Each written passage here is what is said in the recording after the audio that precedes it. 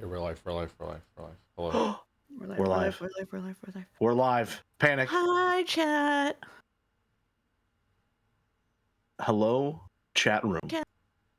How are you doing on this fine Sunday afternoon? Actually, question. Is it afternoon if it is noon? Yes. Is it Sunday if it's Saturday? Questions for the philosophical mind, truly. Much to ponder. Much to ponder. Do you think we'll get any answers in the final episode of the Answers arc? No. We got all the answers that we needed now. We're done. No more answers. So you're Why are saying we we have all the pieces then? We have all the pieces. Yeah, we have all the pieces. What do you mean? We have all the pieces. Jigsaw's done. We're done. Like, what do you mean? Now we're just sitting back and enjoying the picture that we made. I mean, there is also all of Angie left. Who cares about Angie? Well, I care about Angie. Excuse me, I care about Whoa. Angie. Hold on a minute. I care greatly for Angie. Episode 4 is still my favorite.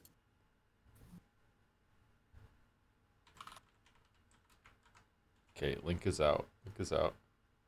I love Angie enough that I've started pronouncing her name wrong just so people don't get mad at me. Whoa. It's serious. Okay. I know. The things I do for chat.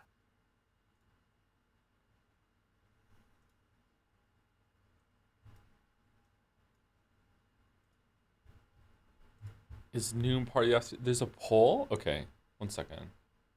Okay, last window set up. Link is out. Okay, let me fix OBS. All right, I'm done. I don't have to fuss with this for 6 hours now. That's good. How's it going, chat? Perfect. How are the sound levels? Should we do a calibration? Sucker Mary Barrels? Sucker Mary Barrels. Sucker Mary Barrels. Joe, I'm 40 tries into 9 Souls final boss, and I only managed to beat the second phase. Am I cooked? No, the tries for that boss could be pretty quick, right? You're fine. You can get it. Don't worry. Don't give up, Skeleton. You can do it. Don't stop thinking. Don't stop thinking. I almost followed that up with a Keiichi Maibara. That's the wrong Ryukishi work. Sounds good. Jelly can afford to turn volume down 1 or 2 dB. Should I do it? Should I turn it down on my end? Oh, you're capped on my end. And by dB, I mean Windows %. Okay, hold on. One moment, please. Let me adjust from 80 to 78%. Whoa. Jelly knows Keiichi. Yeah, Jelly and I both know Keiichi. I was just talking about how Shiroya from Sekimea is the only character in all of fiction who's stupider than Keiichi. Some peak stupidity in the fucking dumbasses in the fiction I'm reading recently. You haven't read Keiichi... VLR and it shows. I mean... Well, here's the thing. Everyone in a Zero Escape game is selectively the smartest person in the room. It's just whether or not they decide to engage their special interest. It's whether or not Uchikoshi has assumed control Mass Effect 2 style in order to puppet them to read a Wikipedia page. Then they're smart. But if they're not doing that, then they're really fucking stupid. Yeah.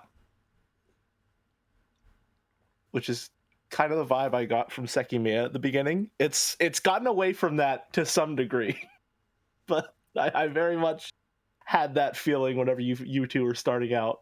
Jumpy, do you know? Did you know? Okay, I'm sharing my screen with the two of you so you can see the dolls. You know, in a way, I kind of miss Zero Escape. Because when stupid shit happened in Zero Escape, all the Zero Escape fans were like, yeah, isn't that the dumbest shit ever? I love it. Yeah, Zero Escape was a good time. Zero Escape really was a good time, yeah. It was a great time. Yeah. No one hates their game more than Zero Escape fans. They know. Especially Zero Time Dilemma. Zero Time Dilemma was amazing. Chat, this is really fucking stupid. Yeah, we know, isn't it great? It's just so fucking dumb. Honestly, chat was usually doubling down like, no, you don't understand. It's way dumber. Just hold on. I wonder how the Sekimea fans are gonna tank tomorrow's doozy of a stream. Holy shit. Oh, Oh God. no. I don't think I've ever heard Mouse be that angry.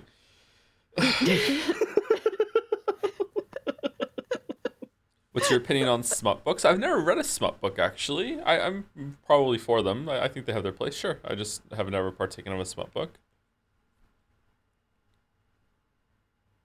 I'm not gonna I've say never that on stream. partaken of a book. Ooh. Okay, anyway. Gamedle, cover art. Alright, I gotta say. Is this... Oh, I've seen this, actually. This is either Citizen Sleeper? Yeah, I think it's Citizen Sleeper. I think that's... Is it? I've played that game. I think don't that's recognize Citizen... this. Is it Citizen Sleeper 1 or 2, though? I think that... Is it 2? 2?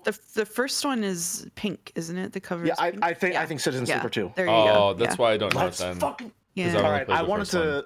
I was going to say before we started, I've got big shoes to fill because I've gotten it first try every single time I've been on here for Umineko. So, the record remains. The record remains. Have either of you played the second one? I haven't even played the first one. Not yet. Oh, okay. I was going to ask, is it much better than the first one? I thought the first one was really interesting, but it was just kind of underdeveloped in some areas. And I'd like to have a more complicated version of it. What's this? Those look like cards? I was actually nervous for that. I can't believe that. What a useless thing to get worried about. Inscription? Inscription. No.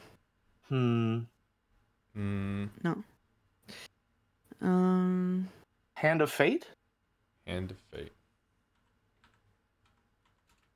Oh, what's the fucking the game that all the fucking wait, what's this? It's Citizens of Catan, the board game. I have no idea what the fuck this is. It's just tabletop sim? Tabletop simulator? No way. It is just fucking tabletop simulator. Just tabletop sim? Well done, Renez. Well done. Very moody. It is cheating, isn't it? Yeah, it is cheating.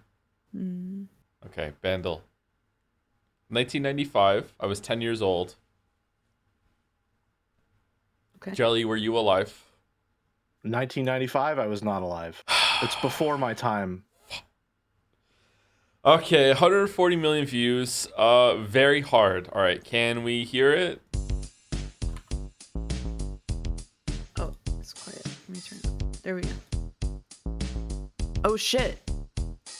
Oh shit. Do you know it? Is this 99 red balloons or whatever? 99 red balloons? Well, Isn't it 99 Luftballons? yeah, I don't know. What is it called? It's not? I don't think it's in here if it didn't say 99. Okay. Oh, Heartbreaker, you got the best of me. They Mariah sound Carey? I think it's Mariah.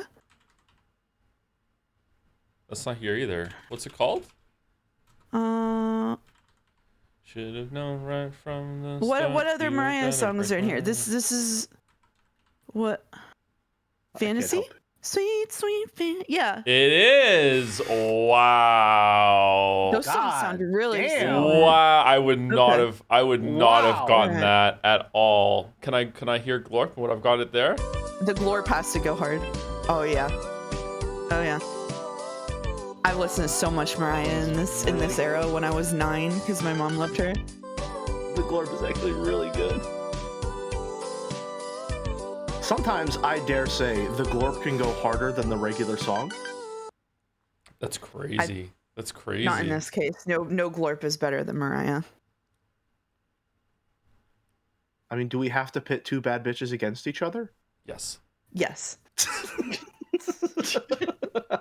Jodel, maniacal laughter. I don't understand what just happened. She was never a captive. Is that what it was? Joe slams controller and walks away. Oh, it could be any game. This could be any hold game. on. The controller slams predate tea sipping though, right? So I feel like this is going to be a baby Joe. I don't remember when this is. It's Death Stranding? When the fuck does this happen in Death Stranding? She was never a captive? Is that what it was? Oh, it's about Amalai. Okay. Yeah, it is. Okay. I don't want to play this because it's late game spoilers for Death Stranding. So sorry. We're not gonna have a Baby Joe. Yeah. Can you do an impression of Baby Joe saying this instead? I don't understand what just happened. She was never a captive. Is that what it was? Slams controller and walks away. It sounds just like him. If I watched like you're VODs, in I the would be room so with us. nostalgic right now. Burning sword. That's the voice I used whenever I wanted one of my kids to speak to me when they were a baby and couldn't talk yet. Oh no. All right, Steamdle. So that really is baby voice. All right, Steamdle. $3 cocaine, now $5 cocaine.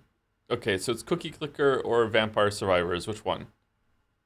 Probably Vampire Survivors. Vampire Survivors. Vampire Survivors. I also love Vampire Survivors. It is I've never Vampire played Survivors. Vampire Survivors. That was Nice. a really good guess. That was really impressive.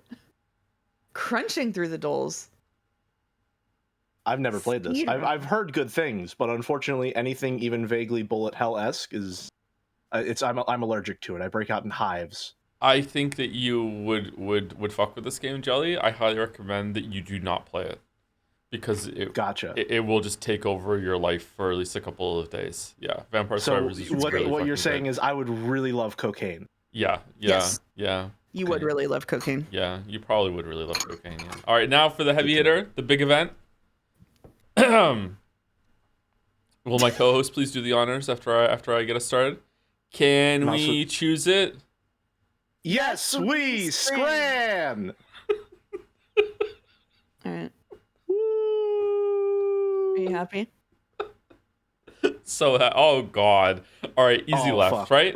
Easy left. Easy left. The right one is gray. The right one is gray. Yeah. 14%. What even is 63? that? That's a good looking hot dog. Okay, Chicken parma loaded chips. I'm going chicken parma here, although I do enjoy the simplicity of the fish finger sandwich. don't know, I the did fish think it was finger a peanut sandwich butter is and looking pretty jelly good. at first. So what do I we mean, think? it's probably the parma, but the It's fish finger probably the sandwich parma. like looks good. Yeah. People love their cheese. I think if you get like stadium food and it comes in like the foil container like that to keep it nice and warm, I think that's always going to be more appetizing personally. What do you mean parma? Sorry, what it says it parma. says that Yeah. literally on there. It's chicken parma, but it says parma on there. Yeah, chicken parma What do loaded you- chips. It's got to be left. What do you mean, Boulder? Wow, 93. Wow. Really? That's pretty high for that. It is sausage, chicken, and bacon skewers versus lemon garlic chicken flatbread. No price data is okay. Just because there's no price data doesn't mean that it's free. Scrandle. This costs something. This is rough. I think it's left. That looks delicious. You can't go wrong with barbecue. As awesome as the one on the right was, I think the vibes of the one on the left make it more appetizing. You can smell it looking at this picture, huh? Like it's Yeah. telling a story. Yeah, You it's can't left. tell what the portion is, though, is the problem. But I think it's fine. I think it's fine. I mean, if we're looking at the prepared ones on the left there, they look pretty hefty, especially for $1.40. I mean, I think it's left, but yeah. Wow. It's probably left. It was Yeah. close. 95. Easy right. Easy right. Easy right. Don't Easy even right. Oh, the Get this meatball sandwich. get it out of here. Nothing on it. Just a meat and meatball. Oh, French hot dog. I've seen. Okay. Okay. Left is making me It's not- uncomfortable. It's not the expedition on the left.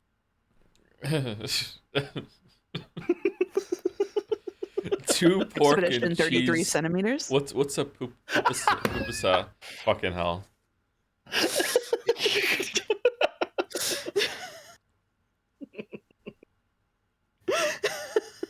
Fuck. I failed the roll. I mean, I think it's right, but left is really cheap. It's not. Listen. Scrandle hates hot dogs, man. Scrandle hates hot dogs. Okay. All right. I don't know. But, Hold on. yeah. Oh, but that's American on the right. No, we're good. We're good. We're good. Oh, All right. okay. I All get right. it. All right. Ooh, the cone. Okay, I think pizza like this on the right is a waste of time. Like, it's just, what are you doing? It's just a vehicle for tomato sauce. I think it's a waste of time. All right. I love a cone. When I lived in Austin, there was a cone truck and they served all kinds of food in a cone, and I loved to have a cone. I have never eaten anything out of a cone except for ice cream. Wow. Yeah. I wish that I could try more food truck food. There's something about that that's very appealing to me. It's more about the experience than anything like that. I've only gotten like food trucks once or twice, so anytime I see something food truck-esque, I get very envious. Do we think that the female presenting hand buff is real? I don't think I've ever encountered this concept before. I don't know if it's real, but left just looks better anyway. So I'm going Left with left. does just look better, and Scrandle is very critical of pizzas, and that pizza doesn't look perfect. That is remarkably high. Is it just because it's from Italy? People are afraid to downvote it? From my understanding, and Chad is welcome to murder me in my sleep if I'm wrong here. My understanding is that what we call a margherita pizza is like the default pizza in Italy. Like that's just what you get if you order a basic pizza. And so I think that as North Americans, we have a skewed perception of pizza compared to someone in Europe. Oh, I call it standards, but okay. Yeah, skewed perception is a way. Yeah, okay, we can do that. Yeah. See, it says Joe just invents buffs and debuffs on the spot. You have to understand, he worked at Blizzard for 6 years. Yeah, that's true. We have to do a buffs Had to get and really debuffs. good at this stuff. Excuse me. In this case, chat invented this one, not me, and I am ever chat's servant. What are you talking about? So to me, left looks amazing here. Yeah, I think so too. Left looks pretty good, and the right has a hot dog. Yeah. So that's a sausage. It's hot dog presenting. Okay. All right. I'm not a fan of the green stuff on left. The chimichurri? Yeah, I'm not a fan of that. But the rest of it looks really good. Green. It's very baby food-esque. Because it's green. Yeah, I don't really like eating green things. What do you mean it's a baby food-esque? It's a sauce. What, you look at pesto and think it's baby food-esque? I mean, pesto is baby food-esque, yeah. yes. What? Yeah. I'm not saying it's not delicious. I love a good pesto, but it is baby food-esque. Any puree. Green mush. Yeah, puree, yeah. Good Lord.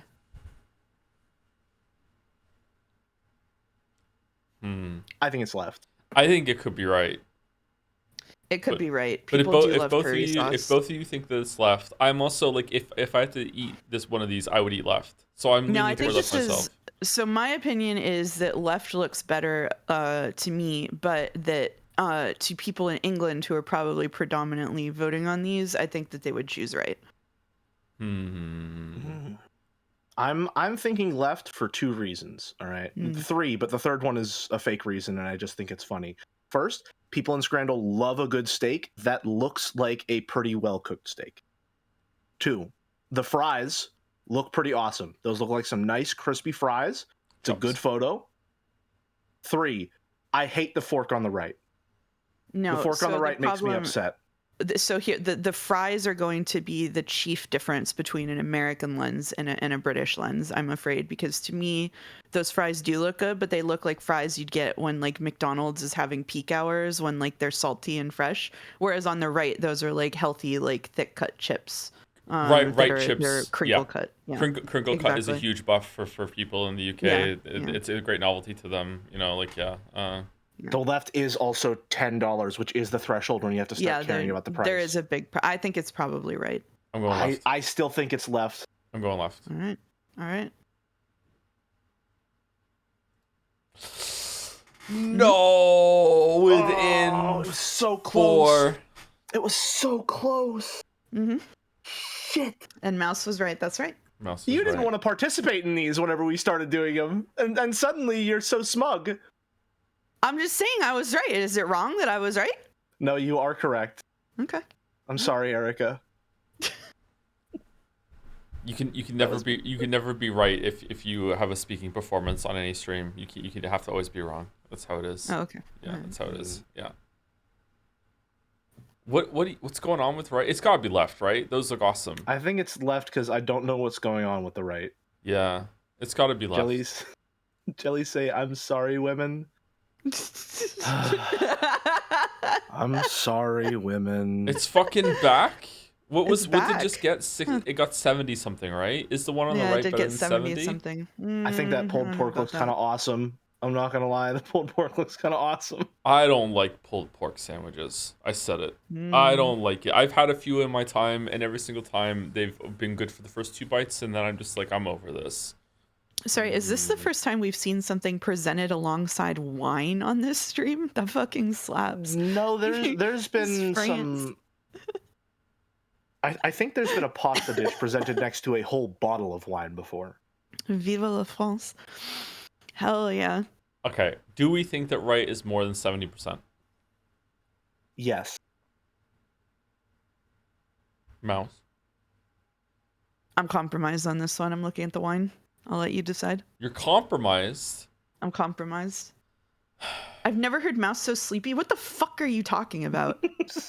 What the actual fuck are you talking about? I'm going right, so Jelly and I can redeem ourselves. We're going right. Oh, redeemed. There you go. Redeemed. There you Thank go. God. Redeemed. Oh God. I take it back, women. I'm not sorry. It's anyone's It's gotta- strand. It's not the Bahama Mama. It's not the Bahama Mama. That looks gross. That looks gross as hell. Left looks gross too. Okay. Is that a slice of bread? Is it wrapped in a slice of It's bread? wrapped in what appears to be a slice of rye bread. Okay, well, can we just go left, I guess? I don't know. This is a bad, I feel like it's left. I feel like bad choice. Wow, it would have been a perfect screen. it would have been a perfect screen if we That's trusted crazy, Mouse. actually. I'm so sorry. I'm so Yeah. sorry. I'm sorry. That's I'm sorry. crazy. It would have been a perfect screen. Yeah. I walked you through my whole thought process and everything, and it didn't even matter. This is how Joe feels when he makes his videos.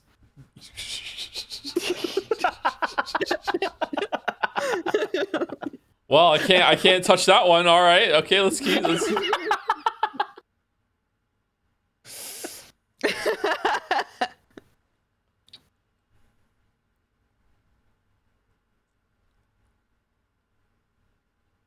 Women got a perfect scran today. That's right, Excuse baby. me, women did not get a perfect scran today because Mouse was compromised and wouldn't have went with the wine twice. Mouse on her own would have gotten 8 out of 10. I said it was Oh. compromised. I didn't say whether I would choose it or not. Okay, that's true. That's true. Okay.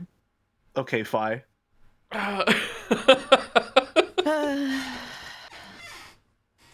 Okay, sigh.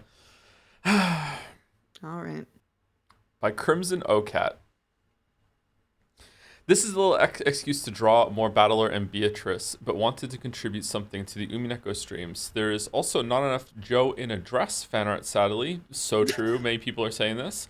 I wanted to include Mouse too, so she is helping measuring the clothes. Oh, it's a measuring I love tape. the little tape measure. Yeah, Okay. that's very cute. This one is adorable. This one is This adorable. is very sweet. How do you feel being Beato in the fan art for once, Joe? Kind of pulling it off. Kind of pulling it off. Pulling it off. Yeah. Yeah. What are those? It's working. Where'd What are those those? come from? Yeah, where did those come from? I know. I wish I could be Beato. Wish I Aw. could wear a big frilly dress with the symbol of fascism wrapped around it. Don't let your dreams be dreams. You can do it.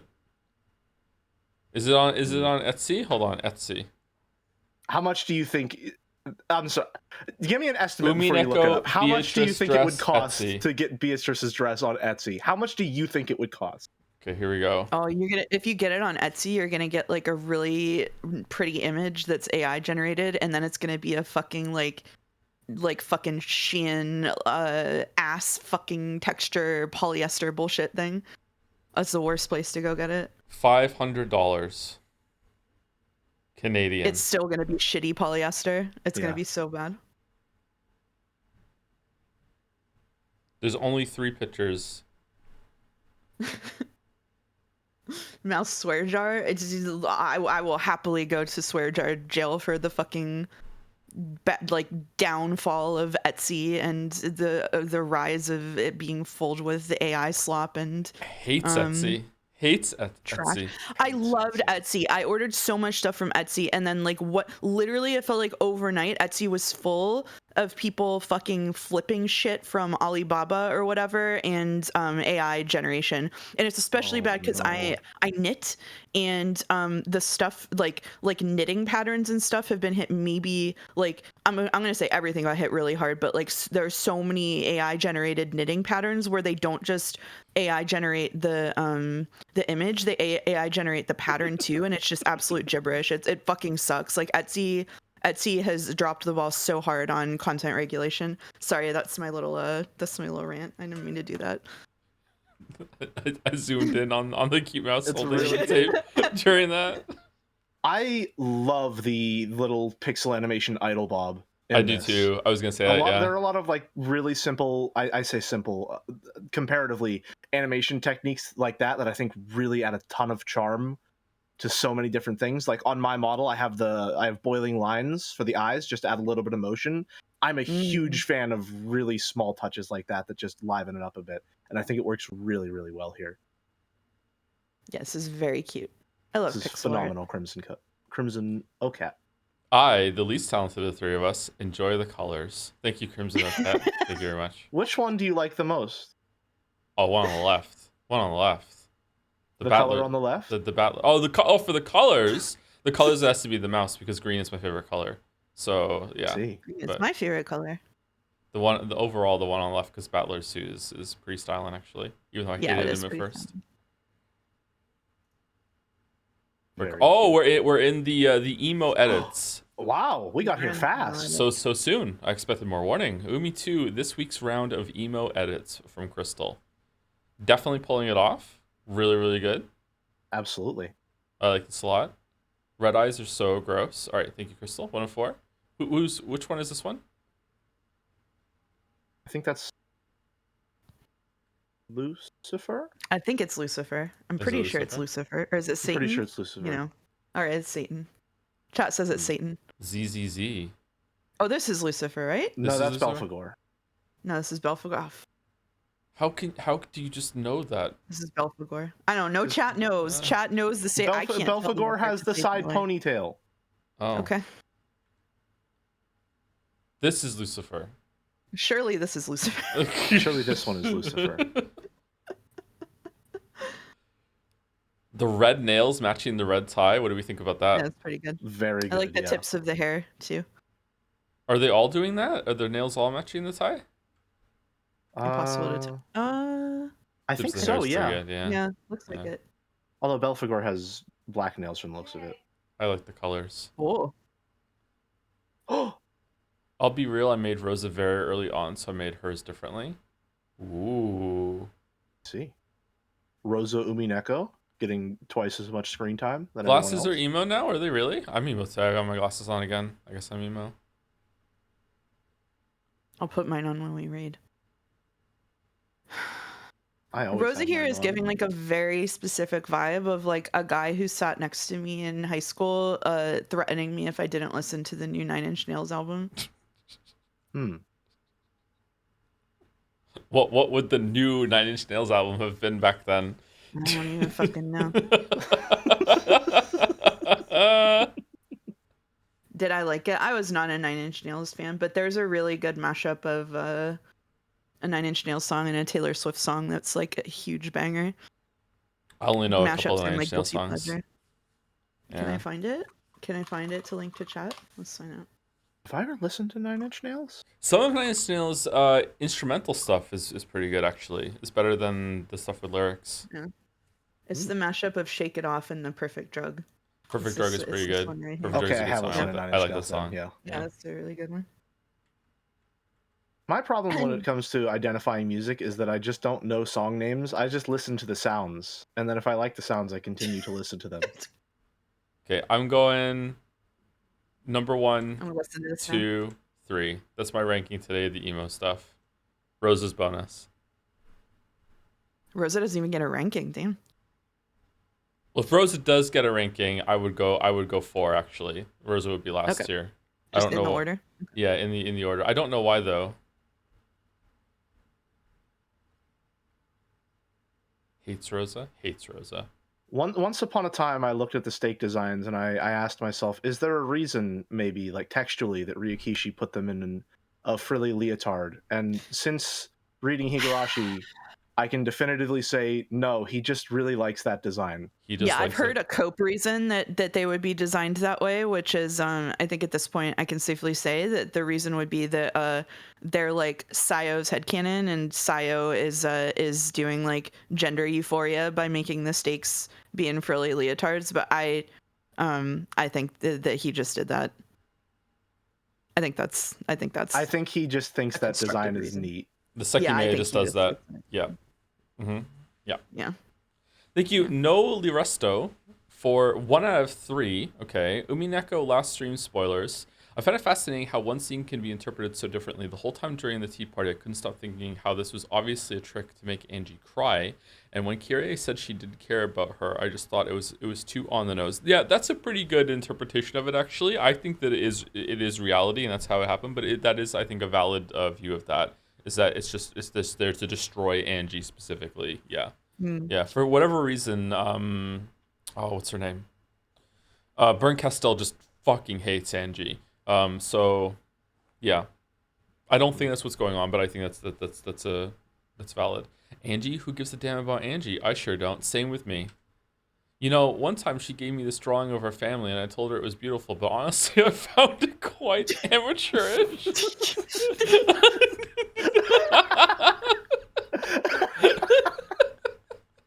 You know, I had a quite interesting thought myself that I never had about Umineko before rereading it, which again, I'm pretty sure I'm at liberty to say this now, but it occurred to me that I'll cover my headset just in case.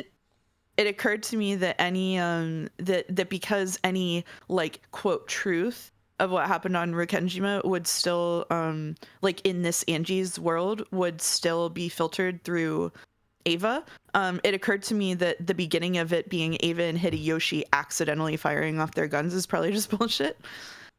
Like, which is interesting. Yeah. I definitely think that everything that happened there is at least subject to some level of scrutiny, because Byrne says that it's all the truth in red, but if nothing else, I think Umineko has taught you that just because it's in red does not mean that's the whole truth on its face. Yeah. I don't know. That's like a life raft for me. I want there to be some sort of objectivity that I can grab onto on some level. So to me, that's true, and it's all Ava's fault. All Ava's fault. No love. Okay, has no love. No love. Thank you, Dolly Resto. Thank you. Cock and meow torture? What? Umi 5, that's a little version of me, Battler. I want you to have it. What do you think, everyone? Do you notice I stopped Erica stimming once Erica was gone? You did, yeah. Yeah, I did, yeah. What do you think, everyone? Yeah. Lego Erica. You-piece? I unfortunately... I have to face the music on this one, and unfortunately recognize that Erica probably is my favorite Umineko character. Oh, fucking hell. Because I went to a con recently, and I found there were 2 booths that had Umineko merch, and of all the characters, I got an Erica charm. Wow. I'm just staring at chat thinking about how I can time out everybody who is complimenting you for this right now. I could time them all out. Now, granted, I have karmically balanced the scales by getting a lot of Rena merch to compensate. So, you know, it's a bit of give and take. So your favorite character in the visual novel is someone who commits a sort of metaphorical graphical assault on screen and also has a devastating argument with a 9-year-old. Yeah, because I think if she got an anvil dropped on her head, birds would fly around it. Yeah, you know, fair enough. She's cute and pop, whatever the fuck. Cute and pop, yeah. Lambda says. Now, you have to understand, I have to do everything I can to maintain my cool Umineko uncle vibes here. Oh, all right, because that's how I get the people to want me back. All right, is I have to say all the things that they want me to say so that they think I'm cool, and it's like, no way, Jelly's coming back. Can we get Jelly back, please? Please? And I'll be like, all right. Angie is the best character. I can't wait to see more of her. You know, so I have it's to play performative. It's performative. There is Oh. some truth to every artifice. Thank you very much. Okay. Very on brand for Umineko. This is my favorite fan art of all time because I am vividly imagining just like ripping the head off of the Lego Erica, the arms, the legs. You know, fair enough. Fair enough. Yeah. Very tactile. This is like when Max thinks he's the sheriff of Patty's Pub. That's such a good comparison. Thank you, Cock and Meow Torture. Thank you very much. From Bucket, this is how we will exchange father's gold for money. Carrie, get the guns. Sir, I can't accept all of this. Do you accept large World War II bombs? Going out of the way to get the Moncton pawn shop is crazy. I think I've walked past this building. I think I've walked past that building. Listen. They knew they couldn't go to a reputable pawn shop.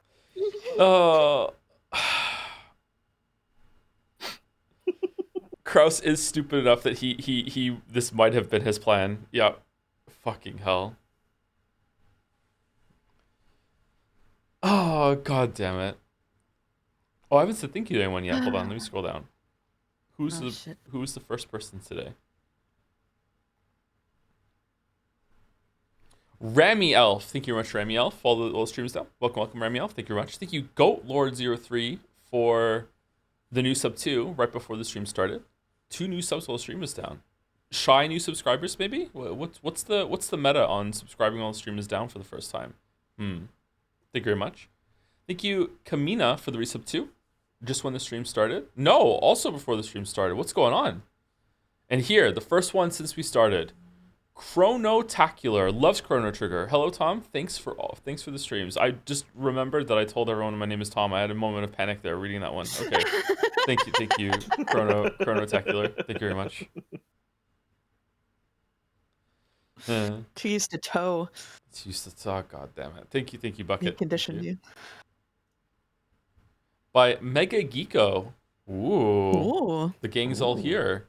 Also, here are the Umineko characters I've pixeled so far. I keep arranging them in order of height as I make them. Oh, so that's it. You're done. I use the tips for full body art as reference for the pose and everything for them all to keep it consistent. Interesting.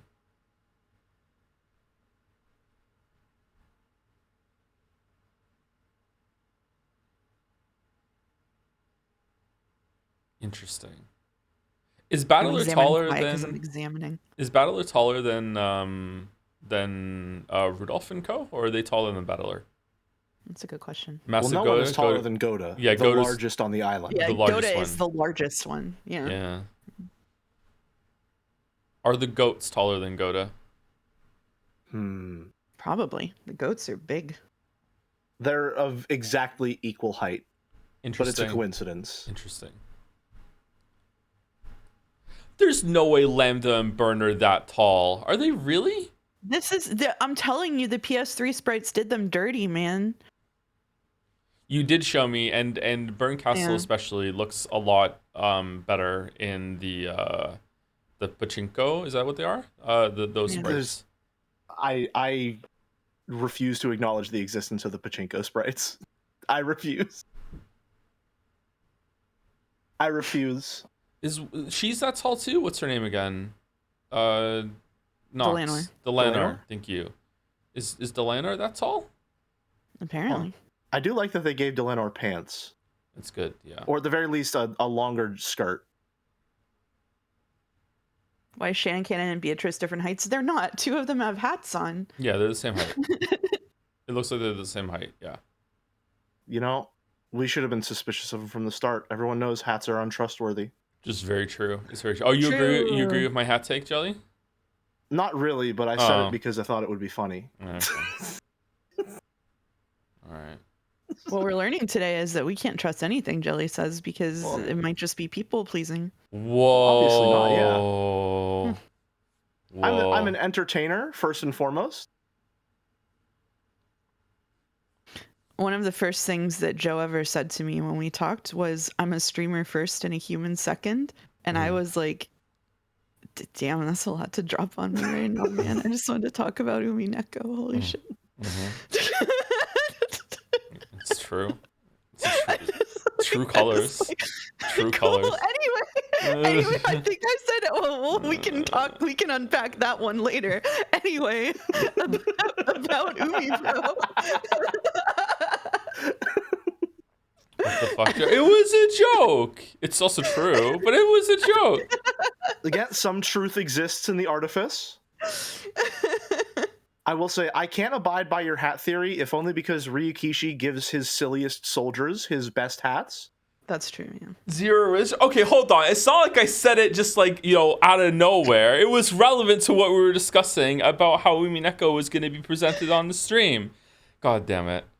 We had also not reached the rizzing stage, I would say. That's true. We hadn't reached the rizzing stage, which I'm so fucking good at. Thank you, YSF, for the bits. Morning, Joe. Morning, Jelly. Morning, Mouse. Mouseketeer reunion for episode 8 start. Cinema. Emoji. I agree. Thank you, YSF. That was a nice message to read. Nothing. Minus Riz plus Aura. Mouse, does this abide by the descriptions you've given? Don't ask me.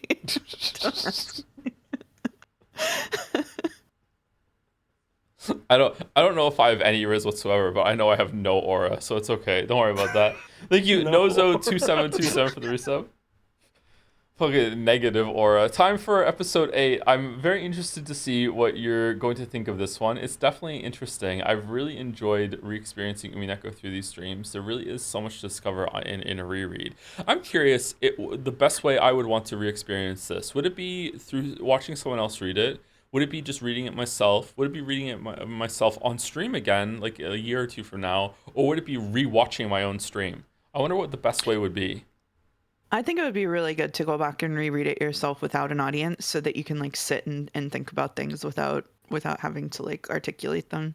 I mean, you could listen to the voice performances better too. Yeah, that's true.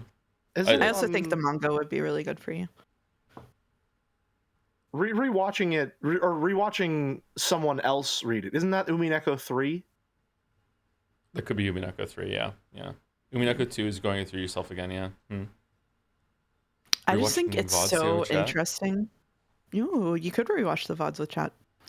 I think it's so interesting that in the lead up to episode 7, you got like 2,000 bit messages per stream that were like, can't wait for you to read this, Joe. It's my favorite episode. Joe, this is my favorite episode. Episode 7 is so peak. I love it. And now you get episode 8 is interesting. I'm interested to see what you think. What the fuck happens?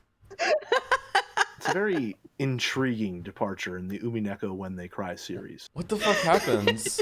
Mouse also told me, was this today or yesterday? I think it was today. Yeah. Mouse also told me today, okay, that even if she's available, the next stream of this is better done on my own. So I don't know what the fuck happens in the next one. Yeah. So what the fuck happens in episode 8? Yeah.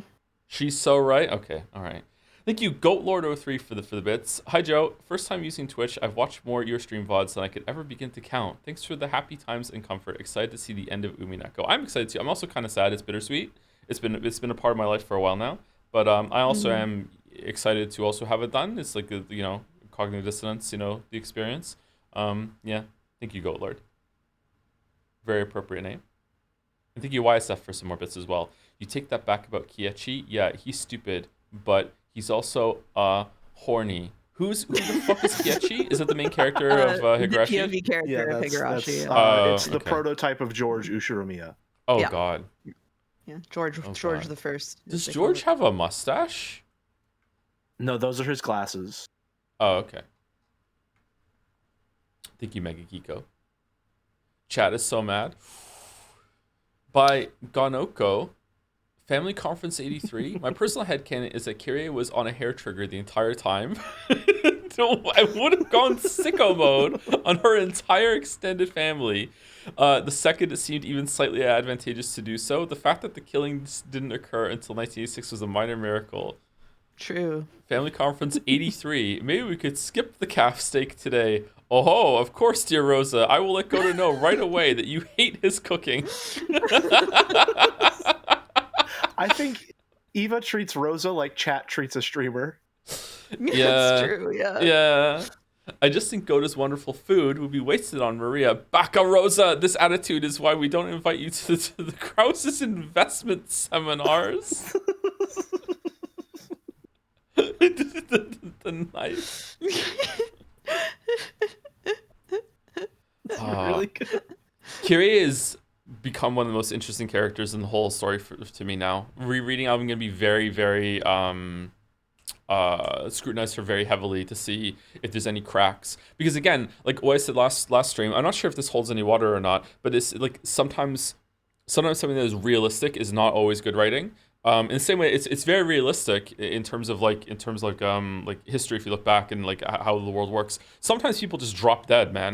Like, but that is such an unsatisfying conclusion to a story. It's like, yeah, so it's just this big build up, and they try to do something. Oh yeah, and then they just failed because they got sick or whatever, and they couldn't ride out to battle that day because they were too busy like shitting their brains out or whatever. Like yeah, like that realistic writing is not always good writing. So here, like with her, she is so good at masking the fact that she is absolutely a psychopath that it almost loops around into being bad again because it's too good. It's too good of a performance. She's too good at it. Mm-hmm. It'll be interesting on a reread if you pick up little hints or something at it. I've never gone back and read for that, but it's possible. Yeah, I'm curious if you are really scrutinizing it, if you can see it, or like maybe it's because I liked her so much. She fooled me so much that a lot of the stuff that she said, I was like, yeah, that's fine. Sekime character and characterization spoilers for one image next. Ooh, Sekime spoilers. Ooh. The Seki spoilers. Before that, thank you to the Krakonis, or the Krakonis, for the resub. Ubi Pico 8 hype. Can't believe it's already ending. I'll be sad when it's gone, but thank you for creating an environment in which shadows can constantly bang their heads against each other in the process of theorizing. Been a wild ride. I think Mouse deserves more credit for that than I have, actually. Mouse has been coordinating a lot of stuff on Discord, not just on my server, but also creating a whole fishbowl for them to swim in. After that, yeah. I think Mouse deserves more credit than that for me. Thank you, Mouse. A whole episode 2 aquarium. I really like reading Umi's stream chat because you can see it's like a petri dish. You can see all of the discourses that are now 10 years or whatever old in the Umi community just forming again. Like it's like replicating. It's like replicating an experiment. Like it just forms. It's really fun, actually. Has there been any like truly divergent strand? The violent reaction to George is actually pretty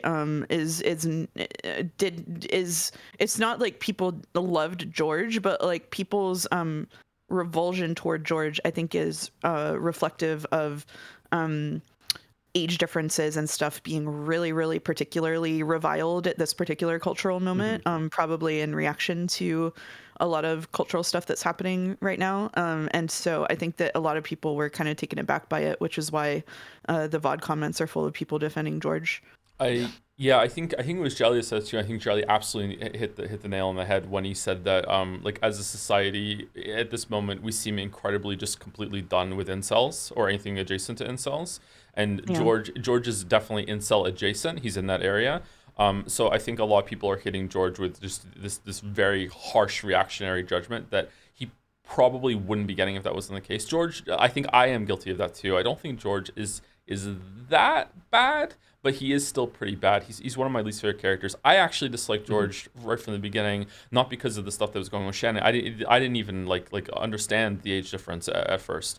The reason I disliked George at the beginning was because he seemed to be the kid, one of the kids that had like already been bought into the ideology of the adults. Like when he said, like, I hated George the moment he said to Battler, "No, this is none of our business. Let's just leave Rosa alone," like smacking the shit out of Maria in the rain. And it's like, whoa, George is at that moment George became one of the adults to me. Like George is one of them at that point. That's why I don't like George. I think if I had to guess, because we also had a throwaway line a couple of streams ago where Ryukishi basically said that George and Battler were really similar in age in the same breath.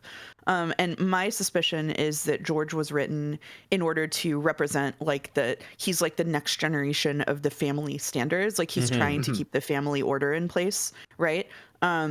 Which is somewhat compromised by his relationship with Shannon. But like he is like in the new generation, the establishment Ushiromiya. And I think that Ryukishi probably bumped his age up a couple of years at some point just to make that sort of drive home the point. But unfortunately, that had like kind of cascade effects. I don't think he designed it to be quite as weird in the age differences as it ends up being, especially when he's talking about like being 16 or whatever and watching a 10-year-old have like a little romance, you know, like that's a 12-year-old, like that's like extra weird. Like I really don't think that was intended. And so I think unfortunately there were like some writing choices that exacerbated this. And then we have like a moment where people are pretty intolerant of conversations about men's loneliness that revolve around the men, especially when the men are being kind of weird about it, as well as like a lot of reaction to you know, stuff like his age differences that in the extreme, right? Like I don't want to get into it, but yeah, like it's definitely a case where the reaction to George is shaped by this cultural moment, which kind of sucks. Kaylee Gal says, so it's bad on accident. No, you don't understand. It's not meant to be bad. Like, it's not meant to be this bad. No, this part's meant to be good. Like, it was an accident, okay? Like, sorry, there's just one little tweak you have to do in your head, and then it's good again. It's not, okay, all right. Yeah, like you're supposed to like it. Yeah. Yeah, I do think where Ryukishi really dropped the ball, probably like I think that the age differences is probably just an oversight because of a late stage change that he made. But I do think that where he really did drop the ball was not addressing like the power dynamic of of a person and his family employee. Yeah, that has been consistently my most scathing criticism of George, and probably like the biggest point of failure I think that Umineko has is George as a character. I understand that I'm supposed to sympathize with him because he is in essence like he has no control over his life. He has been groomed to just be the next link in the Ushiromiya family chain, right? He doesn't have any real agency in regards to any of that. But the only way that he really expresses his personal agency is by essentially taking control of someone else's. And it's not really considered by the narrative how much power he has over Shannon. And so it kind of feels like leaving that unaddressed, especially when it's this very blatant, like, pauper and the prince trope. It feels like a very, very, very, like, strong sore point in the narrative for me. Bonjour. Never mind, he's hot now. So all is forgiven. It's fine. That's hot. That's Chad is roasting me for saying without the mustache, that Merrick made him way hotter here.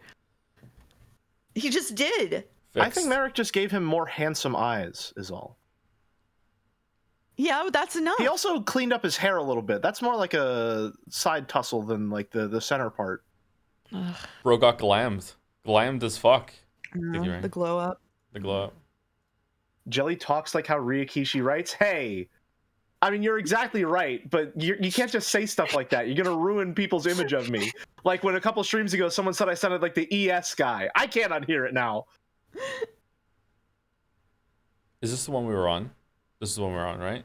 This is the one we're on, yeah. There's Sekimea spoilers. Sekimea spoilers, chat. Not enough Sumaris? That's because you have to pay attention to every word. I don't summarize. It's all worth hearing. Whoa. Wow. Yes. Yes.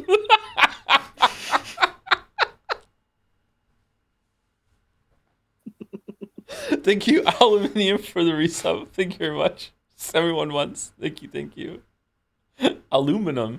Thank you, Leon Shade, for the resub too. I can't wait to watch Joe stream the iconic turn-based RPG set in a fictional France and the obvious game of the year. I'm of course talking about Pokemon Legends ZA. Ah, fucking hell. Maybe it's gonna like run more than 10 frames per second on Switch 2 and look better than a fucking N64 game, you know?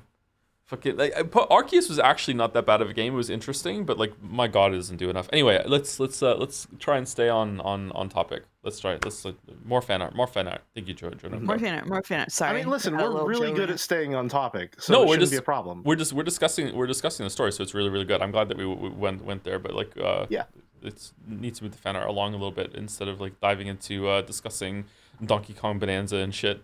Anyway, Sekime spoilers. Whoa, what the fuck is this?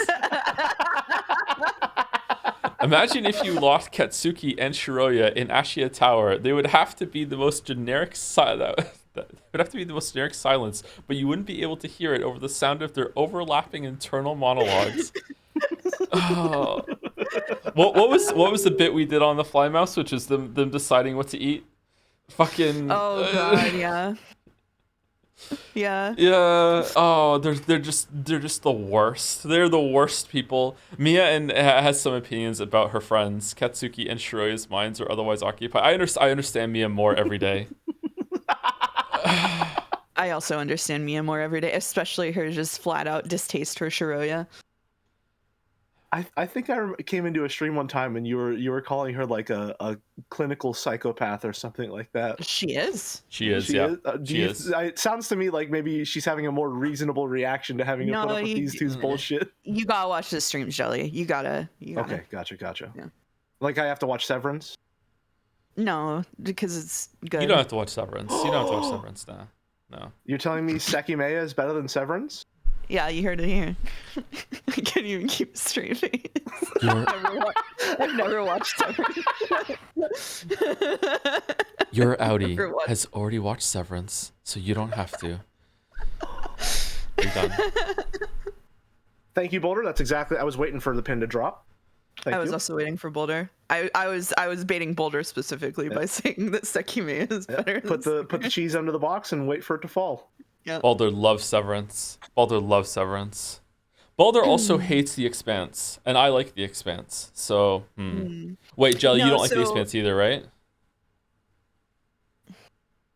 I did not. Well, I didn't like Miller. Everything else was pretty decent and got better as it went on. How far into the show did you get? I think, Boulder, correct me if I'm wrong, we finished season 3? If I'm not mistaken? Won't talk about Donkey Kong Bonanza. We'll talk about. We will. Yeah, we will talk about this. Yeah. Does season 3 end with the thing crashing into Venus? I think that was halfway through season 2. Yeah, because the seasons are staggered, where like the mid-season finale is the end of a book. Yeah. Right. So it's hard to remember. I think we finished season 2. I really enjoy that whole entire sequence. So if you don't enjoy that whole entire sequence, then it's just a different show for you. Like I really like that part. I really did not enjoy anything about that sequence. I mean, it's a very funny sequence, but I don't think it's particularly good. Okay. Then okay, we just don't like. I think it's just a fundamental disagreement on maybe it's like the attachment to the characters involved, something along those lines. How did Joe enjoy that? Because it's all logical fans. Joe usually just like, does it really? What are they? Oh, we shouldn't discuss it. No, I really like The Expanse. I do agree that Miller is pretty cringe, especially early on. I like the actor that plays Miller though, so maybe it's a little bit better for me.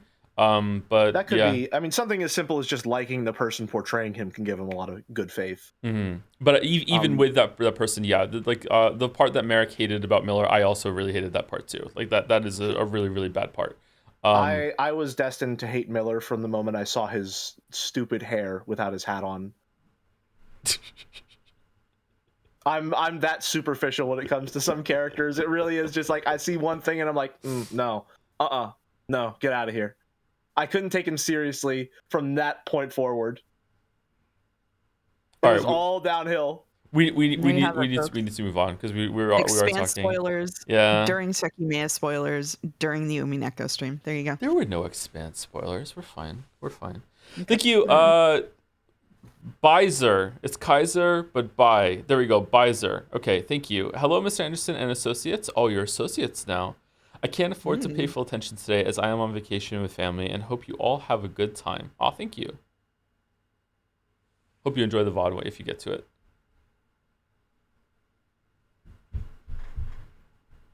You spoiled something, crashed into Venus. This shit crashed into Venus every day. Every day shit crashes into Venus. Thank you, Caramel, for the resub. 22 months. Thank you much, Caramel. And thank you, Super Paper, as well, for the resub too. All right.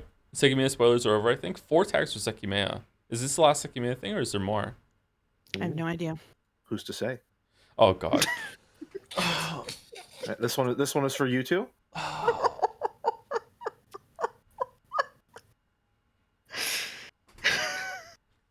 Oh.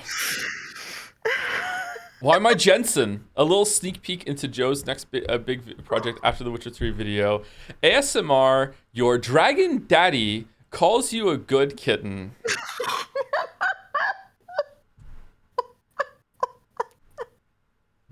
These are the gym goals right here, man. These are the gym goals. Yeah, those are pecs. Do you want to tell them? Okay, so Oh. I have called Mouse kitten exactly one time. One time I have called Mouse kitten, okay? It was very, very early on into the relationship, and I had just left the gym, and I called her on the way back from the gym, and I thought it would be funny if I opened the conversation with, "Hello, kitten." And when I did, she literally threw the phone on the floor and made a sound like a dying dolphin.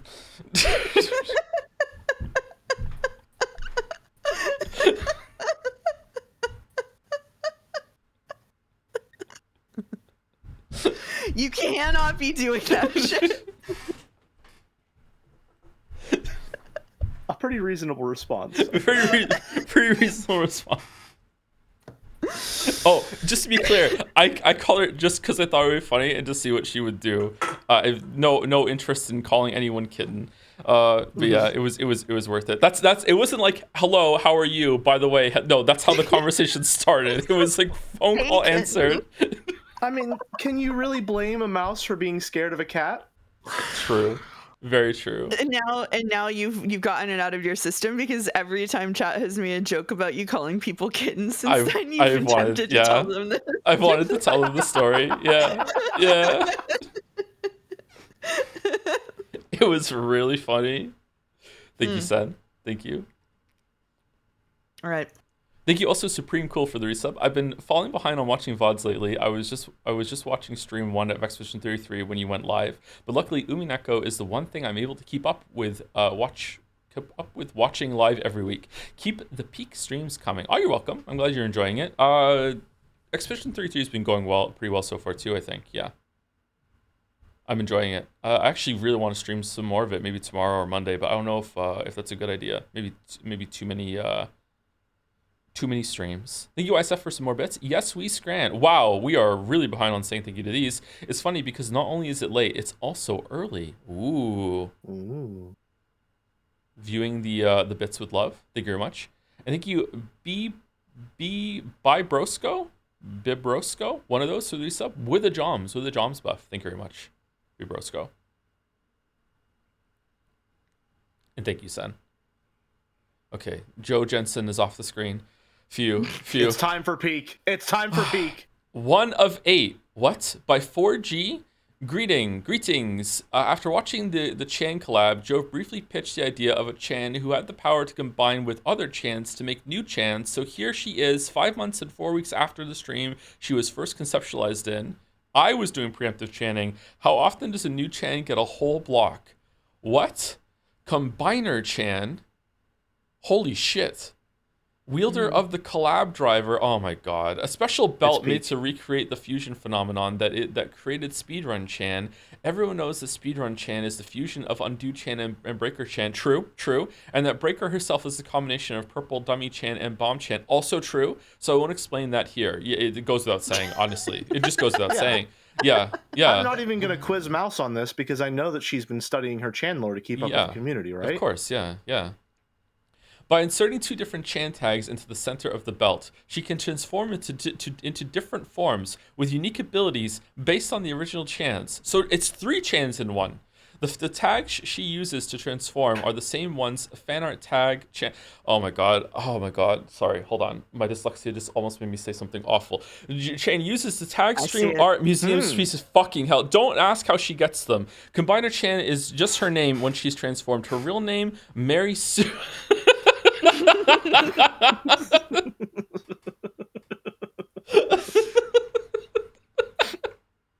What's this down? What's this down here? That's why, even though Blanket Fort Chan was born during Umineko, she should really be marked as a stream type Chan. Ah!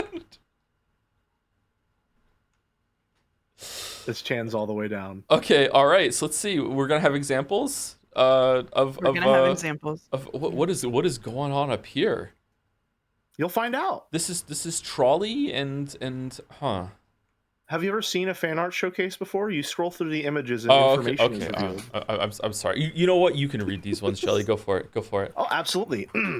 Base form. Aside from a belt that lets her transform into superpowered forms based on various Joseph Anderson Chans, she's basically just a normal woman. She doesn't even really know what a Chan means. Uh-oh. Playtester Chan, a combination of Breaker and Dev Chan. Master of discovering and destroying glitches. Get your fucking scarf out of the way of the text. So she's Mega Chan? Okay. Feebok Chan, a combination of Fia and Affinity Chan. Finishes every bit of content. She beat Tetris. She beat Tetris? She beat Tetris. Leah Chan, a combination of Phyto and Main Story Chan. Loving every aspect indiscriminately. She's just here to have a good time doing whatever. Aww. That was me. Aww. Deranged Hypotheticals Chan, a combination of Anne French Fry and Infinite Coin Chan. This form gives her the power to come up with stupid hypotheticals, and that's it. She's just flipped heads 1,000,000 times in a row last week. I don't know why this is still a discussion. I'm this Chan. This is me. This is me. I'm this Chan. Train Chan, a combination of Trolley Chan and Crane Chan. The go-to form when Combiner Chan is actually trying to kill someone. Yeah, okay. Must go all out just this once. Okay. Banana Roach Augment Chan, a combination of the Banana Koi of Sadness and Bethesda's Bug Chan. This form's true power is nepotism. Wow. We could never forget Banana Koi Chan. That's why Mouse knows exactly where Banana Koi Chan comes from, right? Right, Mouse? Yeah. I do, but you're way better at telling the story than I am, Jelly. That's true. That's true. Well, the only way you can get better is by trying, so feel free to practice. Oh, the reversal. Not right now, but maybe later. She wouldn't want to embarrass you by being better at telling the story than you. Yeah, could. exactly. Listen, I'm here to play to the crowd, all right? I'm willing to suffer any indignity if it makes for a better show. But I'm here all the time, Jelly. This is like I'm here every week. This is your chance to shine. Oh my no. God. I'm a guest, but I don't want to make it all about myself. All right, well, let me just cut this off before it goes on for too long with the most impressive weapon of all time. Thank you, Goonlight Gape Sword, for the bits. Beatrice voice. Aw, Battler, I bet you're so embarrassed having to say such filthy words in front of your two girlfriends. Thank you. Is that about us?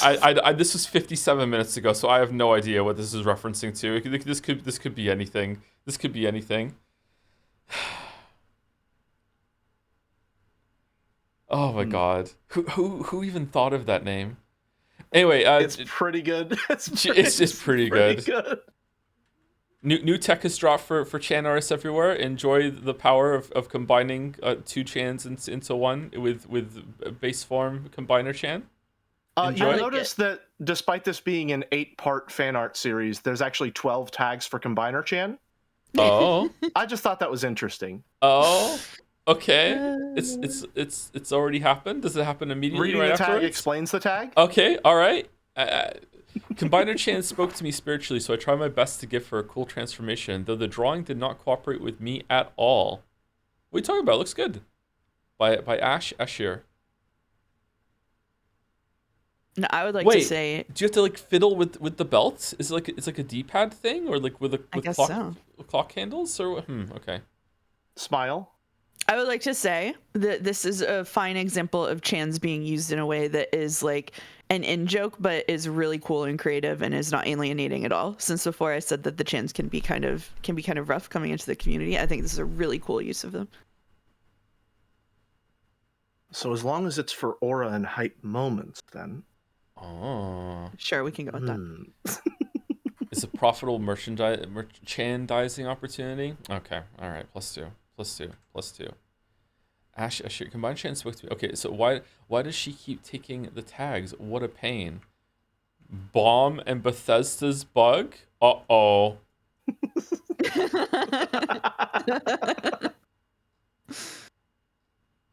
Boom. Bethesda's Bug Chan needs more love. That's such an amazing Chan design and Fan art concept. by I love her Chan. so much. I am secretly very proud of coming up with the term Bethesda's bug. All these years later, I'm still really happy with it. It's really nice. Thank you, DL7 or Deal7, some might say, for the resub. Joe wakes up. It's 11 a.m. before the Umineko stream, and he's exhausted. I woke up even later than that today after going to bed actually early. I don't know what the hell's wrong with me lately. He has a DM from Jelly. Don't forget to eat today, heart, and a DM from Mouse. Wake up and test audio with us, fuckhead. Yep, it's time for the Three Mouseketeers, and of course. Tweedle Tom is still in bed. Hey, Joe, your voice sounds way too deep today. A mouse is a little bit loud. Jelly sounds great, though. Hi, Jelly. Damn. Aww. Wow. Wow. Flattery will get you nowhere. Flattery will get you everywhere with me. Thank you. Bar loves you, too, for the resub with Yes, We Yes, we scran! Yes, we scran. I don't know why every day there's the delayed Yes, We scran in this messages. It just kills me every time. Thank you, the Juice official, for the resub with a Joms. 4 months with a Joms buff. Thank you very much. Thank you. And thank you, Ash Ashir. Oh, wait. Combiner Chan's belt is very cool. Okay, is it gonna work? Let's see. It's 7 seconds. Will it work? Whoa. Yo. Whoa. Oh, it's not working. God damn it. Broke at the end. No. Let me refresh. No. Why does it do that? Okay. Boulder is sabotaging us in our moment of need. True. Do do do do do do do do do. Whoa. Cool. Very, very Cool. By your chance combined, I am whatever she turns into. What does it say?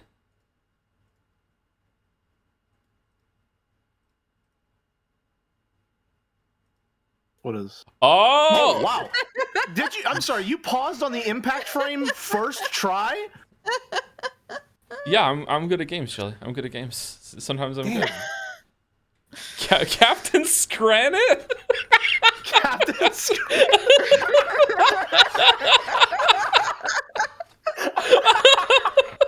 Incorporating all 5 elements of the Scran food tree: the mushy peas, pies, gravy, hot dogs, that weird onion bread that keeps popping up every single time. Tub of insects. I am Captain Scranit. So it's a Leon. Okay, cool. Oh man. Hold on. Why can't I go off full screen? What's going on? I think you opened it as its own tab. I did open it as its own tab. Thank you. I'm... Oh, you guys can still see it. Yeah, that's why. Okay, thank you for helping me. Thank you, Ash Ashir. We're going to the... Oh, there's another one with sound? Uh-oh. Okay, is this gonna work? If you ever wondered just how much Foley adds to Whoa, it's loud. Okay, holy shit. Whoa. The sound does add a lot. Okay. it adds a lot. Yeah, the sound does add a lot. I'm kind of scared to play it again because it might be too loud again, but like we'll try. Hold on, let me turn it down to like here. There we go, that's better. That's perfect.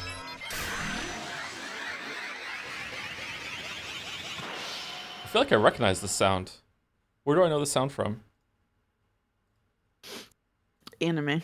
Anime. I don't watch anime. Probably anime. I don't watch anime. It's very fucking cool. Thank you, Ashashir and 4G. But wait, there's more. There's more. I can F11 this, right?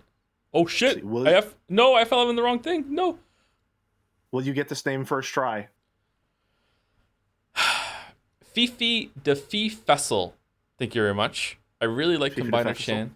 Fucking hell. Almost as much as I love puns, there's chat, Combiner Chan, Gray Arrow next to the wheel Chan, Squeaky Chair Chan, and Tutorial Chan. Lots of combinations here. Tutorial and like Gray Arrow. backseat Chan. Pointers Chan. Ooh, and Chat and Squeaky Chair. Ah, because of the chair to make backseat. Okay, that is a good really pun. nice. I like that Very a lot. cute. Yeah. Yeah, very that's, good. That's really Very cute. good. So she keeps the belt, so you know that it's a combination Chan. Okay, interesting. Interesting. There's lore to this Chan. Okay, I'm learning.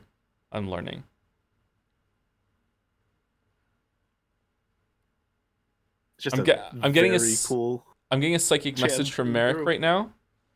Oh, Can Combiner Chan combine Chans? Can Combiner Chan combine pointers and backseat Chan? well, not until the season 2 finale. Okay. All right. That's he has to learn that. Okay. All right. The power It's up. apparently a message from Godot too. Is it really? Oh, okay. Is it possible at the same time you did. for a few Chan accident to occur? To turn into OC Chan? What? Oh god, I'm imagining like a Chan fusion gone wrong, and they're just Oko, you're the right fan artist to draw the Chan fusion gone wrong with Combiner I'm Chan. sorry. Let's go. We're just reinventing the fusion dance with extra steps. Decrepit Chan. Wait, does backseat Chan have a prosthetic leg? That's Squeaky Chair. That's backseat. Yeah. Oh, sorry. Yeah, that's backseat. Yes. Because Squeaky Chair doesn't have legs. She's a chair. Ah, interesting detail. Just hiding in the background there too. Interesting. These poses are really good. They are really good. It would be a good cover. Thank you, Quixotics, for the resub. Hi, Hom. That's new. I haven't been on stream in like a week. Just want to say thanks for not doing Umineko on Tuesday, so I had time to catch up. In other words, Sumari, the 5th most annoying chatter, is back and turning 19 in Canada on Monday. Well, oh my God, people are so young. Happy birthday in advance. Happy birthday. Happy early birthday. Happy birthday. Happy If we're birthday. streaming on Monday, I will try to remember to say thank you on say thank you. Say happy birthday on Monday. Say thank you. Yeah. Happy birthday, Quixotics. Thank Early you. birthday. Thank you. Call me mute or call me mute for the resub too. With a Mario. That's pregnant. Okay. Thank you. Call me mute. Huh? Yeah. Huh? Yeah. Pregario? Oh. I thought maybe he had just eaten a lot of lasagna, but no, no, he's pregnant. Okay, all right, I think you would probably pronounce it Pregario. Oh, for fuck's sake.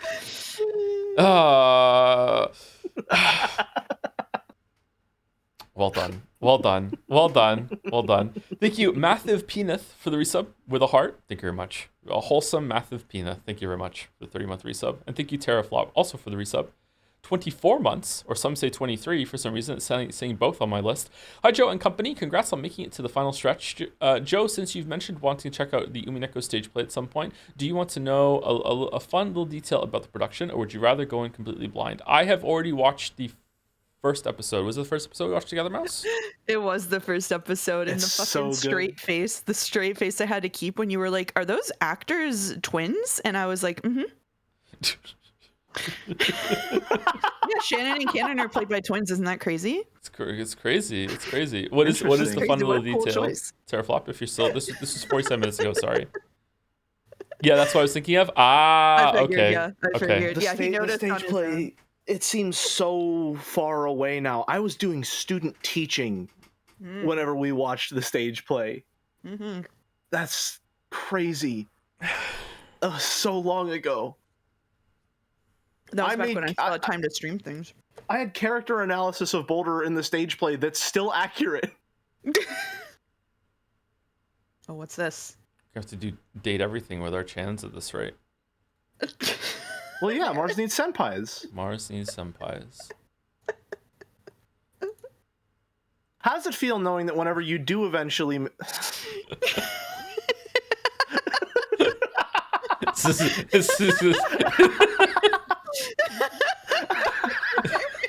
It's exactly how it comes across. Yeah, the slowpoke. Yes, she's great. Sorry, I just love the background joke of that the stream is over.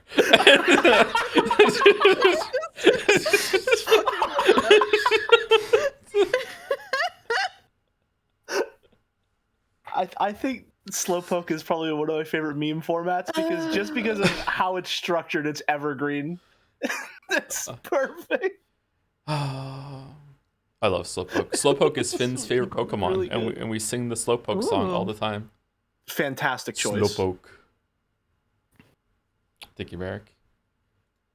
Thank you, Merrick. Oh, man. We've got 5 more. We've got 5 Thank more. you. Fifi de Festival. Was that better? Fifi de Festival? Fifi de Festival? There we go. I did it. No, you stumbled a little bit. No. But you got it. That's just how I talk. It's just how I Fair talk. Enough. Joe Station Yazuka. Oh, it's a Yazuka. Denny Slim Jim. This is the original Yakuza 1 cover with Tom instead of Kiryu. This is meant to be me? This is not me yet. And Joe's original channel logo in place of the original dragon's head. Formally suggesting for a Yakuza-mas this year instead of Yeekmas, not only because of personal biases towards the series, but also the fact that Yakuza Kiwami primarily takes place during Christmas time. Does it really? Therefore, Sumari, making it a Christmas game, kind of like how Die Hard is a Christmas movie, do we have time to do both? Because I promised Yeekmas. Also, There's just want to say... for Yeekmas. Yeah, there is. Also, just want to say that after watching through Chrono Trigger and Final 6 streams, that you might genuinely enjoy the turn-based Yakuza games later in the series for both the characters and the combat mechanics, so looking forward to the possibility of you streaming it sometime in the future if it happens. P.S. I don't think anyone should fault you for using heals in Kiwami, especially on hard difficulty, because some of the... We're already backseating. Okay, because of the fights are already pretty nasty as is, even with healing IMO, and I wouldn't want for a repeat of something similar at the end of your Yakuza 0 streams. Anyway, thank you, Joe, for all the streams since your return. They've all been great so far. Oh, thank you. Even the Persona 3 one, even the Persona 3. Sorry for long stream, really unrelated game propagating. Just really love the Yakuza series. And I think they make great streams. No, it's okay. I think that we definitely should do Kiwami at some point. Maybe we could do it at Christmas as well as Yakuza. Kiwami is not as long as Yakuza 0, right? Sniff. Denny, since you're in chat, I think the most interesting part of your message is that you watched Chrono Trigger and FF6 streams and came away with the impression that Joe likes turn-based combat.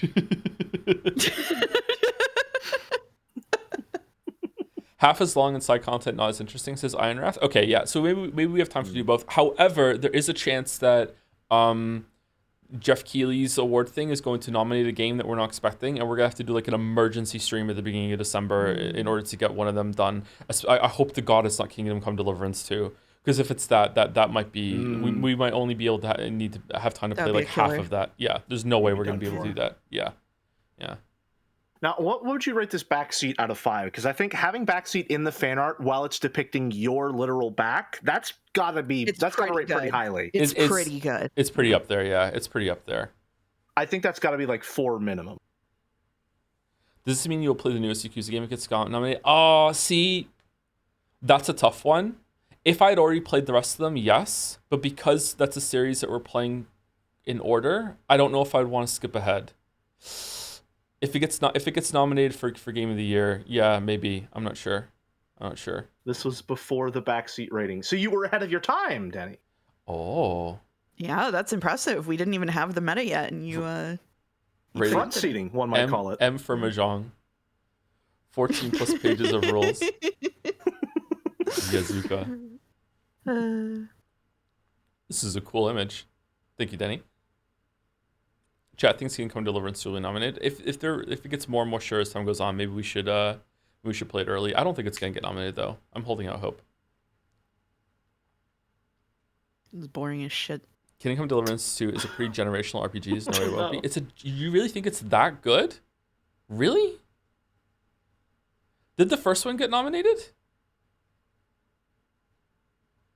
Joe, you have to remember Jerry is a devout magic believer, so take everything he says with a grain of salt. What's a sure lock-in so far for getting nominated? Split Fiction.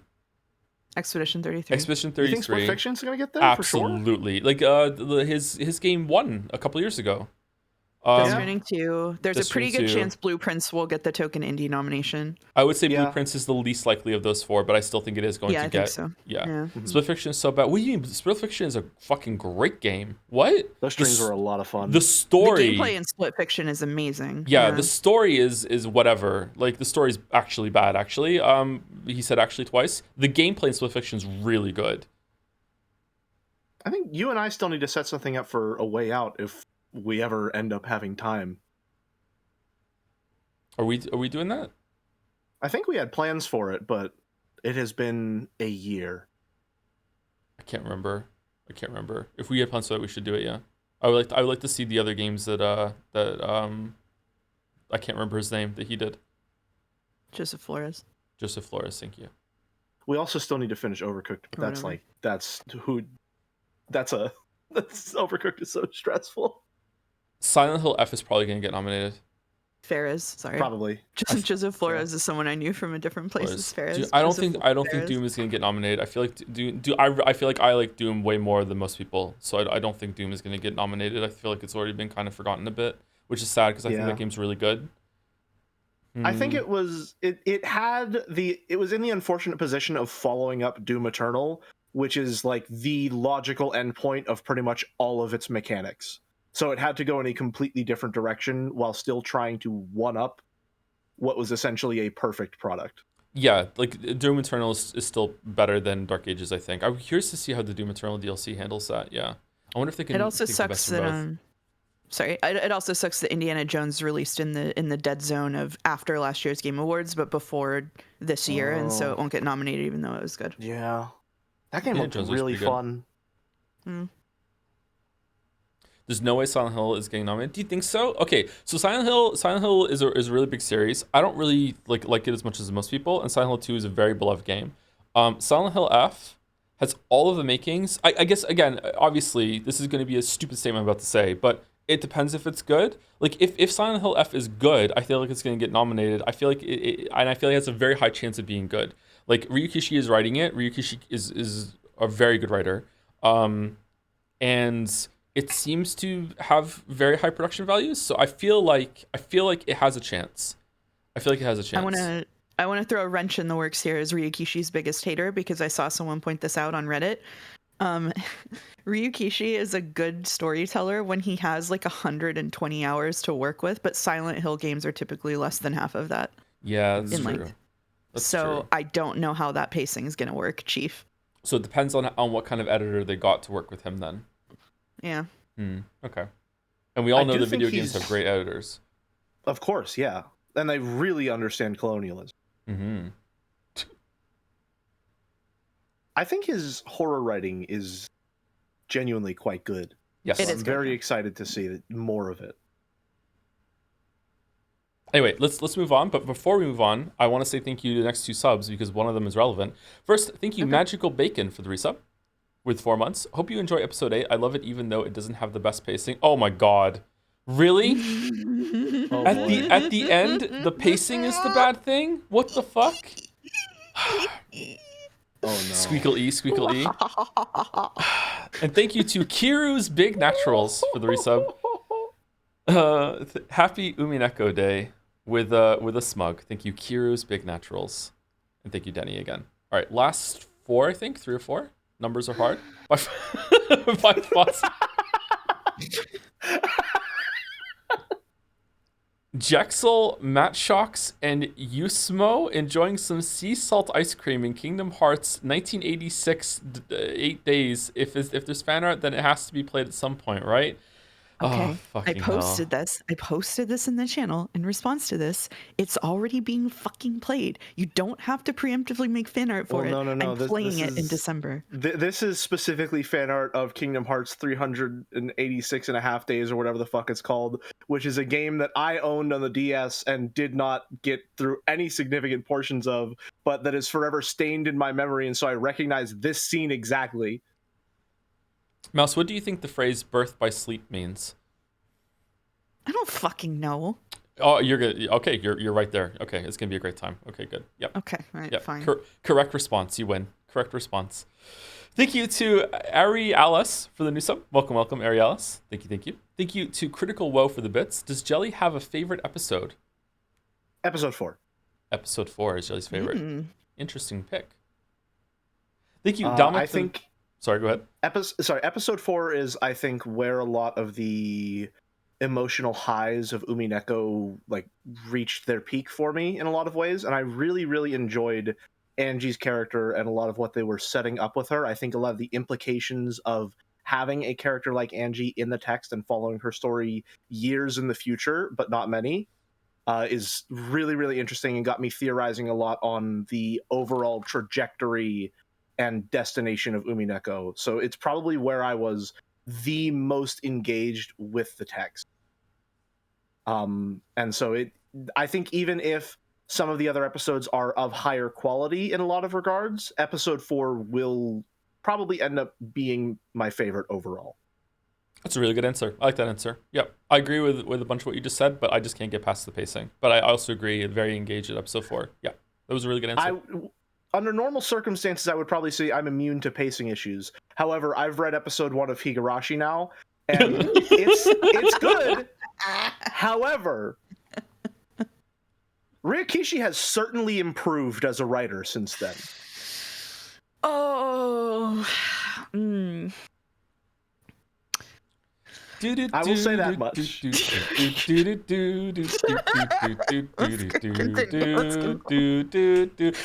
You could probably play that music over 80% of episode 1 and it would be fitting.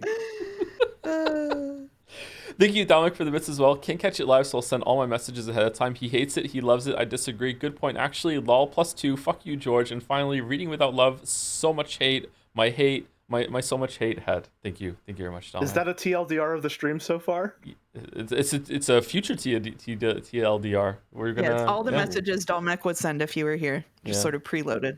Oh, Voltork bought a marble in the middle of this. Oh, I actually am not going to read these ones out loud. Sorry if that was part of cashing these in, but I don't want to do this for the series specifically for a reason I don't want to get into. JoJo's Bizarre Adventure, parts 1 and 3, not 2. Can you not 2? Can you skip over a JoJo? They're like Final Fantasy, right? Is there any crossover between the JoJos? Bro, is Joseph Joestar? Chad is so mad.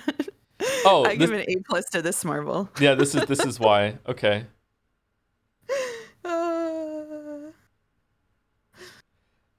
They didn't want to do 2 because someone did only 2, which is crazy. Wow. They're never gonna win at the same time. That's so good. So either you watch the first and third season and miss 2, which is, may I say, extremely integral to understanding a lot of 3. Oh, is it really? Okay. Yeah.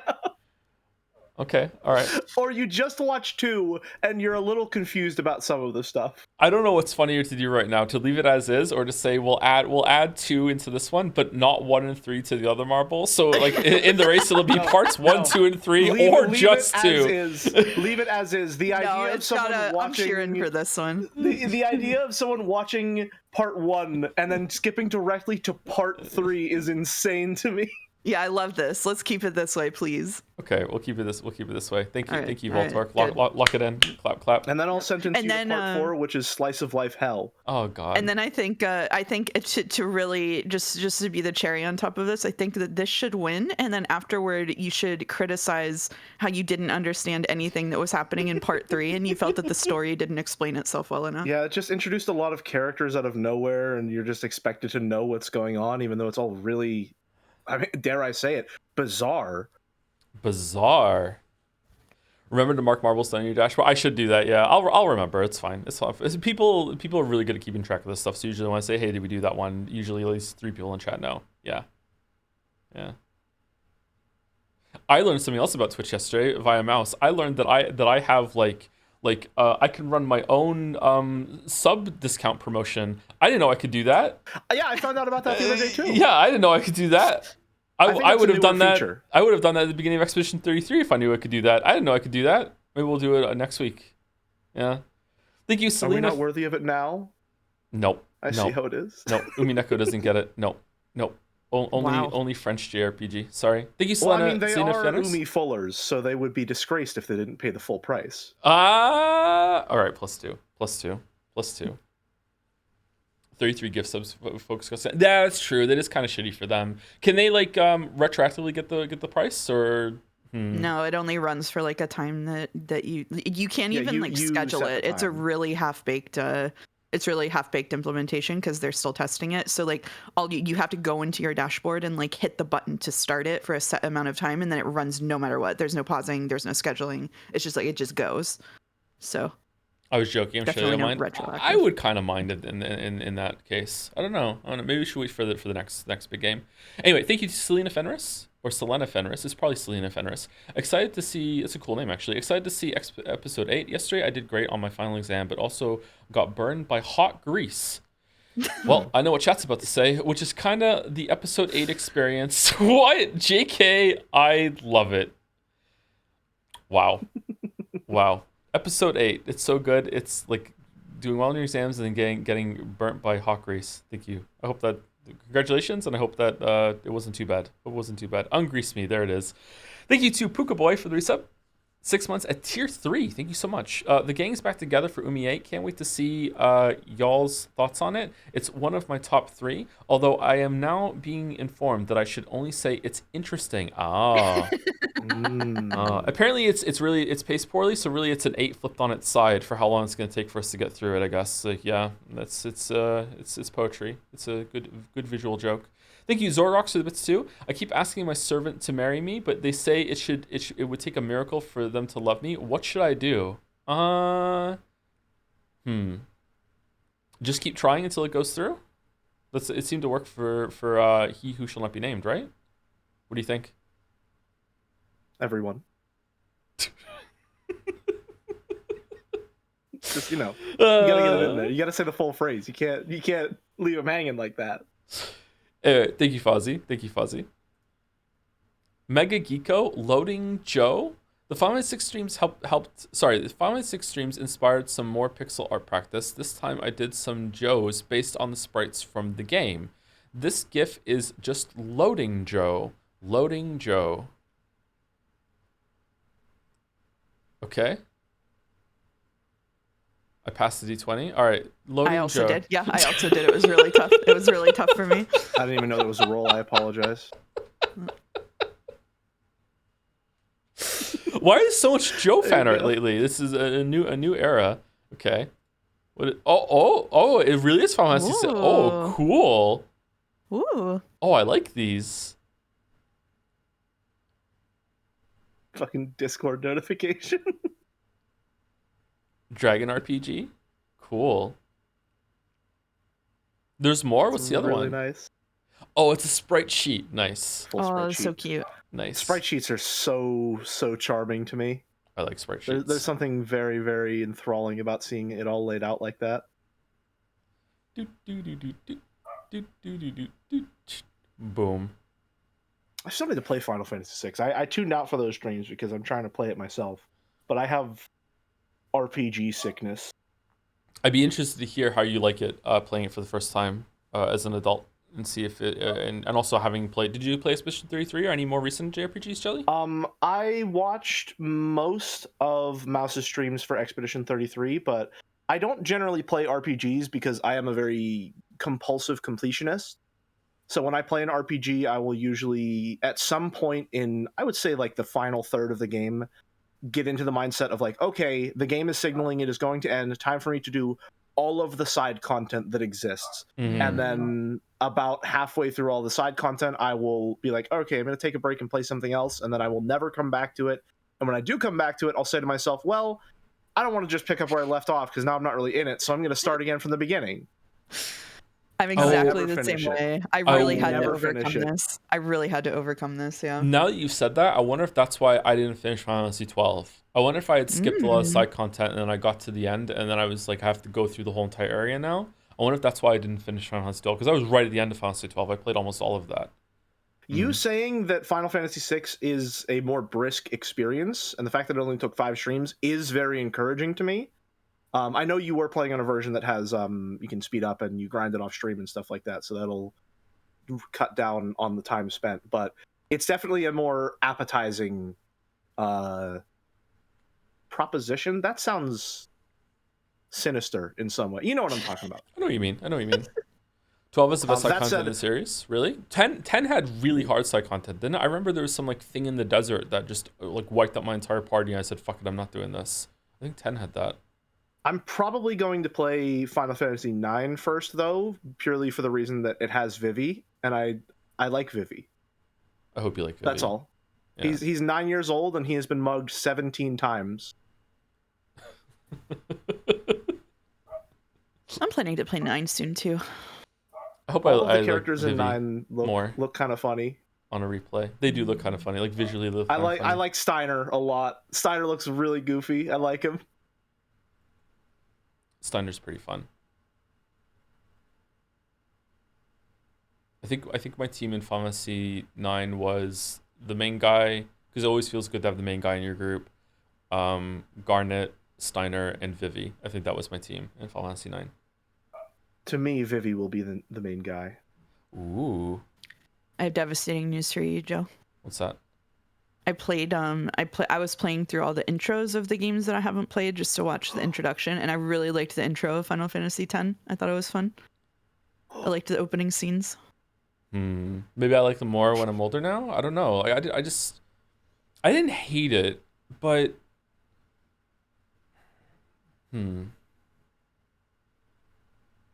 Someone said Jelly is just a Kingdom Hearts 2 fan then? Okay, so here's the deal. I might have told this story before. I have played through all of Kingdom Hearts 2, but I was a kid who didn't have a lot of experience with games that like just sort of end, and when you beat them, you don't get to keep playing them. And so when I beat Kingdom Hearts 2 and it rolled the end credits and then went back to the title screen, I was like, oh, did I do something wrong?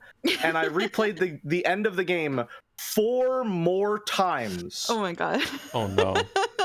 Before it finally set in like, oh no, the game just ends like that, and then you go back to the title screen.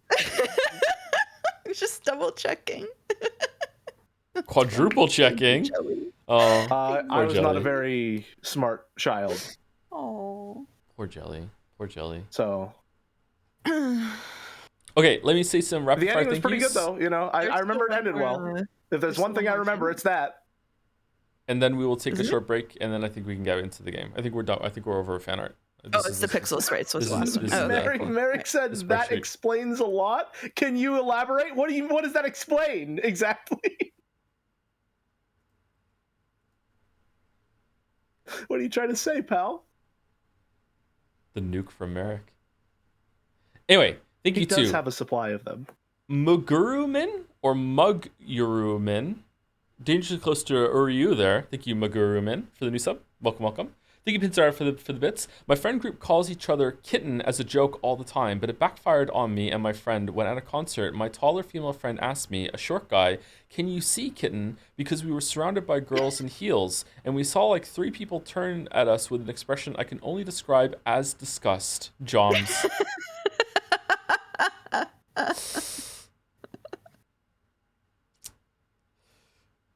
Someone asked me to do an Uryu, but I think given the current topic of conversation, it may be dangerous to do so. Do it.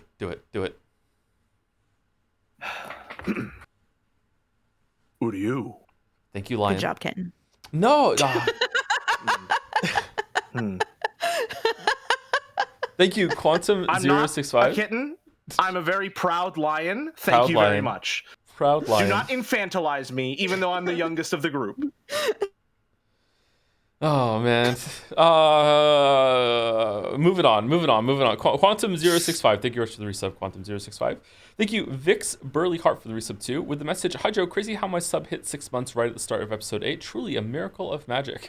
It's been an absolute blast watching streams live, not only to see your reactions, but also as a way to re-experience Umineko myself, which I now love even more. Damn, better on a reread. I will not make your expectations of episode 8 higher or lower, as whether you think it's good or not is the final mystery with a Jom's cackle. Interesting.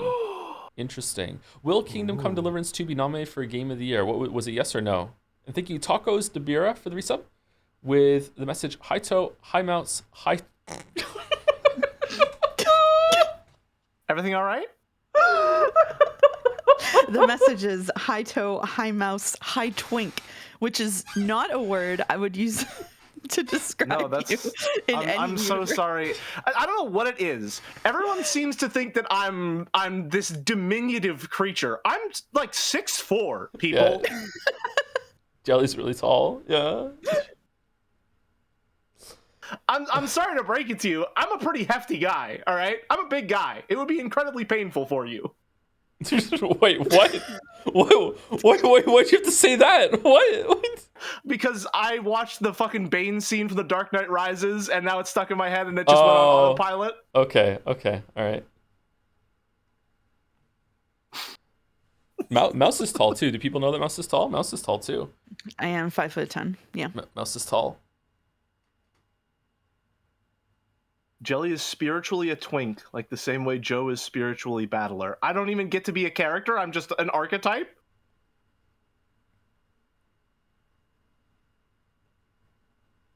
Taller than you. Depends on what heel she's wearing. If she's taller than She's me. an ROUS, a rodent of unusual size. Good Princess Bride reference. I did while hanging out with Joe put on shoes that made me taller than him, and then I felt bad about it and put flats on instead. It was fine. Aww. It was fine. Mm-mm. Anyway, thank you, Tacos Debira. Thank you, Thanatoast. 13, I think. Thanatos 13. Yeah, Thanatos 13. I like that. That's a cute name for the new sub. Welcome, Thanatos. Thank you, Pouse, for the bits. Amelia Clark voice. I don't know how to do Amelia Clark voice. Best episode ever. Amelia Clark is the one from Game of Thrones, right? I think I've heard her in interviews a couple times. Is she faking a British accent in the show? Best season ever? Okay, I don't know that meme, sorry. Best episode ever. There we go. We did it. Thank you, Donkey 2012, for the bits as well. As someone who has read all three When They Cry VN stars like Wizards of the Coast, I am happy to report that Ryukishi's writing continues to improve even after Umineko. The pervy jokes in Sekonia are actually funny sometimes. I hope Sekonia is done at some point and we can read it. There are some other ones that Ryukishi has written that we might want to stream at some point. Yeah, absolutely. You should stream Loopers and Jirokasu. It'll be amazing. Not sure. Now just watch chat. Just watch chat. Oh, okay. All right. Thank you, Trijugate, for the resub. 6 months. Thank you very much, Trijugate. Thank you, Rodney, for the bits. 2 hours in, almost time to start reading Umineko. We were going to take a break first. I know it is going to be 2 hours. We had a lot of fan art today. Thank you, French Fries, for the bits as well. Thanks, Joe, for being such a fun streamer to watch. Got myself a new job offer this week, so I'm celebrating a bit alongside with the Weeb Meister. Oh, thank you very much. Congratulations on the job. Congrats, French Fries. Congrats. Congratulations. Best JoJo part after 3. Sorry, no JoJo lands. What the fuck is JoJo lands?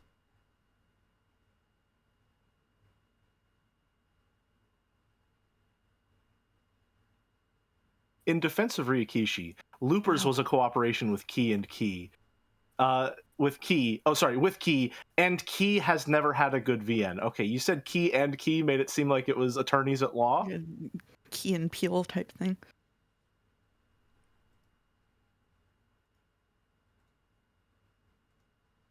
Do Rosegun Days and Hijibana have Higurashi type jokes? I hear Rosegun Days does not. Rosegun Days is not. You cannot stream Higanbana. That's like by Twitch TOS probably. Oh, it's that it's good? It's not a stream game. Okay. Yeah, it's so good that Twitch won't allow it because it's actually art, unlike most other games and visual novels. So true. So true. Yeah. Okay, let me get Umineko on. Do I have to share my screen for you, Jelly, or do you have it you will, on your yes. end? I will? Okay, all right. Do.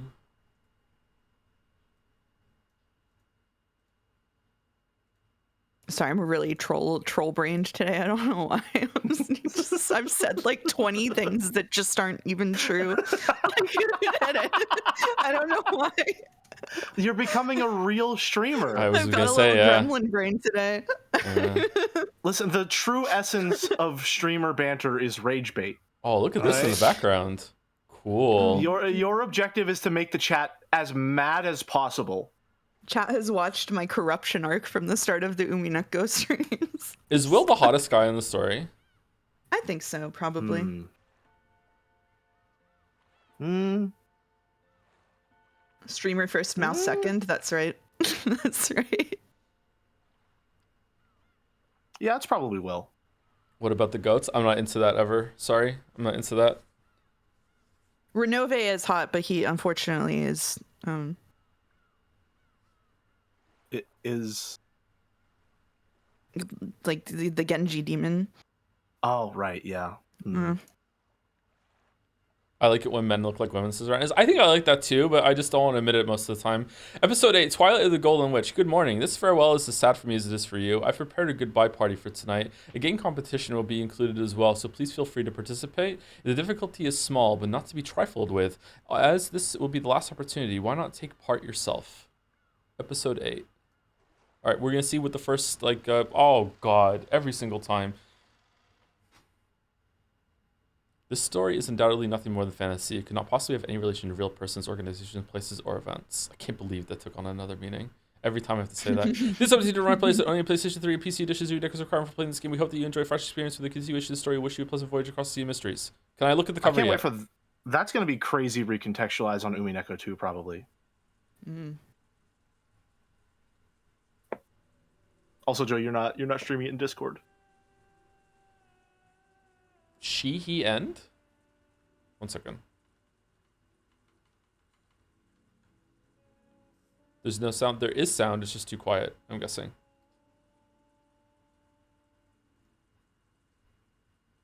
There you go. Thank you. Oh, sorry. It's the opposite. I thought I have to turn Umineko down when we stream it, but actually I have to turn it all the way up, I think. I think Umineko goes all the way to the top. There we go. 2 silhouettes can be seen in the chapel. Already. And that's the stream, everyone. Thanks for coming. What do you think, everyone? What do you think, everyone?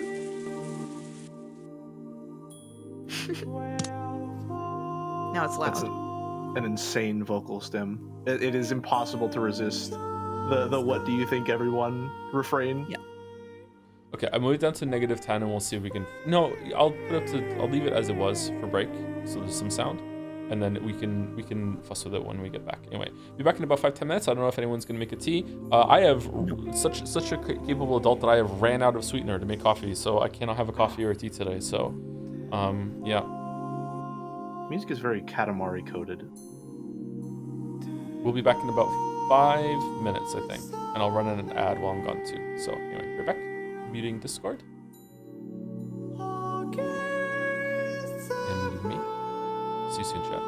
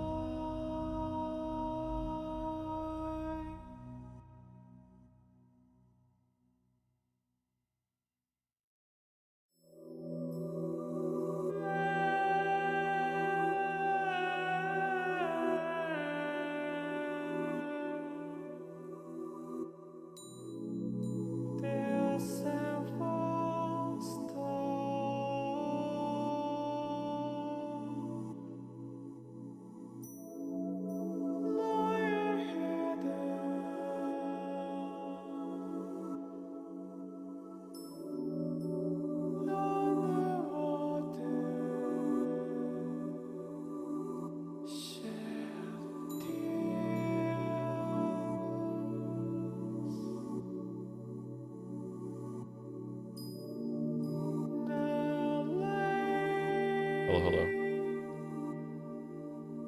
So just a warning, when we're back now, that we might have to take a slightly earlier break because I just drank so much water. So we'll see how it goes. And I'm also having a protein drink right now with water backup because the aftertaste on it is not that great. Wait, is this the beginning of episode 8? Yep, it's the very beginning of episode 8. We haven't seen a single line past this one for episode 8.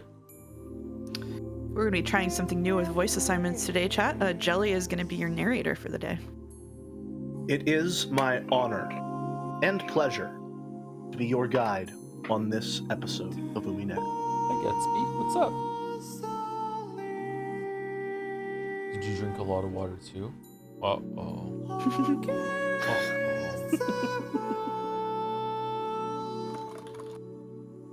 Thank you to the last curry rice for the resub, and you tempt 6 for the resubs before we get started. With the message, "Hi Joe, it's been a great time experiencing Umi for the first time through your streams. Sad that it's almost over, but looking forward to how it ends." I think we have maybe 3 to 4 weeks left of Umineko. I probably am going to stream it on Tuesday, so maybe we should do Monday or Sunday Expedition 33 so we can keep that going because I really want to play more Expedition 33. Is it too loud? Oh, let me go down to my -10, and we'll see if that's too quiet or too loud once we hear some voices. Anyway, let's start. Whenever you're ready, Jelly. 2 silhouettes could be seen in the chapel. A big brother and a little sister. The big brother, who would never return from that day 12 years in the past, and the little sister who waited all alone 12 years in the future. However, Shikashi, the big brother knew everything, understood everything, and the little sister knew nothing, understood nothing. So, no matter how much time passed, the little sister remained as the girl she had been 12 years before. She remained a 6-year-old girl forever. Her sobs into his chest finally subsided. She quietly waited for his next words. After patting her head gently, the big brother fished around inside his shirt pocket. Then, he took that out. Are you listening, Angie? Take good care of this. What is it? A key? Battler took a large key attached to a necklace out of his pocket, then held it out to Angie. It was large enough to cover his entire palm. And little Angie probably wouldn't even be able to wrap her hand all the way around it. Key glittered gold and had a beautiful, intricate design. Its weight alone made it clear that this key was something very important. Battler put the necklace around Angie's neck. Also got another key stretching out with the chain up there too. That was a beautiful key. This precious key is yours alone. What's it for? We finally have child Angie art? Aww. The time to use it will come soon. When it does, you'll have to decide for yourself. Understand? Of course, she didn't have a clue what Battler was saying.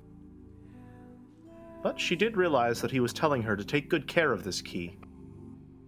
Angie nodded, at least in response to that part. I think it's really interesting already that we're shown child Angie's design and she has the same hair pieces, which it's mentioned are quite childish, and we now have the context of she's remained that 6-year-old child all this time. That's incidentally, very nice. I would love to point both of your attentions to the pout emote in Jad's. Is that child Angie?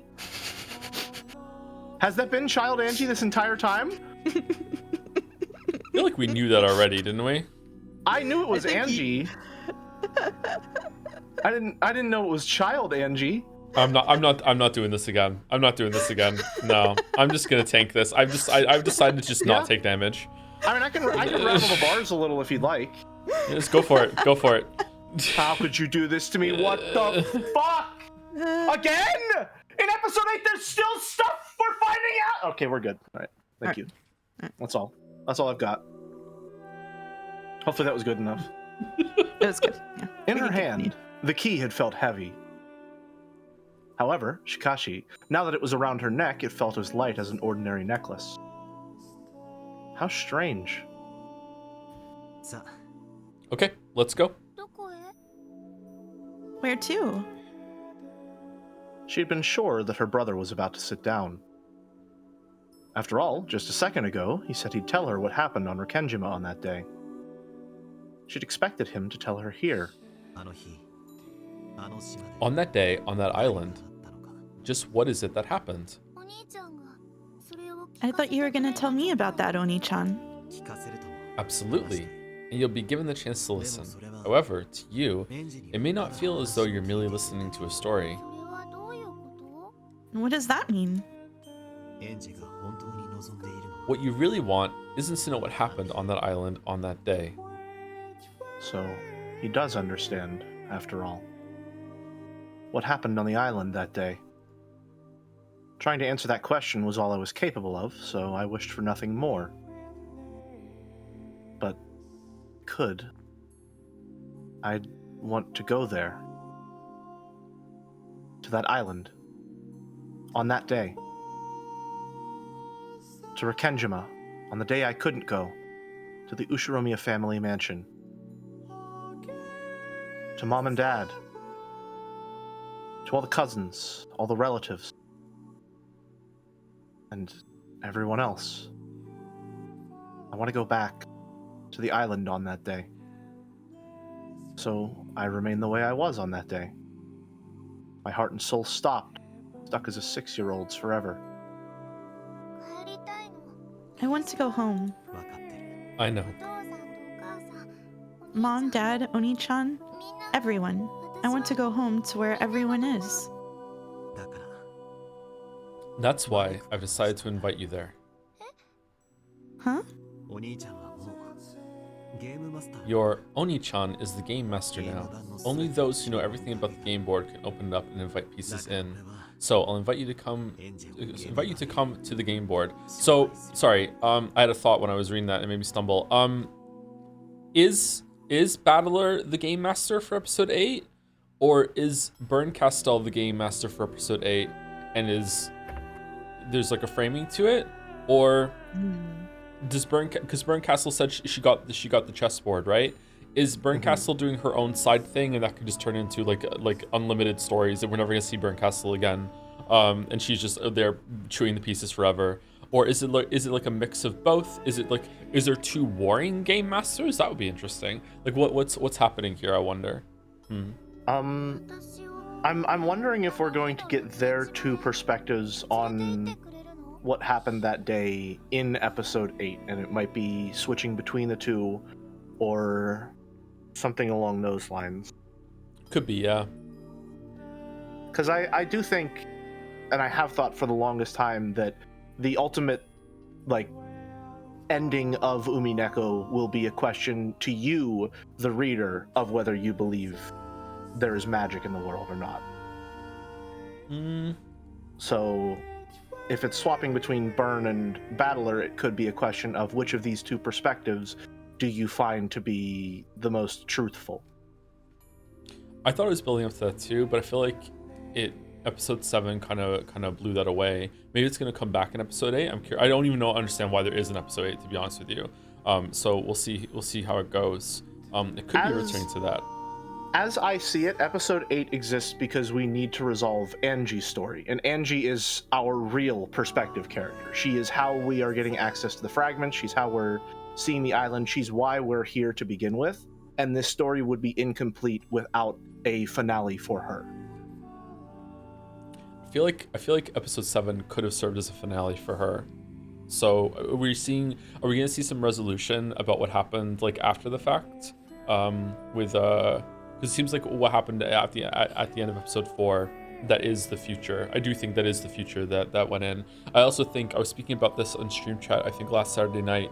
I think Battler survived. I think Battler is still alive. I don't think he died. Because we saw reality as it seemed to be, I do think that what we saw on the stage play, I think that that is what happened on the island that day. I believe Berncastel. Maybe I shouldn't, but I believe Berncastel. And we didn't see Battler die. I think Battler survived. And then I went on in an unhinged theory in the chat after that. I think you were there for that, weren't you? When we were speaking about that on Saturday? I was there for a bit of that, yeah. Yeah. What was your unhinged theory? My unhinged theory for the viewers was that I think that the so my mind goes to, if Battler survived, it would have been hinted somewhere in the story. Battler would have already been present somewhere in one of the episodes that we saw, and the only way that fits, and then the idea I had after that made it even better, was that I think that I can't remember her name. What's her name? Hachijo. Hachijo. So Hachijo is the there was this line about how when Angie went to see Hachijo with Amakusa, that there was someone else there and she was in the background, and someone else was signing the books. I think that person is Battler. I think that there's two of them writing it together, and I think Battler survived, and that person is Battler, and Battler is involved with writing the forgeries. I think that's what's going on. I don't know if Battler has amnesia and is trying to work through it, but that's what I thought. But I was really hesitant to say it in stream chat because as soon as I said it, it fit really well. But it's a really big call. Like that's a long shot to make, and if it's right, I feel like it's gonna land. Like how the fuck did he get that? But it felt really right afterwards. Could it be the case that his death being ambiguous is maybe something on the side of like unanswered plausible deniability, if that makes sense? Where, again, I'm coming into episode 8 with the very strict perspective of this will end with, in one form or another, a question posed to the viewer of what they believe. Because that is, to me, what Umineko has been trying to ask you, the reader, the entire time, is what do you believe?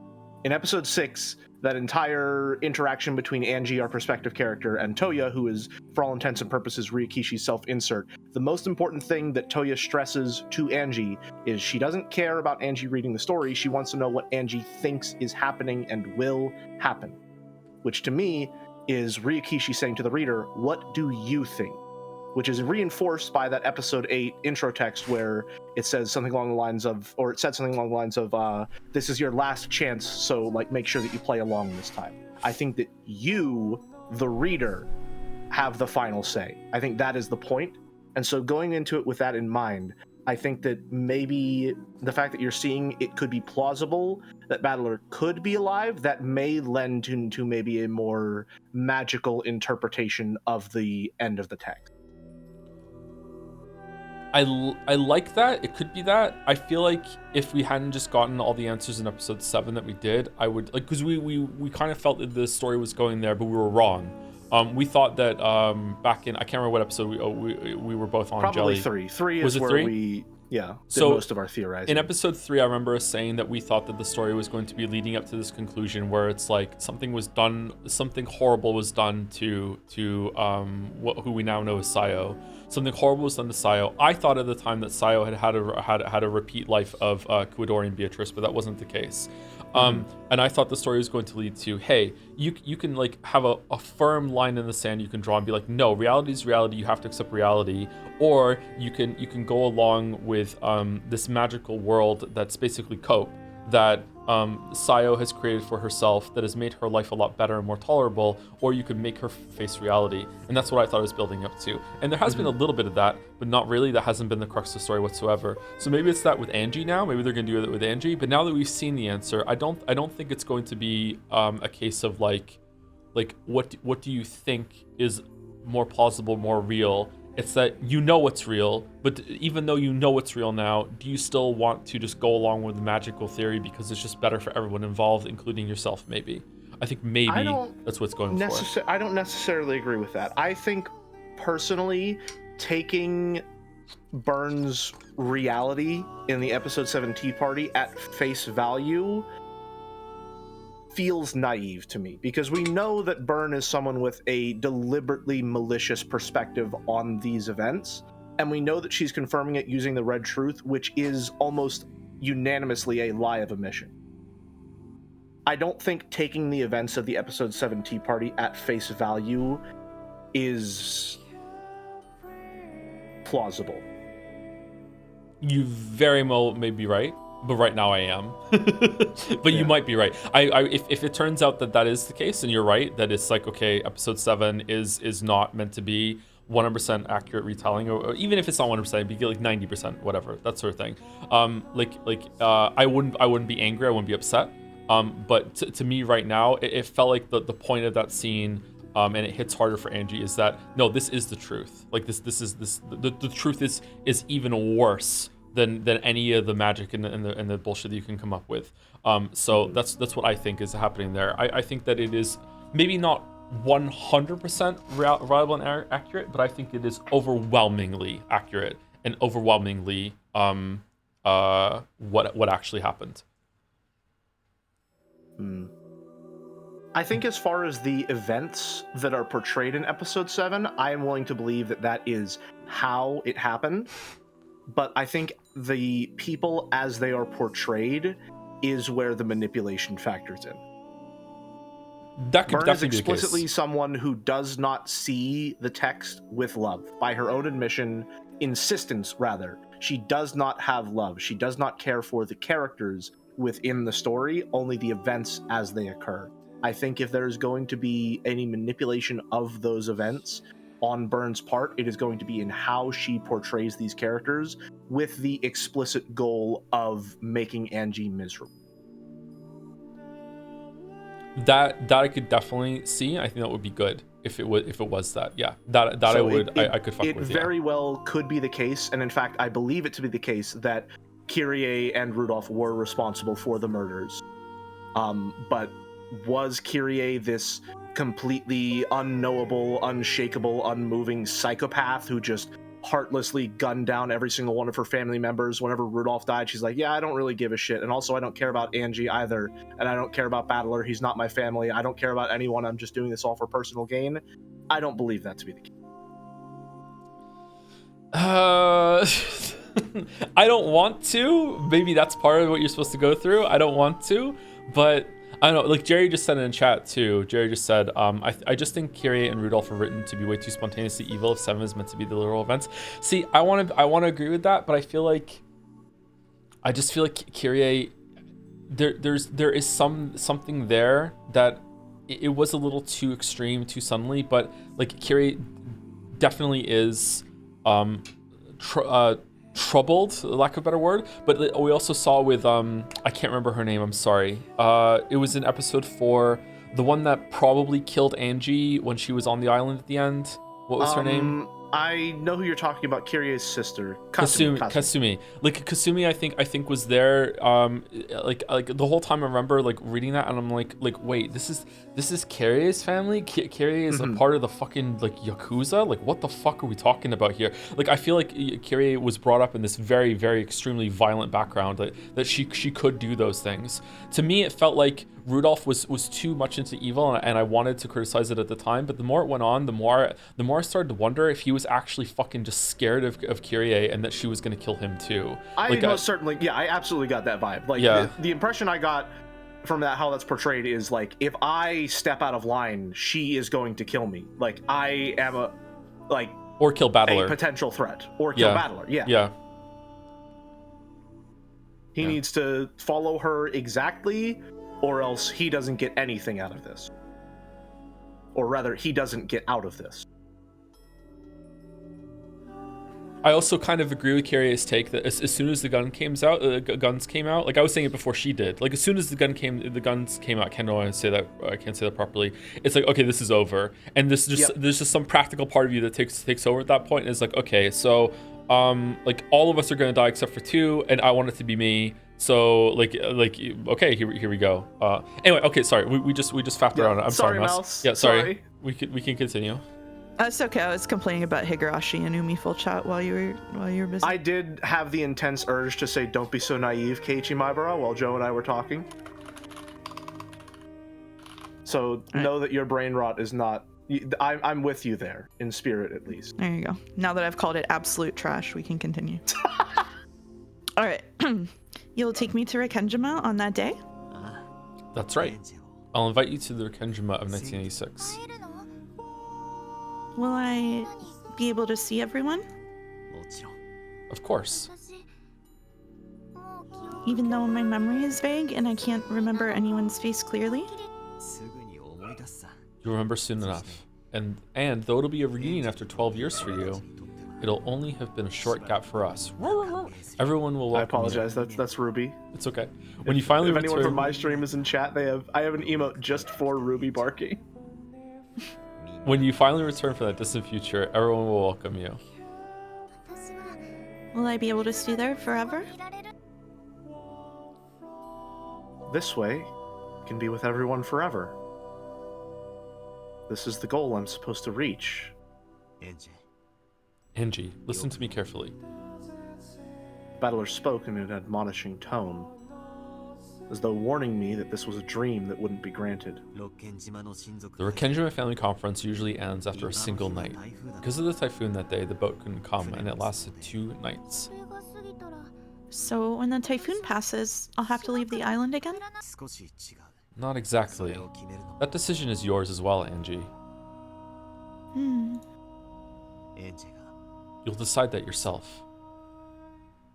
I understand, of course. I don't exist on the island on that day. It's a miracle just to be invited there like this. Just the 2 days before the typhoon passes. Just getting those 2 days to myself is already the sort of miracle that will never come again. I'm greedy enough to ask for more, that faint miracle might vanish. Even though I thought this, my young heart, still 6 years old, wasn't satisfied with such a short-lived miracle. I don't want to leave. I know. I'll be with everyone forever. I'll stay with my family. Even if Oni-chan says I have to head back, I'll stay on Rekenjima. You can stay or you can leave, but it's not as though one of those is the right choice. That's not how it works, Angie. Even so, you'll let me choose? Is it still possible to get a quick summary if I hypothetically only watched episode 1? Yes, that's what the key is for. Battler touched the glittering key that hung from Angie's neck. I've already made my decision. You don't have to decide now. The time to choose will come soon. When it does, you must use your honest heart to choose how you'll use that key. So this is the key to the cat box, I'm guessing? Seems like it. You don't need to listen to anything your Oni-chan tells you. You're free to choose your answer in any way you like. However, if you're a good kid and if you can trust your Oni-chan, If I can? then believe everything Oni-chan says. I'll believe all of it. That will lead to the best choice for you. Listen to your Oni-chan's words and believe everything. Can you do that? I don't know. That's good enough. Believe whatever you want to. That's also a choice you can make. If I don't believe Oni-chan, will I wake up from this dream? That won't happen. So don't worry. For some reason, Angie was suspicious of her brother and scared of him. Her wish was to remain on the island on that day, together with her family, forever.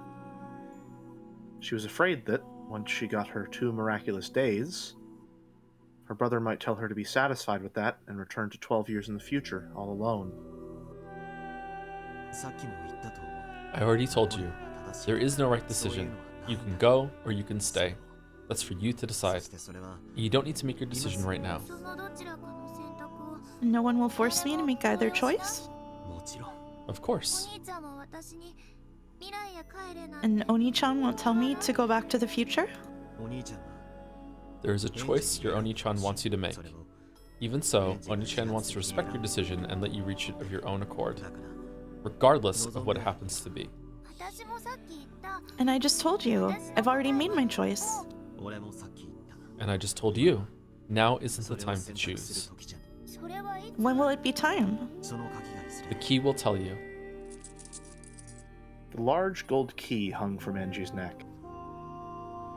Her small hand held it tightly.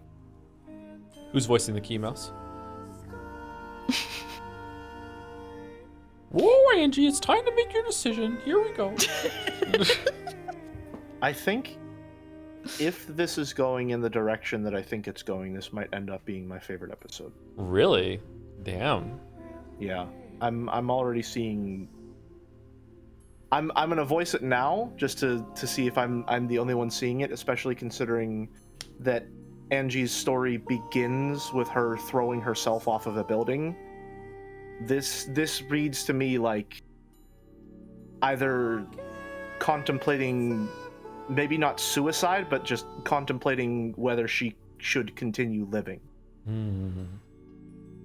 Okay. I know that you really liked all Angie as well and that episode, so it would track. This is like also it's the end of it's episode 8. It's the same point in answers that it wasn't questioned, so it's like returning to that episode 4, episode 8. It feels like they're mirroring each other in that way.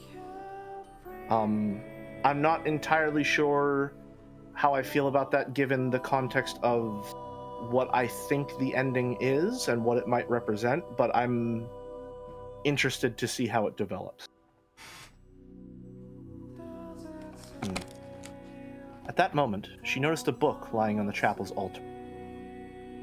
The book had a lock on it and was sealed so that it could not be read without a key. Angie looked between the key hanging at her chest and the book on the altar. Will this key unlock that book? Don't touch that book. His sudden, forceful response made Angie flinch. Battler, realizing he had scared Angie, softened his expression. Come on, let's go. I'm inviting you to come back to October 4th, 1986. Okay. Battler held out his hand, and Angie gripped it tightly. Then, they started walking. Sorry, someone chat said that's Higurashi.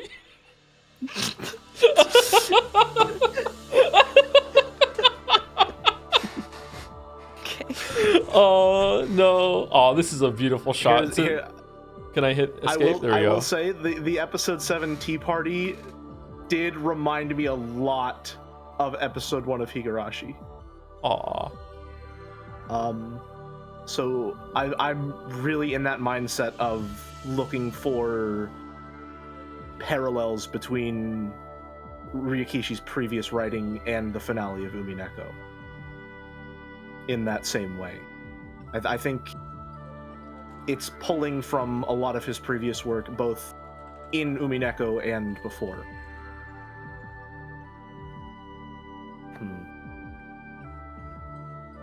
A brilliant light lay beyond the chapel's door. That blinding light peeked in through the cracks around the door. The brother and sister began to walk through to the other side.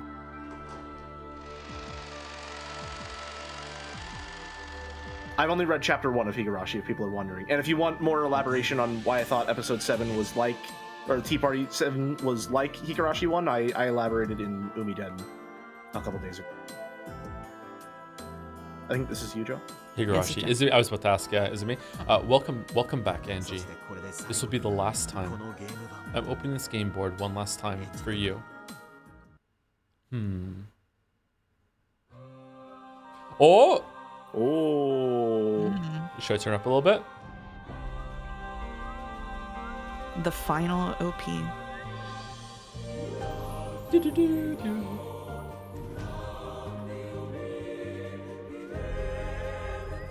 Different music. Oh, maybe it's not.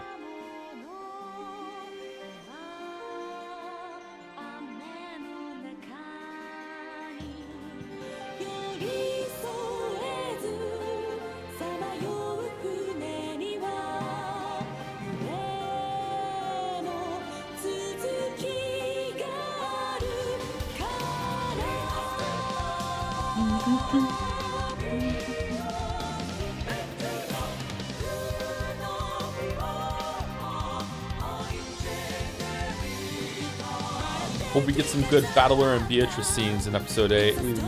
Not a single one in episode 7. I like the dynamic.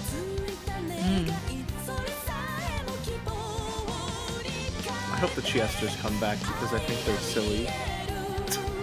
Maybe? Yeah.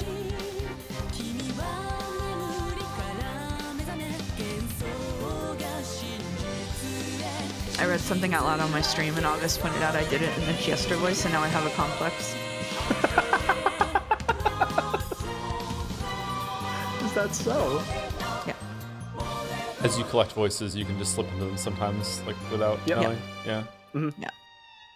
How has the sound been so far now that we're into the intro? We just started seeing. It was a bit of a quiet scene. Was the sound okay? Does it need to be turned up a little bit or down? It was good? All right, let me turn it back down to what it was then, because I just turned it up for this opening. Okay. There we go. New voice assignments. Oh, that was chapter 1 done already. Okay. That was chapter 1 done, yeah. Okay, so I am... We're probably only getting through 3 today. That's okay. Okay, so I am... Leaving this on screen is so diabolical. That's insane. That's crazy. Yeah! Fall, fall, fall! Once again, Captain Kawabata's ferry boat to Rekenjima cut across the sea in perfect form. Yes. The tale of October 4th, 1986 always begins with Battler's screams. But this time, one thing was different. There was another yell alongside Battler's. Battler was screaming. The other was laughing? Fall, fall, fall! No! Fun, fun, fun! Battler's face looks funny. Giggle, giggle, giggle. Alongside the big brother, who was grasping at the handrail and screaming in a way no one that age should scream, was the little sister, also grasping the handrail and jumping around like it was a ride at an amusement park. George and the others just couldn't hold in their laughter at the difference. I guess Battler-kun hasn't changed much these past 6 years. He's as energetic as ever. Can't believe I have George again. Plus, Angie and Maria look more cheery than usual this year. Could this be the first time we've had all 5 cousins together? Oh, is it? I get it. That explains why it's noisier this year than any year before. George and Nikki! This is way too fast, right? I'm begging you, ask the driver to slow down before it's too late. Yeah! This is too fast? Battler's so pathetic. I want to go faster! Faster, faster! Any faster than this and I'll fall right off the boat. Will that make you happy? I'm gonna fall. Going by popular vote, I'd have to say Battler-kun's proposal is... Rejected. Look out, Oni-chan. Look, you're gonna fall. Scaredy cat battler needs to be punished. Tickle time. Oh, wait, stop, Maria. You too, Angie. No. Thank goodness. I was worried about Angie's health, but... It'd be too sad to leave her behind at home. I'm glad we decided to bring her anyway. Wasn't she very sick shortly before you left? She was all better this morning. Kids can be so incredible sometimes. Can't believe Mouse gave me both psychopaths. Oh, he's... okay. She's the kind of person whose health takes a hit when she's stressed. It's not that strange for people like that to get all better when the big day finally comes. She must have really been looking forward to playing with all 5 of the cousins together. Just watching them play together makes you feel charged with energy, doesn't it? The adults smiled as they watched the children play around. Angie, who had gotten very sick, and who everyone had thought would be absent, made a miraculous recovery. Thanks in part to her strong desire to join in, she had come along to the family conference with the others. And so, for the first time ever, all 5 cousins were gathered together. October 4th, 1986 became a day like no other.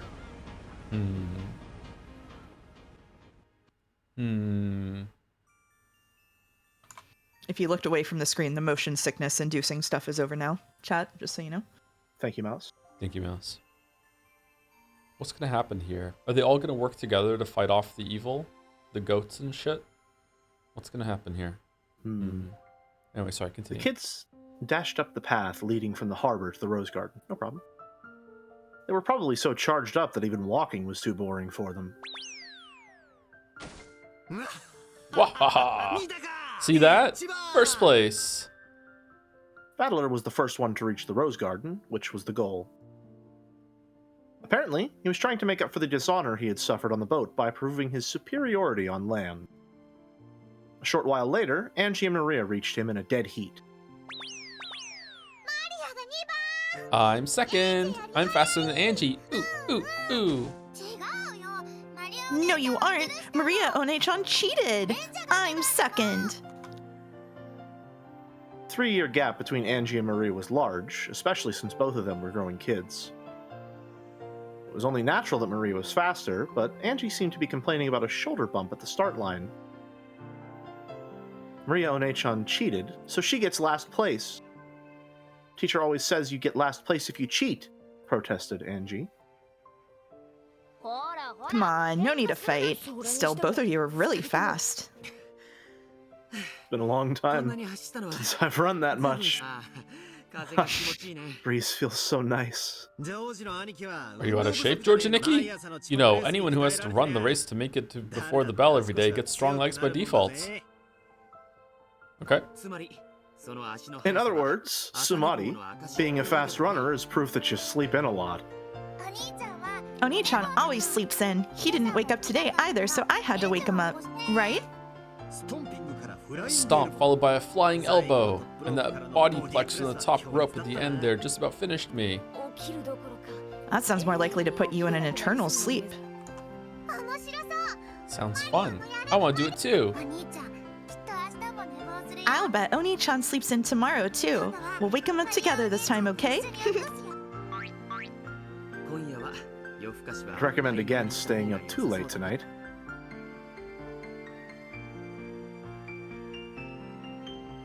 Finally, the adults came into sight. The cousins waved at them, urging them to hurry up. Angie and Maria were so excited they could hardly wait. Just by having all 5 cousins together, just by adding Angie into the group, look at how energetic this day has become.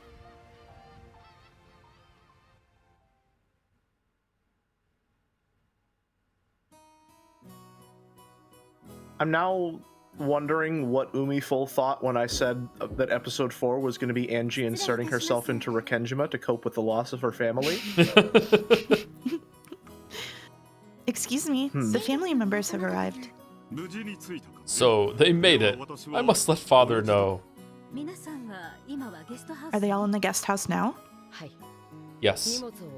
They will meet you here after they have set down their luggage. Understood. Cannon, please show them the way. Shannon, quickly get some tea ready. As you wish, madam. Just a little treat for everybody who got to episode 8 and still didn't figure out what's going on, you know? Father, it's me, Kraus, the largest son. It's about time for you to get ready.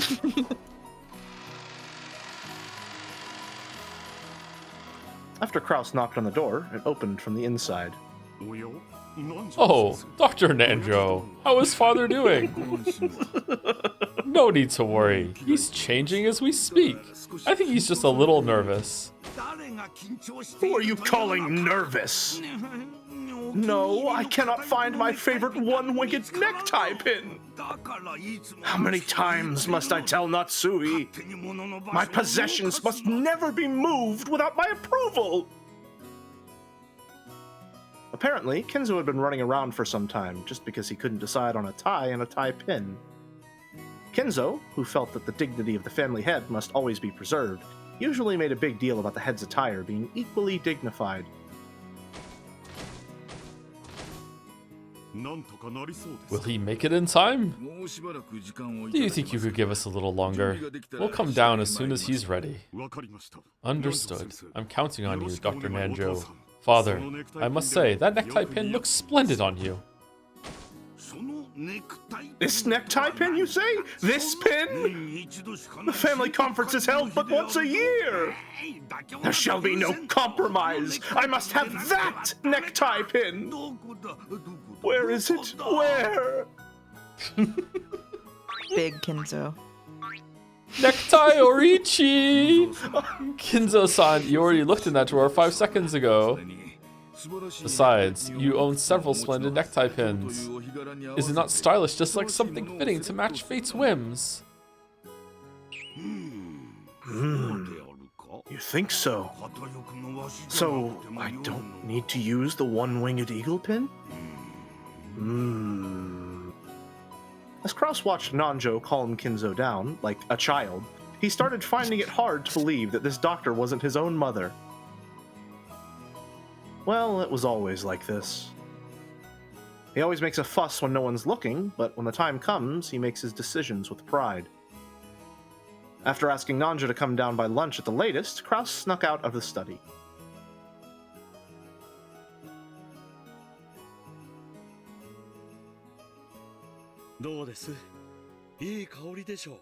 What do you think, everyone? A splendid aroma, is it not? And a unique one as well. I've never had pumpkin tea before. Ooh. That little touch of sweetness makes it delicious. As one step in preparing the tea for the guests, Goda let Shannon try a bit first.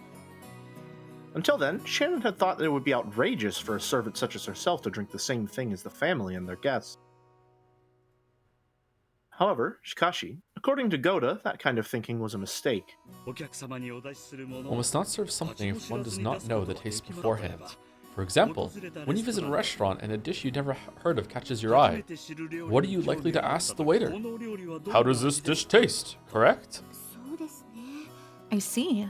So if the waiter says that he's never eaten it before, that would seem a bit odd. Precisely. As a matter of course, anyone serving their customers must be deeply acquainted with the taste of the tea and food they serve. And you'll always feel happier serving a sort of tea you've tried and enjoyed for yourself. That's right. After tasting tea this delicious, I can't wait to let everyone else try it. And because of that, we servants must be very familiar with the taste of all sorts of foods. That's why sampling food whenever I can is part of my job description. It's a perk as well as our job. Do you understand? Yes. Everything is proceeding smoothly. Are there any problems with the tea? Everyone just cares about this tea. Oh, Genji-san, you must try some as well. Seeing as it's almost Halloween, I decided to make some pumpkin tea. Later, perhaps. The family will be arriving at the mansion very soon. It looks as though the children will be joining in. Oh, I legitimately just got the date from Sekime mixed up with the date of the island right now. Fucking hell. No. Yeah, it is almost Halloween. It's not the end of November. We never left the time egg. Yes, sir. The cups are ready to go as well. At that moment, the kitchen's extension line started to ring. Genji, who was standing right beside it, swiftly picked up the receiver before the second ring. I need you to know I almost instinctively said Genji, the largest of the servants, even though that's not correct. He's not. Shannon and the others always thought Genji looked like a samurai when he did that. Understood. Take care when guiding them. After giving that short response, Genji set the receiver down. That was canon. The relatives will be here shortly. Was it? The children are with them. Shannon, Kumasawa, go to serve them. Goda, hurry up with that tea. Yes, sir. The family conference. It was the largest event of the year for the servants. They were all excited and determined to make it through together once again this year.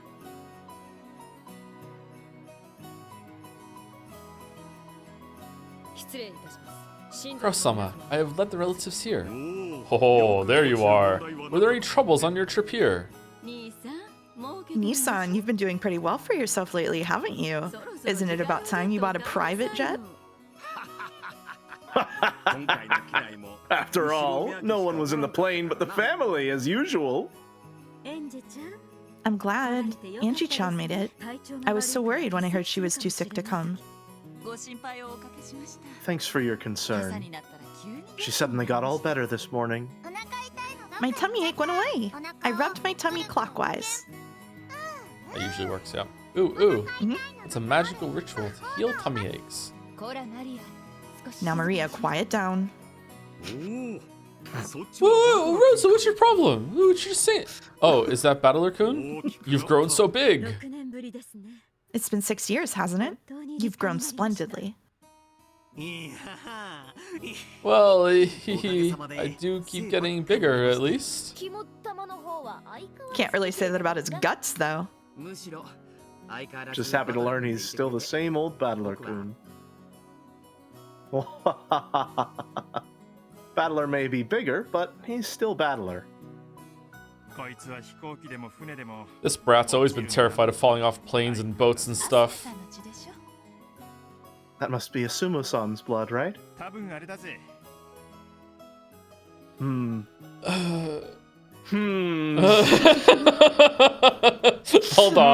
Hold on. Interesting. When he was a kid and we went to the theme parks, he always went on some of the wilder rides. That's probably what did it. Did they have height restrictions for those? No, I don't mean that kind. You know, those paddle boats and teacup rides, right? Looks like we took those a bit too rough back in the day. You've always gone a bit overboard on rides like that, Rudolph Nissan. I see. Poor Battler-kun. Poor Battler-kun indeed. Still, it's comforting in a way. Even after all this time, nothing says Battler-kun like a fear of riding things. Oni-chan isn't scared of riding things, D20.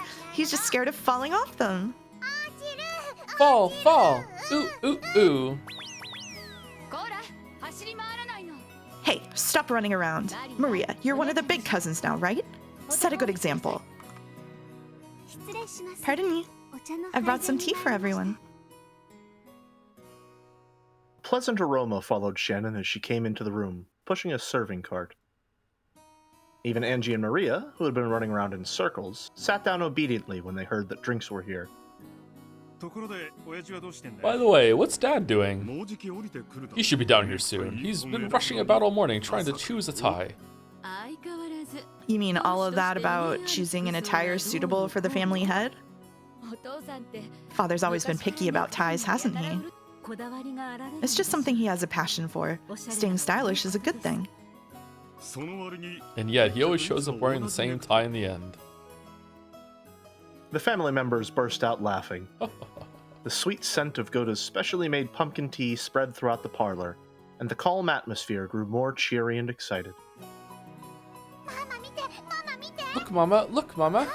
It's a pumpkin cookie for Halloween. Oh, that's right. The sweet scent is kabocha, isn't it? That's right. Today we have some special pumpkin-flavored tea for you to try. It really is delicious, so I suggest you try some without sugar first. Nason, watch your sleeve. Wow, so kabocha tea does actually exist. Goda-san really did his homework. Ooh. Delicious. This is excellent. You can taste the kabocha's natural sweetness. Kabocha tea, huh? Still, kabocha always tastes best in tempura. So true. Ooh, it's pumpkin, not kabocha. Yeah, pumpkin is different from kabocha. This is There it is. Yeah, there it is. There it is. Maria was apparently speaking in English, but Angie, being normal, was not.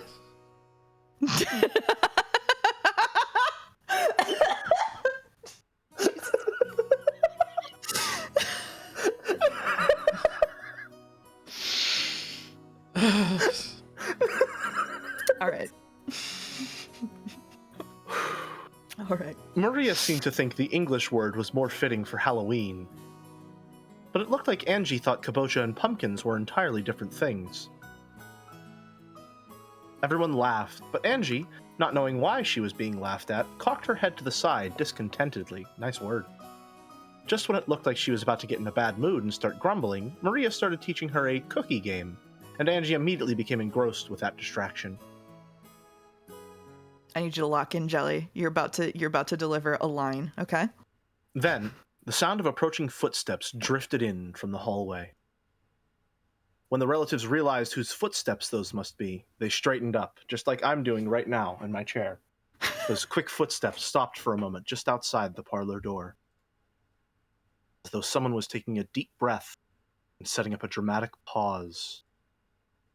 Then, the door exploded as Kinzo yelled out loud, with Genji and Nanjo standing behind him.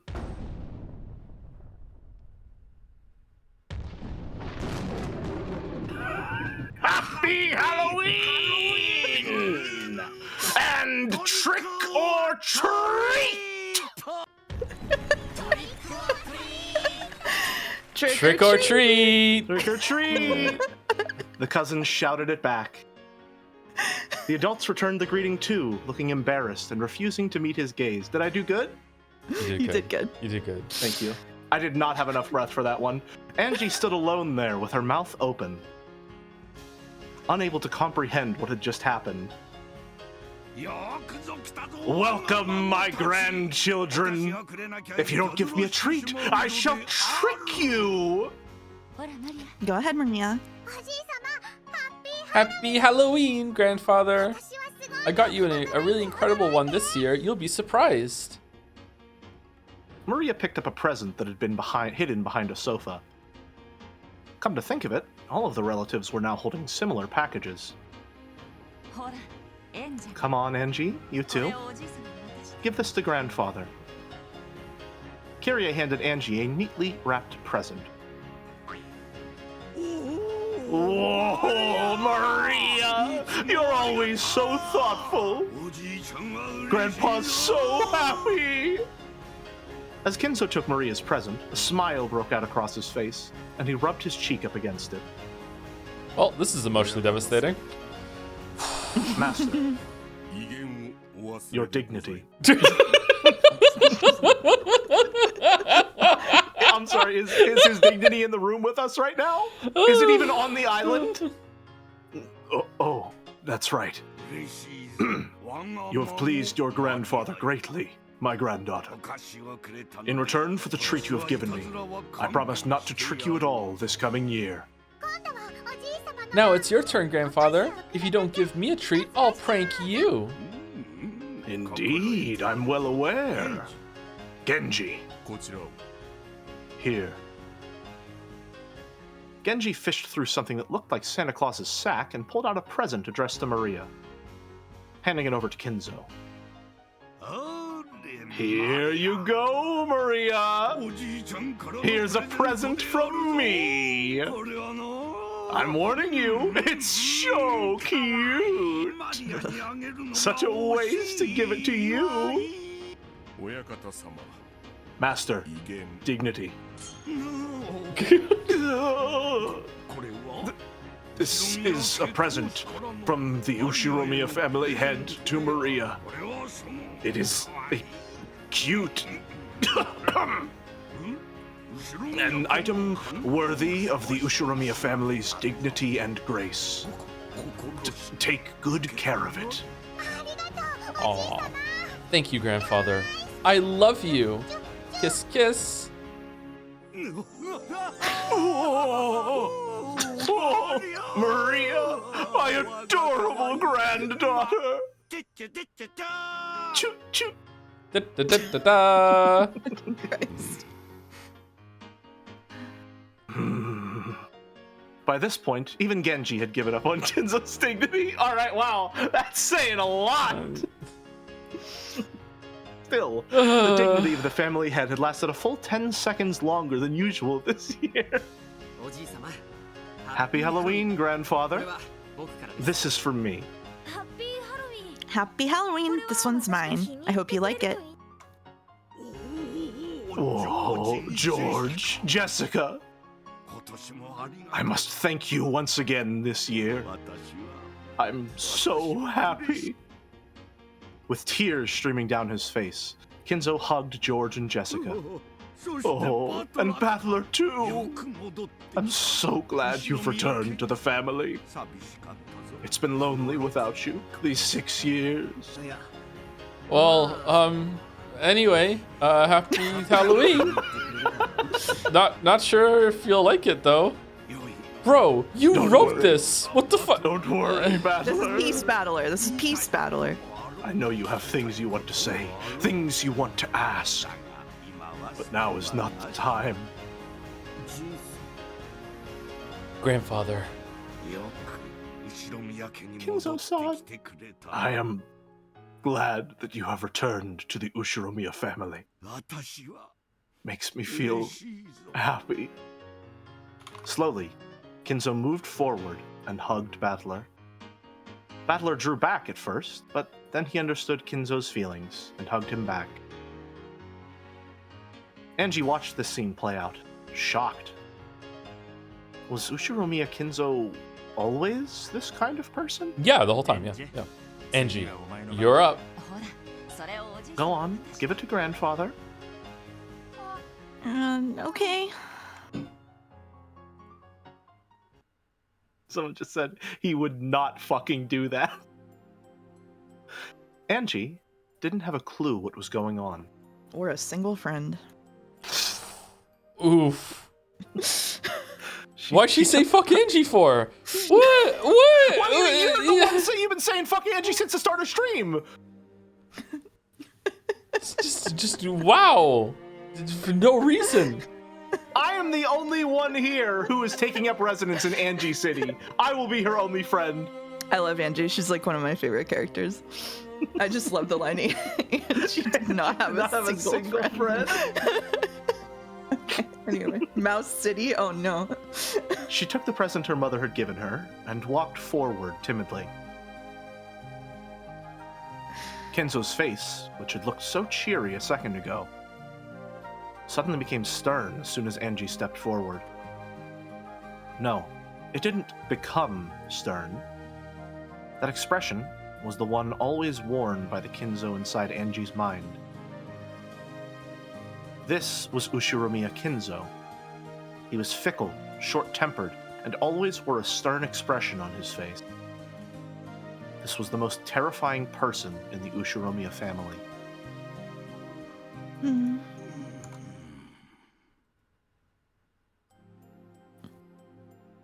It felt as though the world suddenly went quiet, and it only did it when I stepped forward. Why? Why only for me? But isn't this how it should be? Isn't this the Ushiromiya Kinzo I expect? The Ushiromiya Kinzo I understand? I was like a puppet carrying a tea tray. I walked forward, bewildered, with the present held out in front of me, and stopped in front of Kinzo.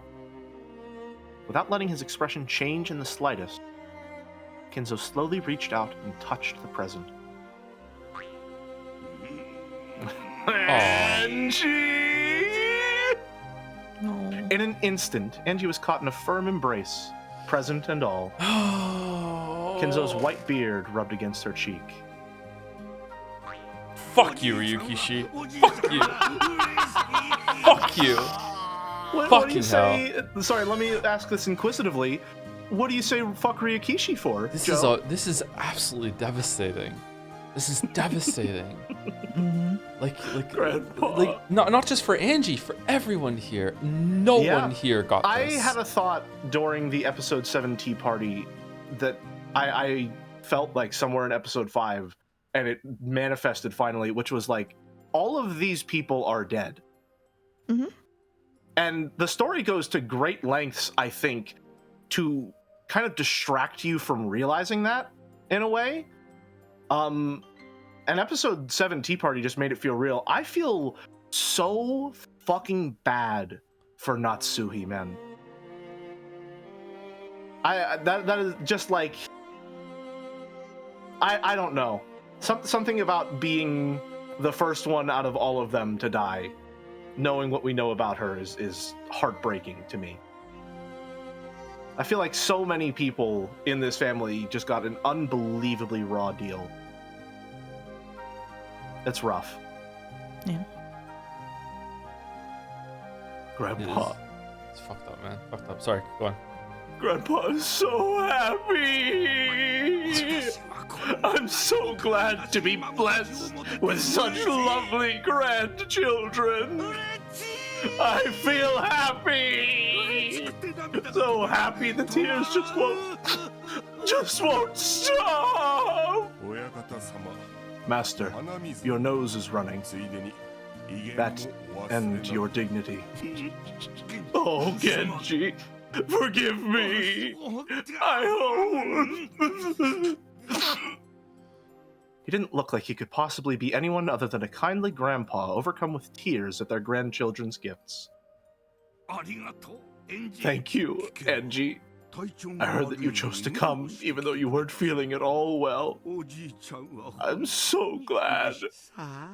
Here, this is for you. He pressed a large gift box to Angie's chest. She finally realized that all of Kinzo's presents were wrapped differently and in boxes of different sizes. I wonder what he got you, Angie.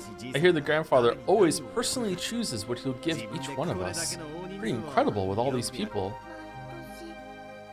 He picks them himself every year. He does... what? Every year? He picks... what himself? This bizarre ceremony happens every year. The cousins were all happily chattering about what their Halloween presents would be this year. Maria came up to Angie and suggested that they compare the weight of their presents.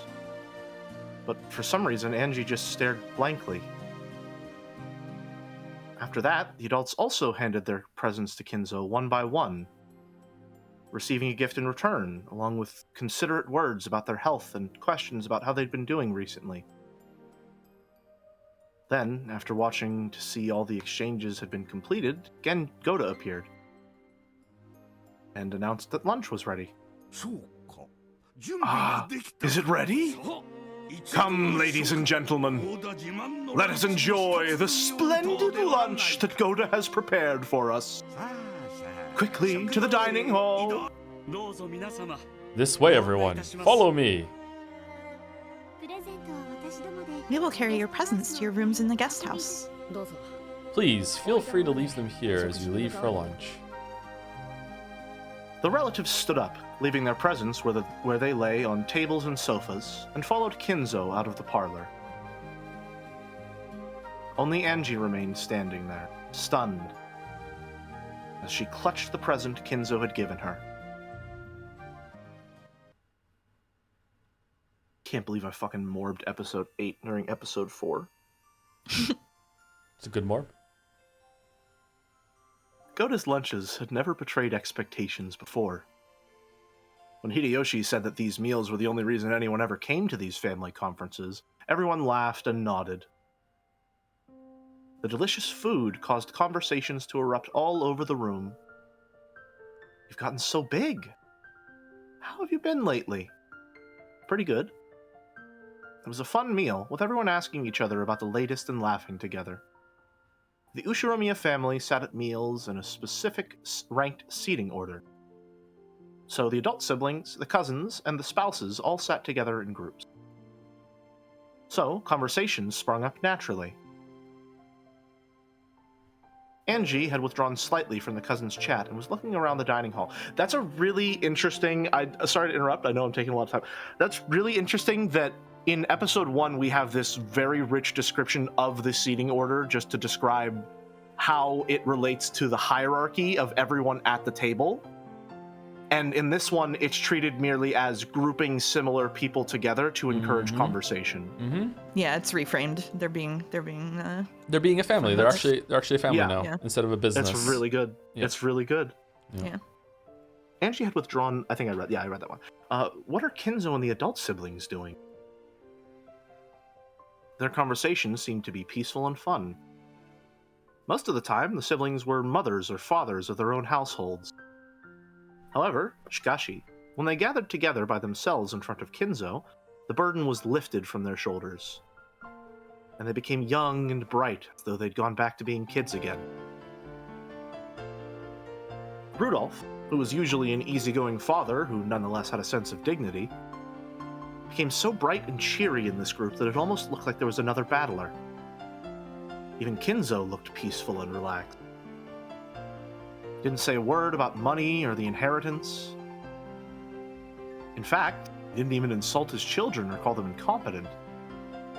He just looked like a happy old man, genuinely pleased to have his whole family together for the only time this year.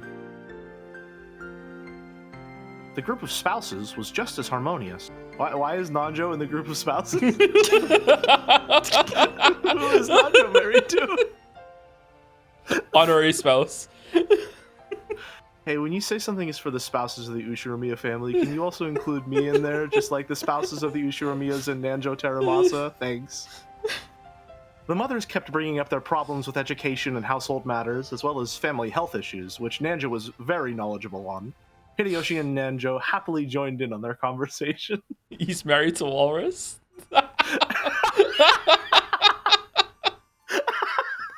And what about the cousins? There was no way such an enjoyable meal with such a fun group of friends could fail to be ruckus. I don't like the word ruckus. It doesn't look like it's said that way. Raucous? Is it raucous? It's raucous. Yeah. Raucous, I see. That's probably why Ruckus I don't like it. is a different word. Yeah. Ruckus is a very different word. Maria was in her element, showing off her knowledge of Halloween trivia. George and Jessica would nod in understanding. Battler would say something stupid, and Maria would laugh at him. If I wanted to, I could easily join in on that conversation. Bounce, bounce. And if the dessert caught my attention, I could easily slip out of the conversation too. I don't know why that one caught me up so bad. It was happiness, both fun and natural. It felt like waking up from a daydream to be greeted by the rays of the springtime sun. According to the weather report, we can expect a big storm sometime tonight. What's that sound? That's like the talking? rabble. Yeah, them Final talking. Fantasy crowd sound. Wow. Final Fantasy 14 sound if you assemble enough people in Wow. them Solomon said. Even that's a big change, that they feel comfortable enough to have small chatter going on in the background instead of accidentally talking over someone that has more authority than them. Holy fuck. Yep. Holy fuck. Also, This I'm behind on is- saying thank you to people, and there were a bunch of gift subs actually. I don't know how long this chapter goes on, so let me see some quick thank yous.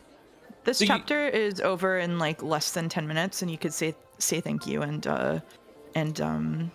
do an early break if you want to. Okay, let's do that then. Let's do that. All right. Yeah. It's supposed to be a typhoon. Looks like we'll be stuck here for more than one night again. I do not mind in the least. You may stay here as long as you wish. If it would mean seeing my adorable grandchildren's faces more, I would pray for rain every night. Give us a break. We do have work to get back to. Why don't you leave the island, Father? That way you could see your grandchildren whenever you wanted. True. Living on a remote island may have a sense of majesty, but haven't you had your fill of it? It's too noisy in the city. I much prefer a quiet island, with no one on it but my family. I like it here. But on Rikkenjima, if something happens, it would take some time for a doctor to arrive. We all know Nanjo is no help. I agree. At your age, I think you should at least consider moving to Nijima. Ava agreeing with Rosa. Wow. Oh no. I am old now. I want to live in peace, surrounded only by my family. And I'm satisfied. I have this island to make that dream of mine come true. Your Kinzo is reminding me of Steve from Big Top Burger, Jelly. I don't know why. Can you say back on Broadway in your Kinzo? I don't think I've seen the episode where he said, hold on. Back on Broadway. Oh, he says a little quieter, but the cadence is similar. Yeah? Back on Broadway. Wow. Father. There you go. Seems I've gotten you all down. Ladies and gentlemen, this ends Skoda's lunch. Grandchildren, it will probably be raining constantly starting tomorrow. Now is your last chance to see clear skies. Oh, that's rough. That's a rough line. Why not enjoy the flowers and then take a walk on the beach? That sounds good. Okay, everyone. Let's go. Ooh, I want to see the flowers and walk on the beach. We can collect shells and collect glass, too. Collect glass? That, sounds a bit dangerous. Fragments of glass get washed by the waves and become round, beautiful gems which drift to shore. Did you forget, Battler? Remember how we used to pick them up together? Oh, were those glass fragments? I always thought they were just pretty stones.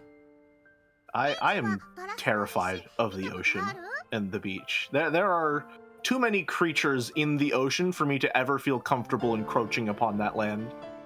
I like the beach, but the ocean is fucking terrifying. Yeah, it is terrifying. Even like at the shore, are they, like sea roaches or whatever? Like the really little crustaceans that are usually on the shore? What am I thinking of? Those things fucking scary. Like anything not crabs. No, they're. What am I thinking of? Lobsters? Not crabs. Sand fleas. Yes, I am terrified of sand fleas. Holy shit. That's crazy. We used to make little places for the sand fleas to swim around in buckets when I was a kid, and we would like make little houses for them.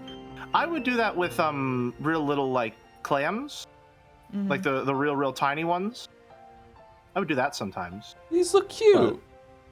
Yeah, they're cute. They just scrabble around and they're little guys. See. I don't know. Am I scared of them for no reason? Yes. Let me see what a sand flea looks like. Yeah, I just don't like them. Don't. Well, okay, no, they're kind of cute. They're cute at a distance. I just don't like crustaceans. I don't like being near ocean creatures. It's not my place. Okay. Let's continue. I must remember my station. Have you ever seen a glass gem, Angie? No. Then let's go. I'll show you. Let's go. But the first to see them gets to keep them. I'm gonna get them all.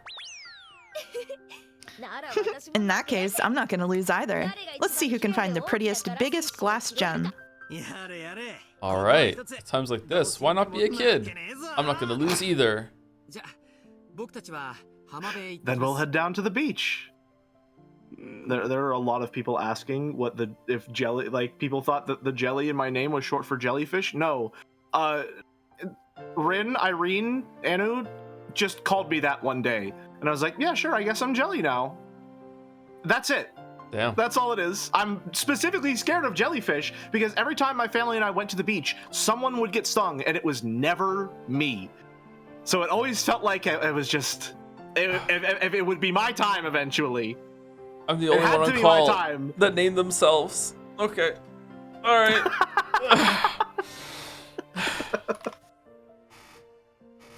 Indeed. Take it easy and enjoy your time together, grandchildren. The cousins rose from their seats and noisily left the dining hall. Maria grabbed Angie's hand and dragged her along. However, Angie's expression was vague and absent-minded, the opposite of Maria's full smile. C8 in chat asked why mouse is mouse, and the answer to that is I once said to a friend who was confused about the definition of the word mousy, I think that mouse would be a cute nickname for someone to have. It's kind of cute. And he said, you wouldn't last a week being called mouse, and that was 7 years ago. Spite. The spite engine. Nothing to do with any affinity for mice whatsoever. Not a furry, just spite. I don't even particularly like jelly all that much. It's okay, but I'll have it every once in a while. Yeah. I love dragons. They're so cool. I was taking advantage of the end of the chapter, but that was the end of the chapter if we want to. Okay, let me say thank you to people, and then we'll take a short break. I need to use the bathroom again already because I drank way too much water in the last break, and then we'll continue. Thank you, Pinstarter, for the bits. I like that Kyrie's chessboard thinking makes more sense when you think about her perspective on life. She points out that it's flawed if you don't understand emotional perspectives since they aren't logical, but it is essentially a description of how her mind naturally works. She is so logical that her chessboard thinking is the only way she thinks. Yeah, Kyrie, again, like, I want to go back through and see, like, Kyrie is a lot more interesting to me now, but also, like, it's a character that I really enjoyed, and every single time she was on the screen, I was like, oh, yay, Kyrie is here, but now it's going to be like, oh, yeah, Kyrie is here. Let's see what I can, you know, what interesting insights can I glean from, like, how she's going to act here. Yeah, like, I hate her. Yeah. But it's in a good way, like, she's a good character. Yeah. Completely buying into any information Burn gives you instantly, huh? Mm-hmm, yep. Yep. Interesting. Super naive. You can't spell naive without I. Thank you, Key Dude, for the resub. 35. That's a really bad joke. Thank you for the 35 months. Thank you, Mugs3 for the resub 2. Holy crap, Joe actually made it to the final episode of Umineko. I had zero faith that you would even finish episode 1, yet here we are. Yeah, it's kind of amazing, huh? It's kind of amazing, yeah. Better be good though, because I was joking with Mouse, and it really fit really well that once we get to the very final episode of the final stream, we could just hold it back to the next leap day. So we begin on a leap day and end on a leap day. It'll be 3 years. It's okay until we see the ending. Whoops. Well, no, you should probably just wait a full 6 so that we really get the battler experience. Oh yeah, okay. Yeah, and as the battle experience, I will have forgotten everything and think the story sucks at the end. Yeah. Exactly, yeah. Yeah. Thank you, Lego piece number 33-7. What do you think, everyone? With the message, yeah, thank you very much. Thank you, Terraflop, for gifting out 10 gift subs. And then Crazy Fist for gifting out 10 gift subs. And then Annie for Prez for gifting out 10 gift subs. So many gift subs back to back. This was a Happy Halloween. Yeah. Happy Halloween. Thank you for the Happy Halloween gift subs, Crazy Fist, Terraflop, and Annie for Prez. Thank you very much. Thank you, Pouse, for the bits in the middle of it with Happy Halloween. Yep, there we go. Thank you, Megpoid Nepri, for the resub. Super late, but super hyped for the last episode of Umineko. I am too, actually. I'm looking forward to see how it ends. I hope. I've already gotten like 2 good endings, so if this ending doesn't land for me, that's okay. That's all right. I can treat this like an epilogue sort of thing. That's all right. Thank you, Megpoid Nepri, for the resub. Thank you, YSF, for the bits. Hates Angie. Battler, Angie, don't hurt yourself. Read my Rikenjima. Ow, fluff fanfic. Where's the ow coming from? Alternate universe, AU. Oh, it's AU, not OW. AU. How? Okay. No. No? No to jelly. No. Thank you, Sis S Genesis. Like a weird Sega Genesis. Thank you, Richard Newsup. Welcome, Genesis. Welcome. Thank you very much. And thank you, Mary the Mayo, for the bits. Excited to see you all on episode 8, even if I have to be a VOD girl for most of it. Also, Joe, have you realized yet there's a second emote on Jads with an Yumi sprite that has been around for a long time yet? Is it the pout or is it the other one? I thought the pout was just older Angie. I didn't realize it was younger Angie. Yeah. The second just Angie. Goes to show, hiding in plain sight. Umiful just loves to spoil things in plain sight. I can't believe I've known that Child Angie exists since before I even started reading Umineko. My experience is ruined! I will never view this text the same way ever again. Is now Twitch that I know that Pout today? is real. What's going on with Twitch? Viewers are yo-yoing like all over the place. Oh yeah, the viewers are yo-yoing. I have no idea what's going on with that. I also have to refresh the sub feed too. I don't know what's going on. It's like, think of it like a cat box. I hope this helps. Your ad revenue is the cat box. Okay. Anyway, it shouldn't be too long of a break. I'm just gonna go use the bathroom a bit and refill my water bottle. I'll be back in like a couple minutes. Okay. Be back soon.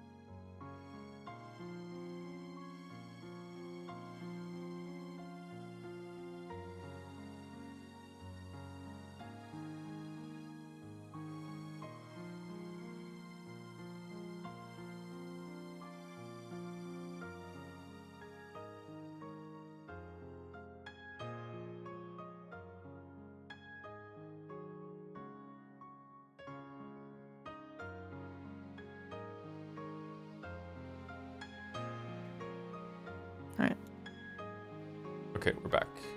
Sorry about that. Like I said, I drank a lot of water, and I also took my creatine and everything during last break. So big hydration blast. Thank you to You Bet Your Queer Ass for gifting out 10 gift subs just now as well. Another 10 round 10. Thank you very much, You Bet Your Queer Ass. And thank you, You Bet Your Queer Ass, for follow-up for the resub as well. In true witchy fashion, I don a new title after completing powerful magic rituals, becoming a woman, getting a PhD. In all seriousness, I feel very hopeful these days. No hope didn't fit anymore. Oh, enjoy your subs, and thanks as always. Damn, the chrysalis is opened. Congratulations. You love to see it. That's awesome. Congratulations, Queer Ass. Congratulations. Congrats.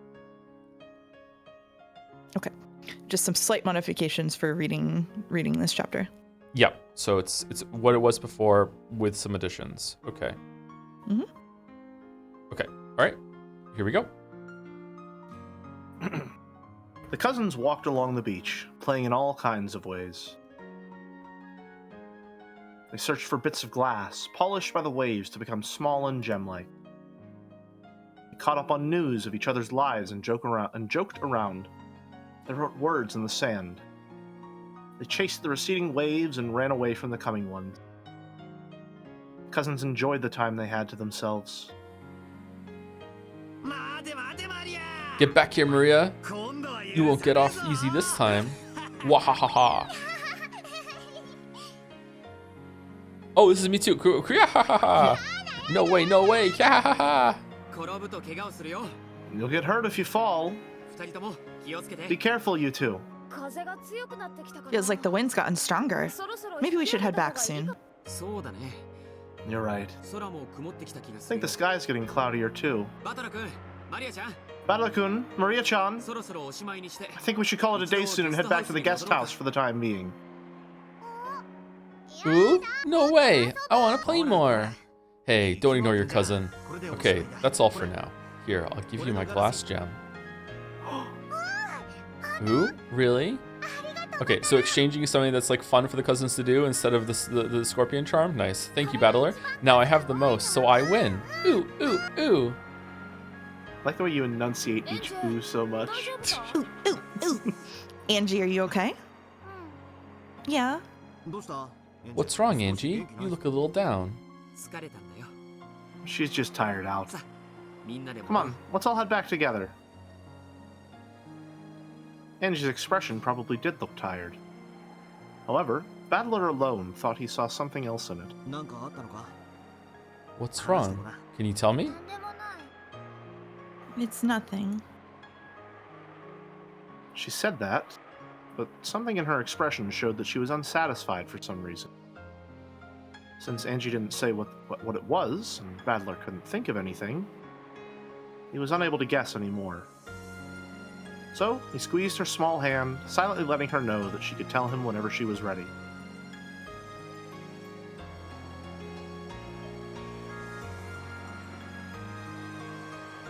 Even though it had seemed like such a bright, sunny day a second ago, the sky turned gray, and the winds started to feel more annoying than pleasant. If they waited around, they would probably see scattered raindrops as well soon. I guess it'll be raining the whole time from now on. What a pain. Still, even though it didn't last long, it was fun to be a kid again. I can't wait to show Mama this glass gem. I'm gonna tell her I won. Even though you only won because I gave you mine. Ooh, I got it, so it's mine. So I won. Ooh, ooh, ooh. Angie walked distractedly, pulled along by her brother. George and the others thought that she had probably woken up too early and was tired, so they didn't try to talk to her much. As they reached the end of the forested path, the rose garden lay before them. They could see strong winds making the rose bushes wave. Mama, look! I won! Maria ran forward, waving her hands about and yelling. Looked as though Rosa was waving to them in front of the guest house. I'm gonna head back to my room for a sec. I'll meet you in the cousin room right after. Okay, got it. See you later then. Jessica ran off in the direction of the mansion. George turned around as though suggesting that they had better get going too. However, Shikashi, when he saw Angie standing still with a crabby look on her face, he realized that something might have put her in a bad mood. Is everything okay? Yeah, she's fine. Sorry, would you mind going on ahead of us? Sure, got it. See you later. George headed for the guest house. The only ones left in the rose garden were Battler, who was waving at George, and Angie, who was still staring at the ground and holding Battler's hand. For the past few minutes, he had repeatedly asked Angie what was wrong. He realized that this wasn't anything like a stomachache or something obvious that had made her grumpy. However, Shikashi, young girls sometimes get upset for reasons that only they can understand. Battler knew this, so he didn't rush her in any way, and continued to gaze around the beautiful rose garden, holding her hand.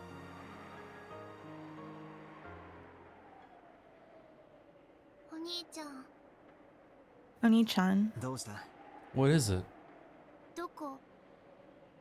where are we? She asked the question as though she was talking about something on the other side of a silver screen. Though Battler understood what the question meant, he played dumb. Where are we? We're on Rikenjima, right? You're wrong. No, I'm not. How is this Rikenjima? This is the Rikenjima of October 4th, 1986. The Rikenjima you've wanted to see for so long. That's a lie. Okay, so this time, like the PC version and the other versions, like they can kind of like intersect sometimes, or is it maybe they can only do this when no one else is around? Okay, it's okay. It has different rules. Why do you say that? This is totally fake. Angie wrenched her hand from her brother's grip. That hand hit a rose and sent flower petals flying. I don't lie. How is this supposed to be the truth? Angie spat those words out. However, Battler's expression remained calm and composed. What don't you like about it? Ushiromiya Kinzo, for example. He wasn't anything like that, right? What grandfather wouldn't smile when he's been reunited with his grandchildren after a long time? Ushiromiya Kinzo. Ushiromiya Kinzo wasn't that kind of person. Ushiromiya Kinzo was... I wouldn't put it past Kinzo. Strict, discontented, short-tempered, and quick to anger? So you do understand. What was all that back there? How was that supposed to be Ushiromiya Kinzo? Halloween? Exchanging presents? What the hell was that? That's nothing like Ushiromiya Kinzo. This is nothing like Rikenjima. Don't you remember, Angie? Remember what? We did that every year, didn't we? Every year? That? Well, I guess it's no surprise. Last time you went to a family conference, you were less than 6 years old, so it's only natural that you wouldn't remember. It's only natural that I don't remember? Yes, let's gaslight the child. Angie understood what her brother was trying to say. However, she couldn't accept it. It's true that Ushiromiya Kinzo was a rigid man. When he was younger, he really was strict with his kids, apparently.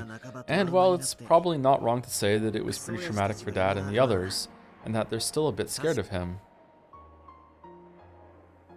The grand tale of how Kinzo restored the Ushiromiya family was more than enough to paint him as a rigid, terrifying man. Furthermore, Kinzo was an investor. All the legends and tales that made him seem more mysterious had probably worked in his business's favor. At times, Kinzo may have even acted out this part people expected, endeavoring to make his presence all the more overpowering. That's why the world at large spoke of Ushiromiya Kinzo as a strict, short-tempered man. And they even thought of him as fickle, bold, incomprehensible, eccentric. Oh, as a fickle, yeah. That's fine. But that was just But that was just the face grandfather showed to the world. That's not how he acted in private, along with his family. Are you saying that weeping old man who doted on his grandchildren is the real Ushiromiya Kinzo? He must have played with you and patted your head many times. Do you really not remember? Stuff like that might have happened once or twice, but that must have been a mere whim of his. My parents told me all the time, grandfather is a terrifying person, so make sure you act properly. They always said that he's very scary, so take care. And that means he was a scary person. When you were little, you would always accept whatever your parents said and take it too seriously. To put it nicely, Sumari, you were obedient, but to put it bluntly, you were a kid with an overactive imagination. Dad and the others were just trying to make you realize how important it was to be polite. I saw it though. I knew about it. I knew that Ushiromiya Kinzo was a scary person. I've even seen him yelling in anger. I'll never forget it.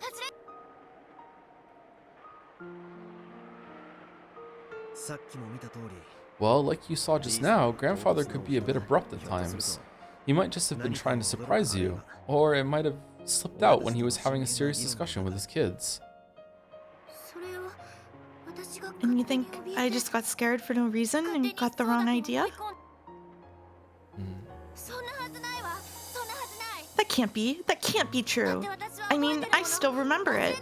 I know I saw Ushiromiya Kinzo yelling and being scary.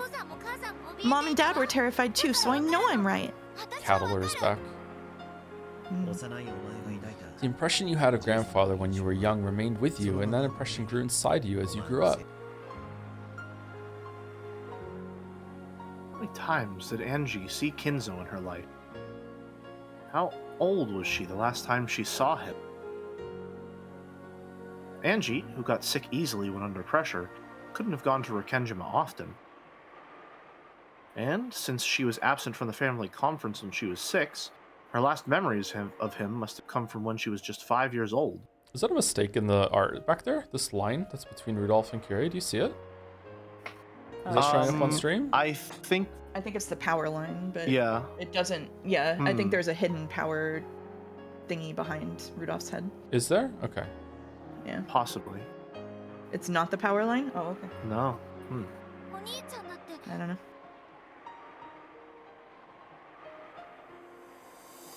But even you haven't seen Ushiromiya Kinzo for 6 years. That's right. But when I finally came back after 6 years, I saw that grandfather hadn't changed in the slightest. Kinzo was fickle, so you could never understand what he was thinking. And he was an eccentric with a creepy love for the occult, and... It's true that he had love for the occult. Yeah, it was a bit of a strange hobby for him to get into in his final years. I'll admit that his hobby of collecting strange objects to scare his grandchildren and laugh at them wasn't exactly praiseworthy. Even Battler had been pranked by Kinzo in the past. He'd do strange things like showing off an attaché? Is that how you pronounce that? Attaché case. Attaché case with 7 strange stakes in it. And say something about how they were once used in the Middle Ages to gouge the hearts of victims in a witch's ceremony. When Kinzo did things like that, it was pretty scary, but looking back on it now, they really were childish pranks. Grandfather only scared his grandchildren because he wanted to joke around with them. I'd be willing to bet that grandfather pulled a prank like that on you, too. It's no surprise that, young as you were, you let that scare you and convince you that grandfather was a strange, terrifying person. I don't know what you're talking about, Oni-chan. Angie bit her lower lip and stared at the ground. She said she didn't understand, but in truth, she understood perfectly, was refusing to accept it. Remember how we traded Halloween presents in the parlor just now? What was all that about? The Ushiromiya family never did anything that sentimental. It's almost as though you don't remember it at all. Are you saying I got presents once too? I don't remember anything like that.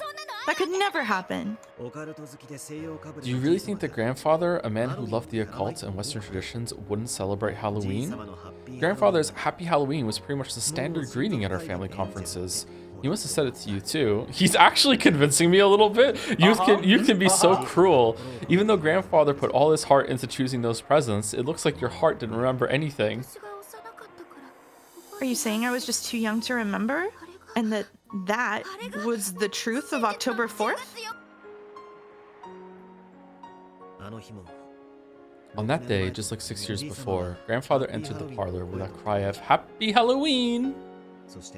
Then, he and I traded presents as he shed tears over our long-awaited reunion after a 6-year gap. Grandfather seemed so sad that Angie wasn't able to come.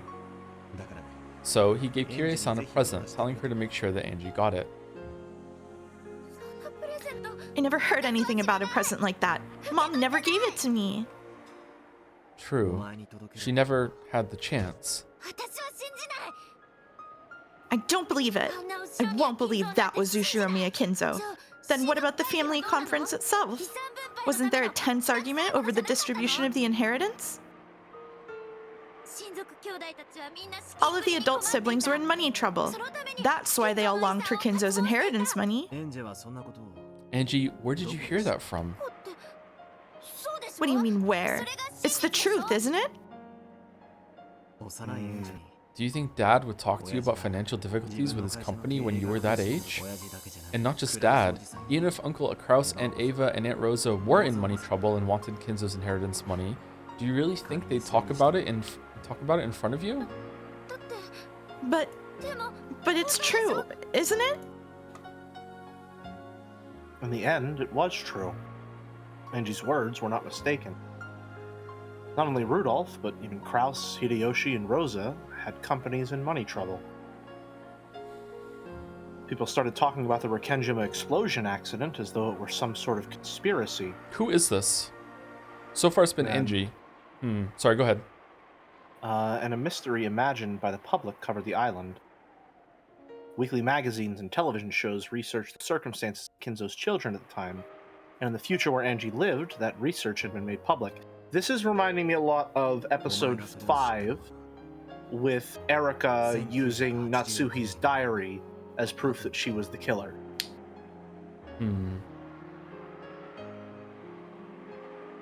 But in a good way. Sorry, not like good writing, in like a positive way. In a positive way, yes. Yeah. Or essentially saying that the world used that same logic to condemn the incidents of Rekenjima on this day and say there must have been a conspiracy, they must have gotten at each other's throats, that's what happened that led to all of their deaths and disappearances. Whereas Battler is now saying essentially the same thing he did with Erika in episode 5, which is, what makes you so sure of that? Just because you believe you have evidence? Sorry, not like good writing. No, they're both good writing. Sorry, there's a lot of good writing in here. So I misunderstood what you meant, Jelly. I thought you meant what Battler is doing to Angie, not what the world is viewed the events on the island. Okay, I understand. Okay, yeah, that is true. Yeah, for sure. Right now, Battler is kind of doing the opposite, where he's using an explicit lack of any evidence to convince her that this was what Rekenjima is like, which I think is generally the idea for the entire episode, is assuming that Battler is the only other survivor, right? We would have Battler, Ava, and Angie, right? Angie was 6, and she wasn't there when it happened, so she might not have good enough memories to know what they were like and what actually might have happened there. Battler was gone for 6 years, so he wouldn't have a really strong idea of the current family politics or what happened there. As for why Ava might be silent, I'm not entirely sure, other than maybe spite, secrecy, fear, that sort of thing. But he's playing around in this space of plausible deniability where no one actually knows what happened at all. The truth is a complete unknown. This is the inversion of the red truths. Ooh. That's a good way to put it. The blue lies. Yeah. Episode 5 was like sort of training you to think in the way that this episode is operating. Yep. Yeah. You learned about all of that a lot. after 1986. But it's a fact, isn't it? There's no difference between facts and truth. Oh. Does that... I wanted to narrate about oops. Does that prove that the inheritance created a strained atmosphere between the relatives on Rakenjima? I guess that might fit with your memory of your parents telling you repeatedly to be extra polite at the family conference. Are you saying that what I know about Rakenjima, what I know about the Ushiromiya family, is wrong? You're the one who's wrong, Oni-chan. There's no way something like that could be possible. I won't accept that that was Ushiromiya Kinzo. I could never accept that. So you don't believe, Angie? That's right, I don't believe. I don't understand why you're showing me something like this. After all, this is your game. No, your game board, isn't it? First it was Beato and Burn. One witch after another has sneered at my fate, trying to make me surrender in their games. But I want the truth. Witch illusions won't work on me. Now I get it, you damn witches. So you sent Oni-chan as a final assassin to finish me off. You're right. This is my game. So of course, this is my tale, and I'm the one making it. That's why I'm able to add in what-if situations, like what would happen if you came to the island too. See? You made this tale. It's all a pack of lies, a fiction you created. Yeah, I think you're right, Jelly. Like, I think the point Battler is making here is that, like, what you believe happened here, like what I'm showing you right now, Angie, isn't real. Like, this isn't actually what happened, but it could be, like, who you say. But what you think happened isn't real either. So if we're going to like be putting like two fictions together, like why not go with the one that's pleasant and nice? You know what I mean? Like, why not believe that your family really cared about you? And sure, there was some bad things going on, but like why believe all of the worst things? Which is, I think, is gonna come back later in a really harsh way. I'm now looking at Erica less as a villain and more as a teaching tool for the reader, because she's the one that has the realization at the end of episode 6 that there can be more than one truth. You're supposed to align with Erica's kind of thinking.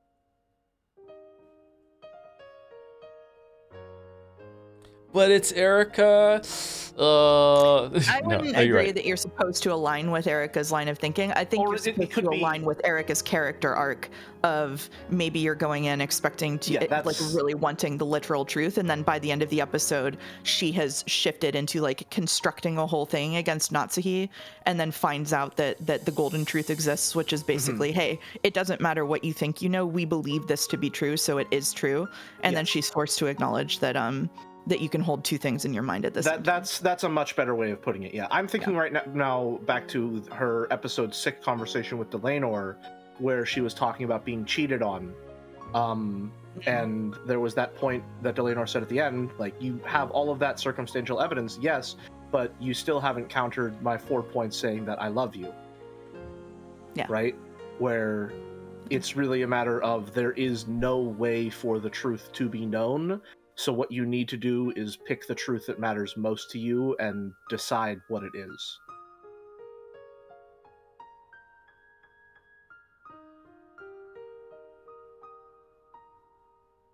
Yeah, think a lot about Erica. Joe in chat saying, "Oh, she's a tool." All right, I mean, I hate Erica. Devastating. Before I continue, thank you to Arbitrary Dummy for the resub. 53 months. Hey To named himself, by the way. Could you thank Jelly for his sponsoring of the Shikashi opposition? We're slowly taking market share to the Sumari conglomerate. Oh. Shikashi, Sumari. See, anyway. Under normal circumstances, I would be more than willing to give an endorsement. However, I think it's a bit too late in the game to shift our financial obligation, shall we say. In other words, I don't believe I'll be able to help you at this time. Wow. Fuck off. Okay. All right. You're right. This is all a fiction I created. See? You've admitted it. You have, haven't you? Just like I thought. This is all a lie you made. Why are you lying to me? Why won't you tell me the truth? Because there's something I need you to understand. Something more important than the truth. Something more important than the truth? What the hell are you talking about? The purpose of my game is to make you understand that. Just as Beato's games were made to make Battler believe in witches, Battler's game was made to show Angie something that was more important than the truth. Games never bring about their intended ends by force. After all, Beato's game could never be won for all eternity unless Battler acknowledged witches on his own. Battler's game was the same. Battler couldn't win in this game unless Angie acknowledged it herself. So, Battler had advanced this game just as Beato had done in the past. To believe it or not. To accept it or not. The decision lay solely in the hands of the opponent. And so, Battler was trying to enshroud Angie with his own illusion. I finally get it. This is a game between me and you, Oni-chan. Angie, I'm not trying to challenge you to a game. No, this is a game. I made a wish hoping to learn the truth of October 4th, 1986. And so you invited me to this game, saying that you'd show me the truth. And now you're showing me this strange illusion, trying to make me believe that it's the truth. Well, too bad. I'm already used to dealing with witches. I can totally tell you're trying to use that kind face of yours to trick me.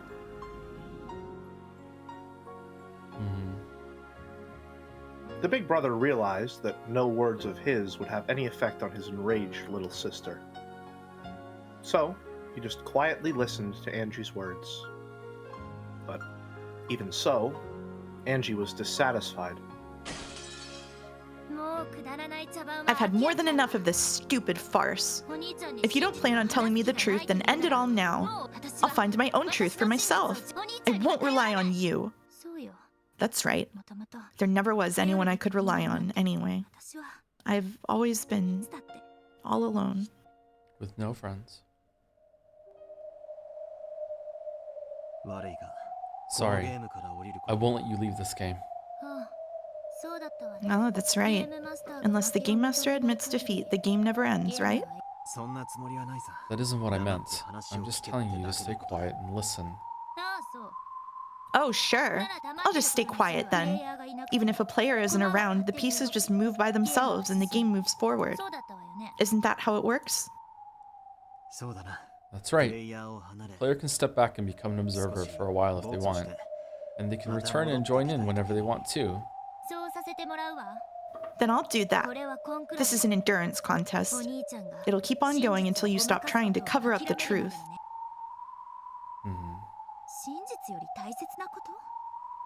Something more important than the truth? I don't get it.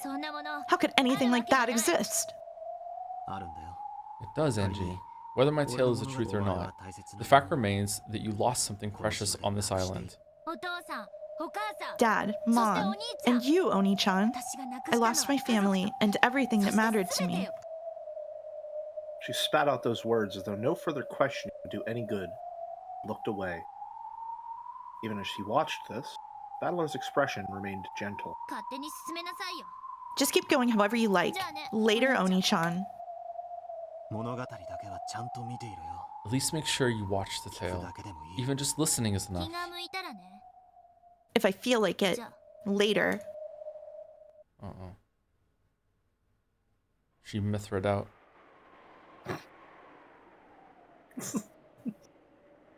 Shut up. This is so stupid.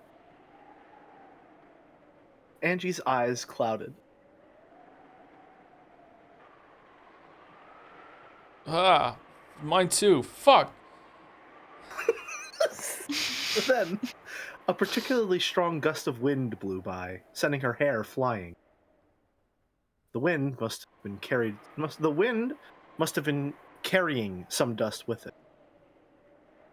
Angie's nose twitched, and she sneezed loudly. Oni-chan? What is it? How long are we gonna stand here? The weather's all weird. Let's go back to the guest house. Angie's eyes weren't cloudy anymore. Did you notice something, Joe? Yeah, does she early in the scene when they were talking more frankly and it was like older Angie, was that the older Angie voice actress and this is the child one? I think it's the same VA and they slipped back into doing the older voice as they were getting more serious. So it's the same VA is trying to be younger here. Okay, all right. Yeah. Oh, good job. Okay. Yeah.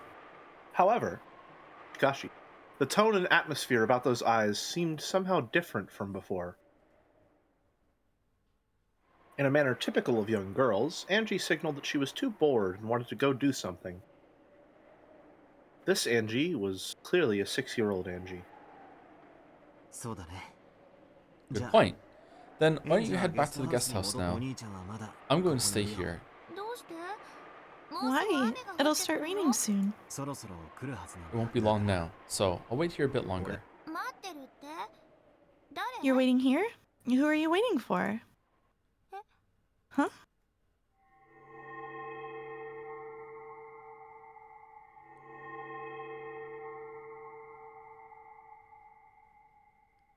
Then, to Angie's eyes, it looked as though the strong winds were carrying flakes of gold along with them. No, she had definitely seen something, but she wasn't able to describe what she had seen. So to her, it had seemed like flakes of gold dancing on the wind. So, here you are. I've been waiting a while now. It was as though he was talking to the wind. Battler spoke to the empty rose garden. This is one of my favorite tracks in the entire visual novel. Can't be right. After all, it was clear from his words that he was talking to someone right in front of him. So, Angie thought it must be someone that she alone couldn't see, and she rubbed her eyes. Then, when she opened her eyes wide, another large gust of wind blew past her. She shut her eyes immediately, and when she timidly opened them, from the other end of the rose garden, yes, from the path that led up from the harbor, a person appeared. To Angie, it looked as though she had appeared along with that cloud of gold flakes carried by the wind.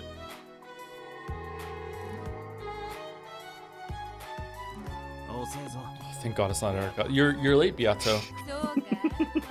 Am I? I'd call it early. Mouse, can you give us your best kept you waiting, huh? Kept you waiting, huh? You should ride in the boat with us every now and then. You mean grasp the handrail and scream alongside you? Oh man, this is just my favorite incest. Yeah, sure, let's scream. Fall, fall. I see, how interesting. Yes, I suppose I did arrive too late. The pair casually walked up to each other and hugged. It looked like a pair of friends being reunited after several years. Angie, surprised by this unfamiliar woman, looked for somewhere to hide. However, Kashi, her eyes met Beato's, and she was unable to escape, like a Pokemon trainer. Oh, and you must be Angie. Huh? She was shocked to hear this unfamiliar woman suddenly use her name. Look, even she can be so cute when she's 6 years old. Oni-chan, who is this person? A friend of mine. A friend? How can you say that? Oni-chan's friend? This is Beatrice. You've heard from grandfather, haven't you? About the golden witch who gave the Ushimiya family its gold. Haven't I heard that before? Friends? No, it's Cousin Zone, chat. The Golden Witch. Now I remember. That was the scary witch who would snatch you up and carry you off into the forest if you didn't listen to your parents or stayed up too late on Rikenjima. Umi Fullers have some weird cope about it not being incest that basically goes like Beatrice is like a fully constructed like imaginary person, and this is a message bottle version of Battler, and so it doesn't actually count. It's like the funniest cope they have. I love it. It's really bad. Anyway, Mom said that on rainy nights, if you look out of the window at the dark forest, you might see the witch looking back at you and get snatched away. Mouse, can I just say, it has been a delight as the episodes continue, like, and as we get further and further through and closer to the end, to see you open up more and be able to actually just say shit. Yeah, it's not a blatant lie chat. It's not a blatant lie chat. If you go to Umiful right now, I'm sure there are like 10 people there who will confirm it for you. I promise. There's another cope that's somehow worse. We're not getting into that one. It is such a treat. Which must mean that I'm supposed to be wandering about in the cold rain, looking into each window to find kids staying up too late? How pathetic that would be. Good point. Angie, your parents just made that story up to get you to go to bed on time. Beatrice doesn't do stuff like that. Very well. Allow me to introduce myself. I am Beatrice, the Golden Witch. Or her grandchild, at least. Grandchild? That grandchild part's a bit of a killjoy. Yeah, no shit. Yeah, well, it's true, isn't it? The person that grandfather got the gold from and called the Golden Witch was your grandmother, right? I guess. The grandchild of the Golden Witch, am I? Can't I get a better title than that? Descendant? Is this person a witch? Yep, she is. She's a guest who's been invited to the family conference today. She isn't a scary witch? She's not going to take me away into the forest? Damn Rudolph and Kyrie. Just what do they think they're telling this kid about me? I don't do things like that. I'll lodge a firm protest later. She looked like a fiercely emotional person. But she wasn't at all what Angie had expected the creepy Golden Witch to be like. She was very loud, overreacting to everything. Nothing at all like the witch Maria One-chan had talked about, who had lived for 1,000 years and had various servants from the demon world. She looked, well, like an energetic young woman, the kind Angie's mom might have gotten along great with. I don't know about that one. Her brother and the witch talked together happily like a pair of close friends. Dogs tend not to trust people they meet for the first time. However, Shikashi, people say they tend to calm down once they see that their owner is on good terms with the stranger. Surely, something similar to this was going on in Angie's heart, and Joe's from the sound of it. Angie kept staring at this pushy, temperamental woman who called herself a witch. She chatted happily with her brother.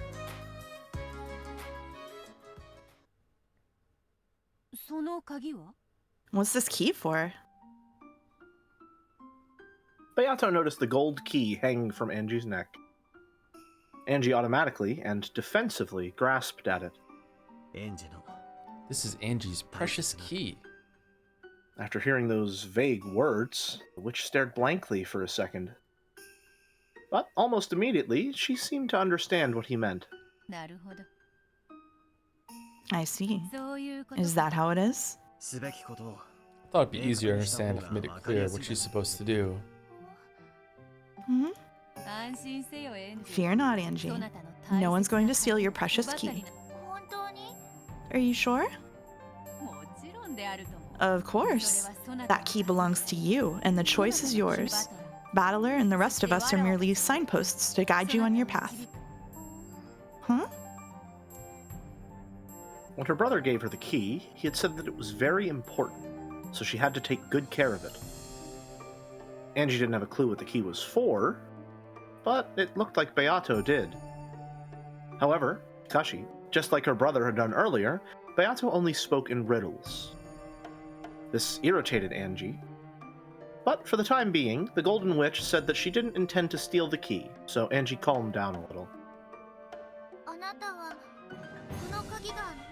Do you know what this key is used for? But of course. However, I cannot tell you. Why not? Because you must decide how to use that key for yourself. The witch said the same thing as my brother. The pair nodded to each other, but it was all Greek to me. It felt like someone had laid out a riddle that everyone knew but me. Everyone was making fun of me. You'll know soon enough. Don't waste time thinking about it. Angie held the key tightly. Even if she didn't understand what it meant, it was her own key, and her big brother had told her to take good care of it. With her youthful suspicion, she was scared that the witch might ask her to hand it over, saying that she'd teach her how to use it. Of course, her thoughts showed up clearly on her face. The witch couldn't help but laugh at that honest expression. Fear not. It's impossible for anyone to steal that key from you. No one can steal it? You might say that it has been imbued with magic to make it so. At any rate, fear not. Neither I, nor Battler, nor anyone else on this island can steal that key from you. Really? Yeah, really. The magic won't let them. The key was hanging around her neck like an ordinary necklace. Angie could take it off right now if she wanted to, and if an adult tried to use force, it seemed like it would be easy for them to take it away. However, Chikashi, both her brother and the witch said that it was protected by a magic that would stop anyone from stealing it. Does magic really exist? Even the 6-year-old Angie knew the word magic, knew about the word magic. However, Chikashi, she also realized that real magic didn't exist, and that certain kinds of magic tricks were sometimes called magic. However, Chikashi, her brother, and the witch were talking about magic itself. Did I ever tell the story about this during Umineko, about my mom's friend growing up that tried to convince me that magic was real? And she told me that she was walking through the forest one day, and she met a leprechaun. And she said that she met a leprechaun. She's like, she found this stump that she knew was magical, tree stump in the forest. And she's like, and I just knew there was someone there, so I crouched down and I said, I know you're here, so you're gonna have to come out and meet me. And then I stayed there for like 10 minutes, and then the leprechaun came out, and I spoke to the leprechaun. And I looked at her, and I was like, I think I was like 8 years old at the time. And I said to her, no, that's not real. Leprechauns aren't real. There's no such thing as leprechauns. There's no such thing like that. And then she looked at me dead in the eye and got really fucking like stern with me and said, are you calling me a liar? And I was like, well, no, but at the same time, like, I know that that's not real. Like, what do you want me to do here? Like, How did you save this until episode 8? I don't know. How did this survive until episode 8? I don't know if I told this story just to Mouse, or if I told the story on stream once. But that's the same mom's friend that taught me how to swim, Mouse. So she was like, I see. So she was like simultaneously sometimes like really nice to me, but also at other times like weirdly kind of like, I want you to buy into this bullshit sort of thing. I really never told this story on stream before, really? Huh? Yeah. She taught me how to swim. We had a swimming pool in the backyard of the house we were renting at the time. It was a very small pool, and it wasn't really a big house. Some houses in Canada have that. And I didn't know how to swim. And she was visiting from the UK, my mom's friend, and I really wanted to swim in the pool. And like I made a big stink about it. And then my mom's friend said, well, I'll teach him how to swim. You know, like I can do that. And my mom was like, no, it's not safe. And I like threw a tantrum. And then my mom's friend was like, no, I really can't teach him how to swim. And my mom just went off, like cigarette just appeared in her hand, like the magical swords from Expedition 33. Because that's how she spoke. She's like, fine, fucking teach him how to swim. And she did. And I learned how to swim. And I'm a pretty good swimmer. Well, there you go. On the subject of incest, can I say 2 separate shout-outs?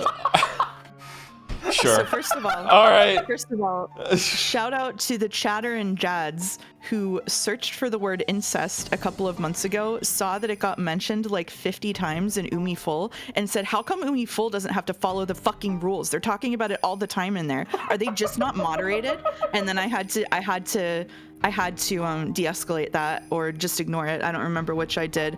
And also a second shout out, much bigger shout out to Simple, the mod of Jads, who said, somebody made Battler and Kyrie fan art that's kind of sus. I think that we should ban all incest representations from fan art. and then I had to message him and fully spoil all of Umineko to let him know that everybody was going to be shipping Beatrice and Battler, and that it's technically incest, and so if we banned incest fan art, it would spoil the entire visual novel. Oh my god.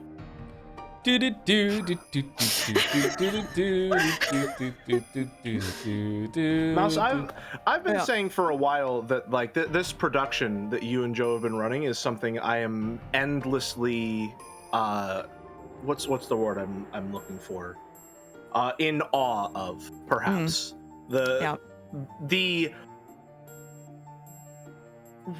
I can't find the words right now, but it is an honor to be a part of it, and to know that even more shit has been happening backstage the entire time is insane. The amount that you have had to manage here is it's spoiler crazy. Management whack-a-mole for 6 months is what I've been doing actually behind the scenes. It's actually wild.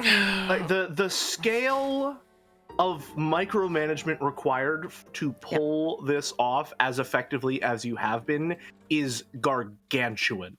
Yeah. You have my endless respect for that. Yeah. Simple says the amount of times I had to avoid bringing up Umi incest in mod chat has been double digits. Yep. Yeah. Yep. Anyway, sorry. Just had to let that one out there because I've been sitting on it for 6 months. No, of course. Thank you, partner Twitch streamer Hello It's Mouse, for the incest interjection. Yeah. Yeah. Magic exists. Really? Maria spoke of me often, did she not? She says that witches exist, magic exists. She must have told you these things on many an occasion. Someone asked, are there any Umineko incest ships that are not allowed? Only Battler and Rosa, just to make people upset. There you go. True. Maria had talked about that many times. When they were just playing, Angie had believed her, more or less. However, Shikashi, Angie was, in some ways, sharp for her age.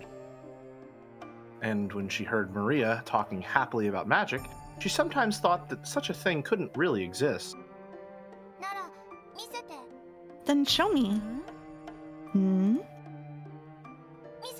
Show me magic, or I won't believe you. Oh, hold up a sec. Yato just arrived on the island, and she hasn't even gone to say hi to everyone at the mansion yet. Battler spoke as though he was trying to smooth something over.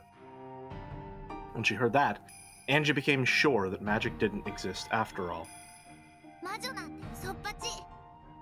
Magic is just a bunch of lies. I know. Hey, stop that. You'll hurt Yato's feelings. No, it's no problem. Anyone would say that upon meeting a witch. Normally, I would ignore provocation from such a small child, but she is your little sister after all. Why don't we give her a special showing? Oh, I see. So when Erica completely trounces a child for their belief in magic, we go, oh no, we hate Erica so much. She's so evil, how could she do this? But when beloved pillar of the community, Beatrice the Golden Witch, does it, we're all, oh, so cool and based. We're so happy to have you, Beatrice. Thank you. Yeah, but look what she's wearing. This is like the hottest version of Beatrice. So like, yeah, she has a huge buff right now. Are you sure? Nailed it. Of course I am. Watch carefully, Angie. Okay.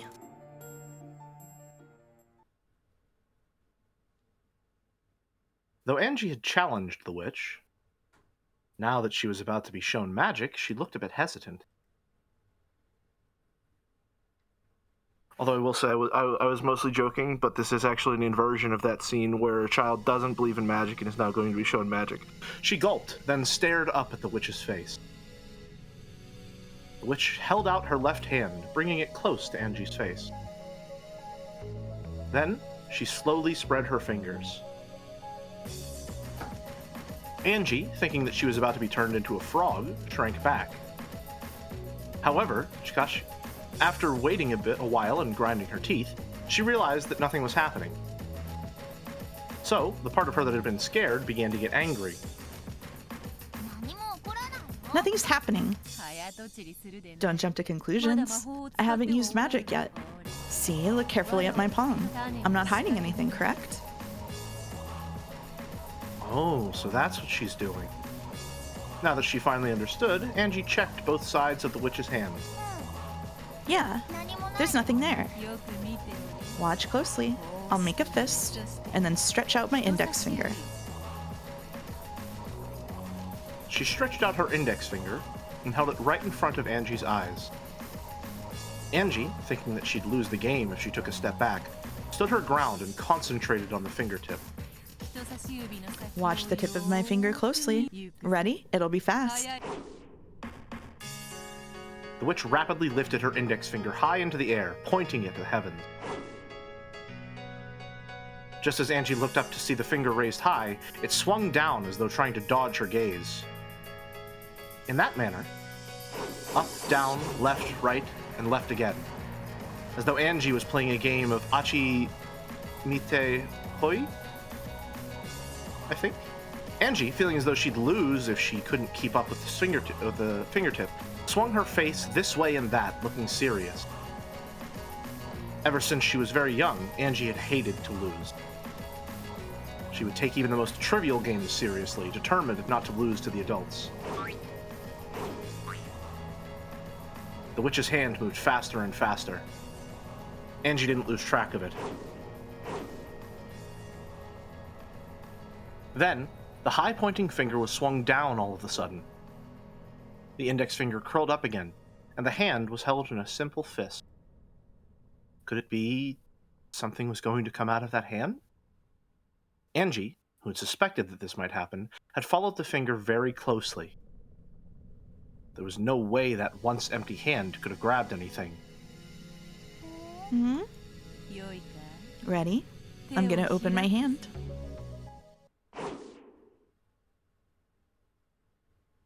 The witch slowly opened her right fist. And there... What? What? How? How, Oni-chan? The witch gave the cutely wrapped candy to Angie as present. Angie took it and desperately searched for some kind of trick on it, but it was just an everyday, ordinary candy. How? That was a trick, wasn't it, Oni-chan? Oni-chan? Nope, that was magic. You were watching the whole time, weren't you?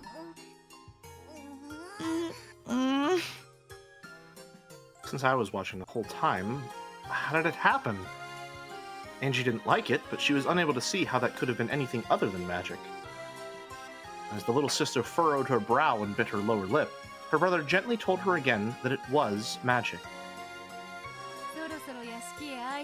It's about time for me to head to the mansion to pay my respects. You should come along, Battler. I'll suffocate if I have to go alone. You sure? Then I'll join you. What about you, Angie? Will you go back to the guest house? I want to stay with you, Oni-chan. Still couldn't accept it. However, Chikashi, could it really be? She still looked grumpy, but it looked like she was getting interested in this witch. Then let us go. The Golden Witch returns. The Golden Witch's grandchild returns, you mean? We really need to do something about that name. The big brother and the witch really did seem close. And they were roommates. With kindred spirits like a pair of comedians, they started walking. Angie held onto the corner of her brother's sleeve, trying to make sure he didn't forget about her.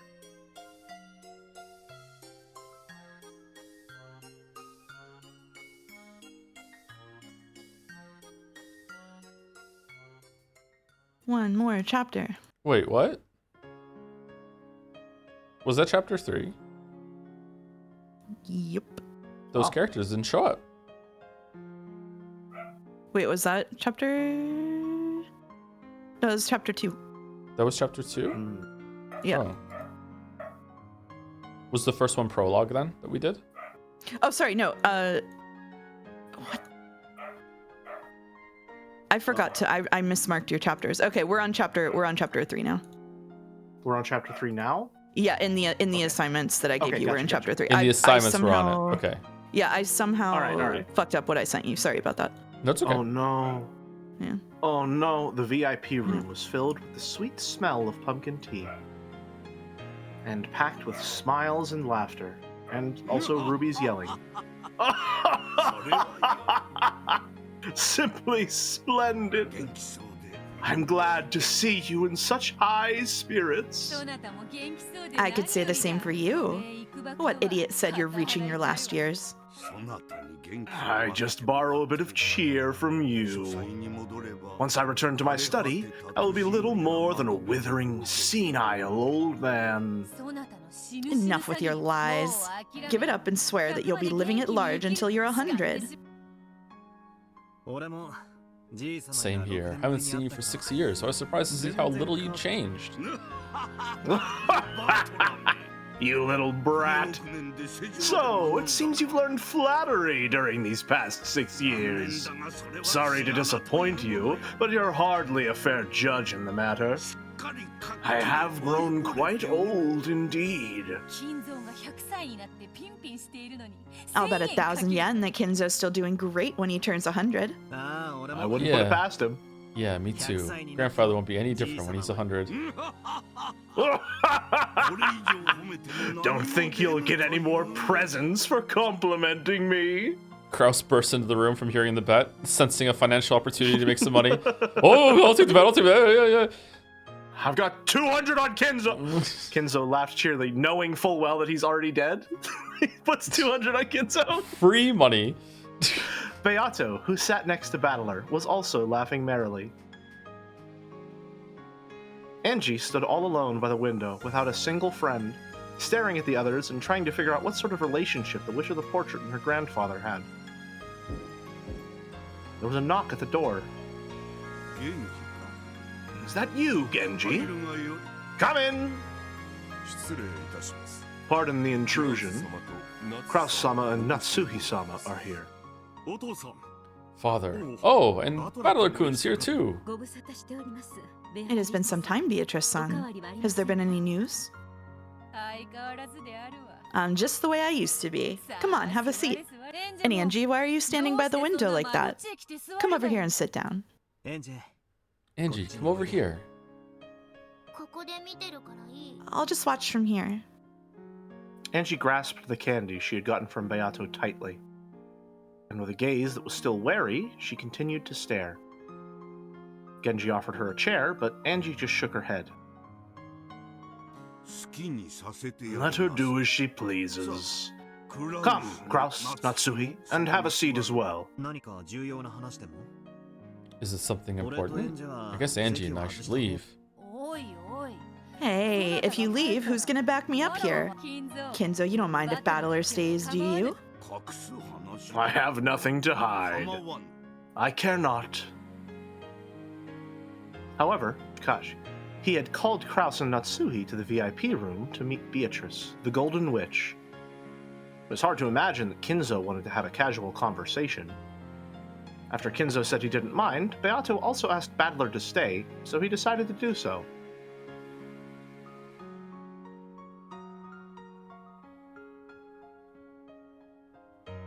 In order to avoid getting in the way of their conversation, Battler stood up from the sofa and walked over to Angie's window. When the big brother finally came back to Angie, she clung to his waist, though determined to not let him go away again. Oh, I see. That must be why Angie doesn't like me. Huh? What do you mean? Angie doesn't dislike you, does she? You really don't understand women, Battler. Beato smiled at Angie, but the latter turned to look the other way. Even a young woman is a woman nonetheless. When Beato stopped laughing, the conversation switched gears. Why on earth did Kinzo summon Kraus and Natsuhi to the VIP room? And what was he going to talk about? Everyone fell automatically silent. Okay, I need a minute to beef with chat. Sorry, just a small beef with chat. Chat is getting really weird about this. It's super common whenever you have like a little sister, or like if you have a daughter and you start dating someone new or something, for like them to get like jealous and feel like somebody is taking their place. It's nothing to do with anything weird. Like it just happens really, really often. Like it's really common. Yeah. So don't be weird about it. It's an attention thing. It's not a romantic thing. Yeah. Yeah. Golden Witch Beatrice. Chad is just dumb. Sorry, Joe. I don't think Chad is dumb. I think some people in chat are just so anime pilled. Is the problem? Yeah. I don't think they're dumb. I think they just haven't had the right exposure. Don't take it as as an intelligence detriment or anything like that. It could also be the case that maybe they haven't had siblings of their own, and so they might not have experienced like even some part of this dynamic. Like even I, growing up as a younger brother, felt it slightly like if my brother was going to hang out with friends, I would always want to go hang out with him as well because I wanted to spend time with my brother. You know, there's that thing of like, you know, you're friends with someone, you care about someone, so you want to monopolize their attention at least a little bit. Yeah. In an irrational sort of way. No, you're all wrong. I'm just weird. Okay, fair enough. I see. Fair enough. Some of you need to touch ass. That's true. Yep. Some of you need to touch ass. Yeah. Good point, Cheddar. Good point. Anyway, sorry, Jelly. Continue. Golden Witch Beatrice. Each and every day I remember the debt the Ushiromiya family owes from when it was saved from the brink of destruction.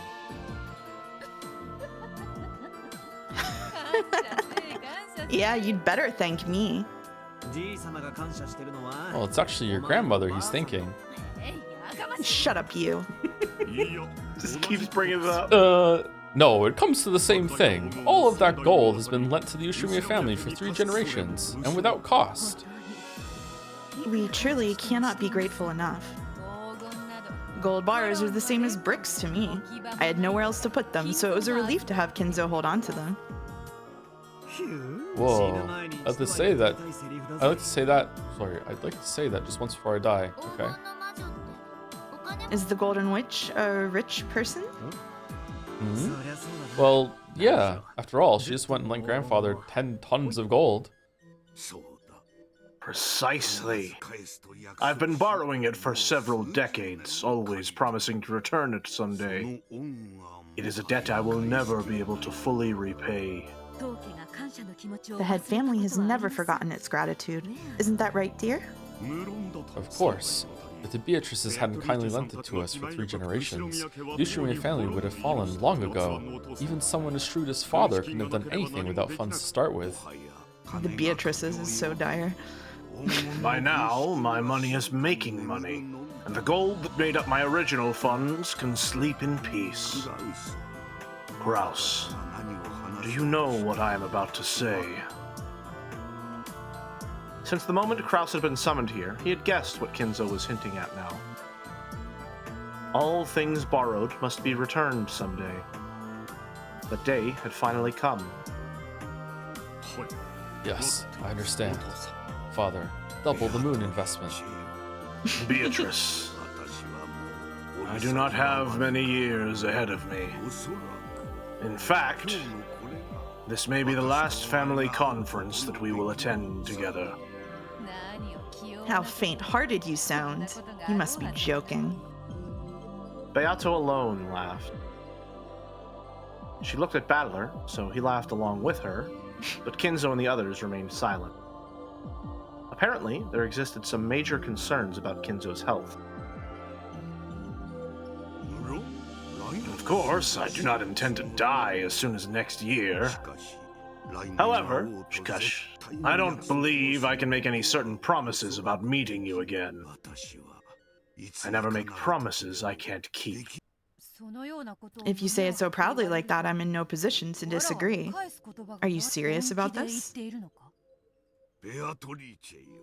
Beatrice, I want to make amends, and I must do it while I am still in high spirits. For that reason, I made a decision today. What's grandfather talking about? Quiet. Grandfather is about to talk about something very important. By now, even Battler understood what Kinzo was about to propose. Beato probably realized it too. At one time, the Ushiromiya family had ruled the skies like an eagle before being crushed by the Great Kanto earthquake. The eagle had one of its wings torn off, and it crawled in the mud on the point of death. Then, they were saved by the Golden Witch's golden miracle. Under the Golden Witch's protection, the eagle had nursed its wounds for many years. Now, finally, it was time for the eagle to leave the nest the witch had provided.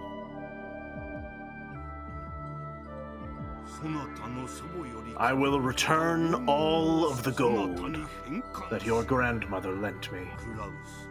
Kraus, you have no objections, correct?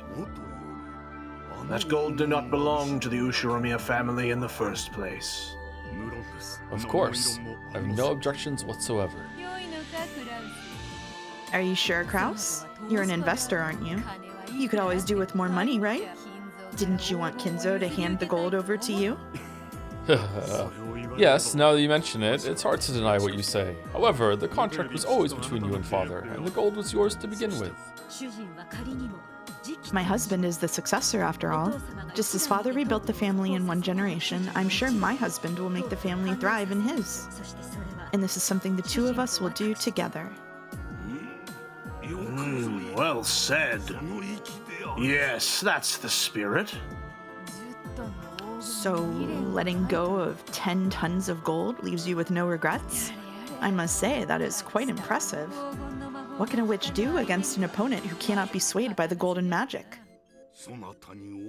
I will return the gold to you, but the Ushiromiya family will always be supremely indebted to Beatrice, the Golden Witch.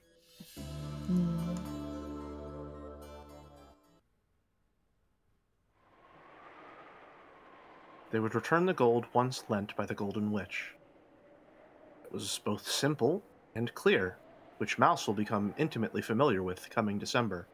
However, Kakashi, the expression worn by the Golden Witch herself, slightly lonely. Angie couldn't understand why this was. After all, if you're returning it, I cannot simply say, I don't want it, take it back. Oh well. Beato rose from the sofa. Then, she walked up to the window and looked down at the rose garden waving in the wind.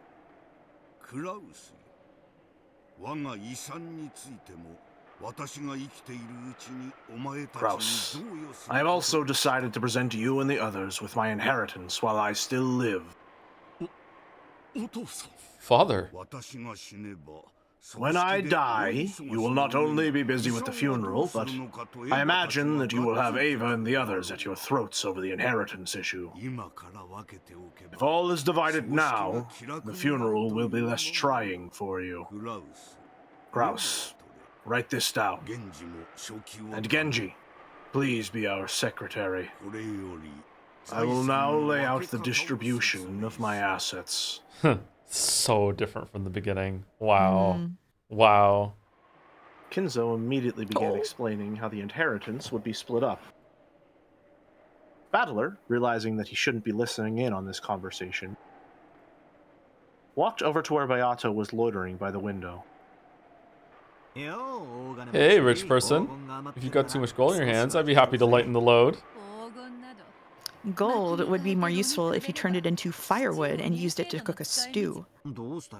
What's the matter? You're looking a bit bored.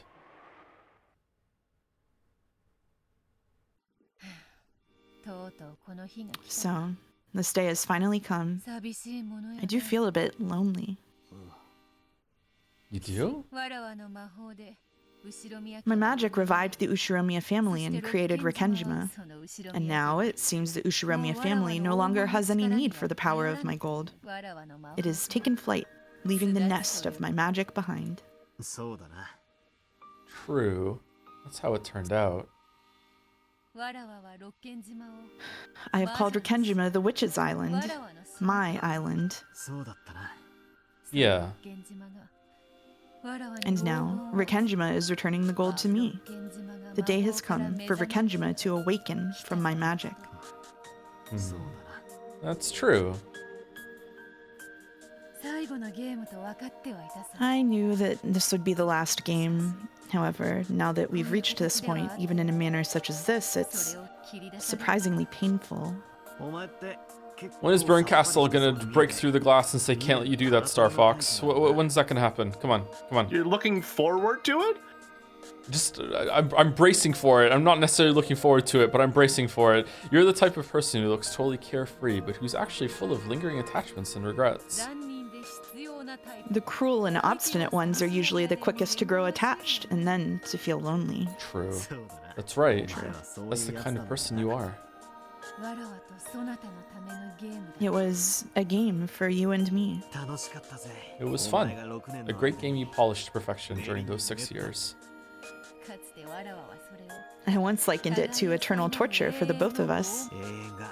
Eternity is happiest when you can still believe that it's eternal. But all things must end, and we have to be aware of that. So we must not avert our eyes. Just as the sun always rises, there's no sun that doesn't set. Of course, Angie didn't have the slightest idea what her brother and the witch were talking about. However, Kashi, even as young as she was, she could feel that the pair had spent an incredibly long time together. And they understood each other so well that they might as well be a married couple. Posture check, chat. Change your posture. Thank you. Then, Beato noticed her reaction. Angie, at one point the two of us wove games for each other. However, that time is now over. This game has been made not for our sake, but for yours. I have a question for you, real quick. Mm-hmm. If this game is made for Angie, and if the previous games were made for Battler, then who was Game 6 that Battler made for? Who did he make Game 6 for? Beato. Sorry, I shouldn't answer that. No, you can answer. It's good. We're past that. Like, I would say himself, like, to get Beato back, to prove that he had figured things out. I had a theory for a bit that it was for Erica. Because you love Erica so much. Yeah, naturally, of course, right, yeah. Maybe this game's for Erica too. Maybe. I mean, we haven't seen her in a while. Hopefully she's okay. You know? Hopefully. Joe, how would you feel if Erica came back for episode 8? How would you feel of if course that she's going to was- come back. Everyone's going to come back at some point. Even if it's just for like one line of dialogue, everyone's going to be here at some point, yeah. And Erica was there too. They were speaking in riddles again. Grasping the key that hung by her chest, Angie looked at her brother's face. Who else could steal the key from Angie if not Erica? Because she doesn't believe in magic. Yeah, That's true. she's going to That's be true. like that meme that if I could read, that could stop me from entering or whatever. So like, yeah, it's going to be there we go. Detective's authority, give me your shit. Whoa! Oh, fuck. God, I hope not. Anyway, we need to show you the contents of the cat box of this day. That key I gave you is for opening it. What do you mean by cat box? He means this day. With the miracle of magic, I've brought you to the day you wanted to reach so much. You must continue telling the story of this day as the final witch. Does that mean that I mustn't remain here? Angie's tone was slightly tense. She understood what her brother meant, and it made her frown. Just how long have I suffered wishing that I could return to the Rikkenjima of 1986? And now I've finally made it here. So why are you chasing me out? You said I could decide for myself. That's right. I did say that. I'm not leaving, and please stop trying to spoil me with this strange made-up game. I want to know the truth of this day. She is a moody girl, be it 12 years in the future or in the past. Shut up! I didn't ask you. And what the hell do you think you're doing here? Didn't the Golden Witch come here to perform her resurrection ceremony? Didn't you appear on the island with a crash of thunder and try to offer up 13 people as sacrifices? Why are you acting so happy and casual? It doesn't make sense. You're the one that doesn't make sense. What are you thinking? Do you want me to be a murderer? You wrote it down in a tale, sealed it in a message bottle, and threw it into the sea. 2 of those were discovered later on. Both of them were stories of cruel serial murders. What a shame that only 2 of them made it to shore. How sad that land, my greatest masterpiece, was never seen by human eyes. Readers added context. This refers to the discarded episode 3 that Ryukishi wrote. Ooh, that's fun.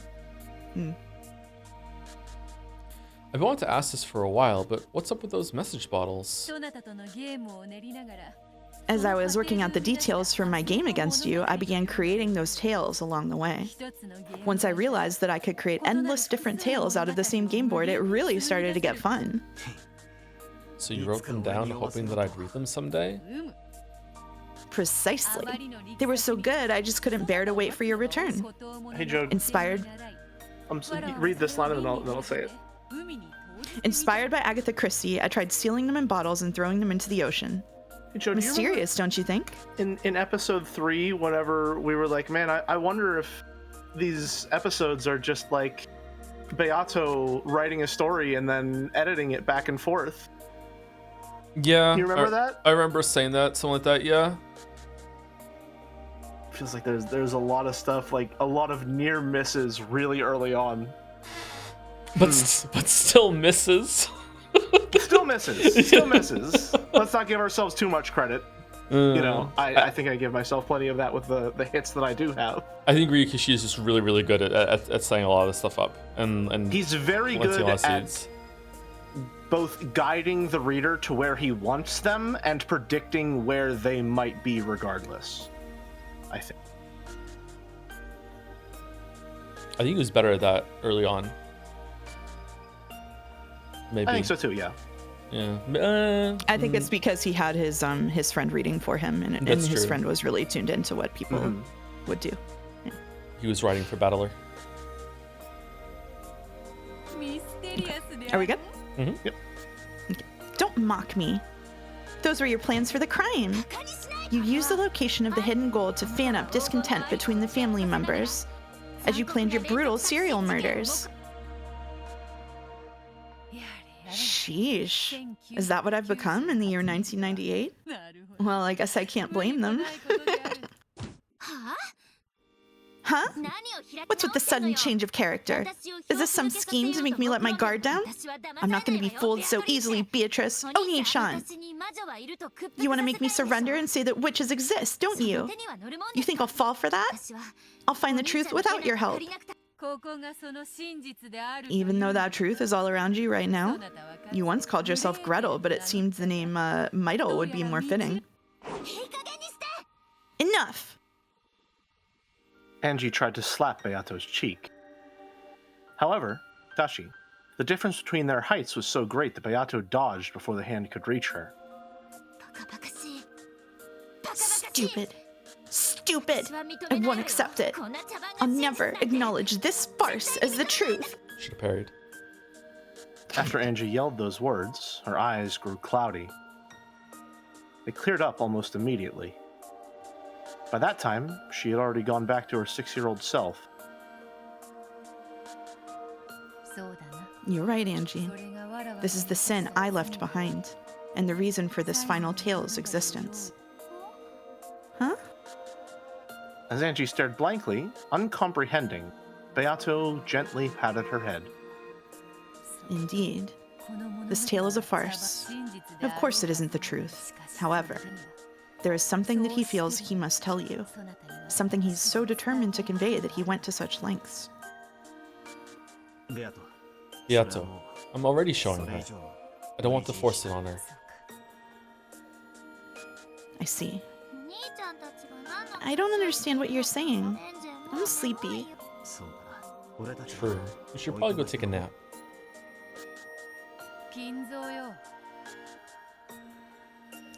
Kinzo, must I remain here longer? My apologies, but I must ask you to stay for just a bit. Moving on, Kraus. The continued support of the Fukuin house should be viewed as your responsibility as the Ushiromiya family head.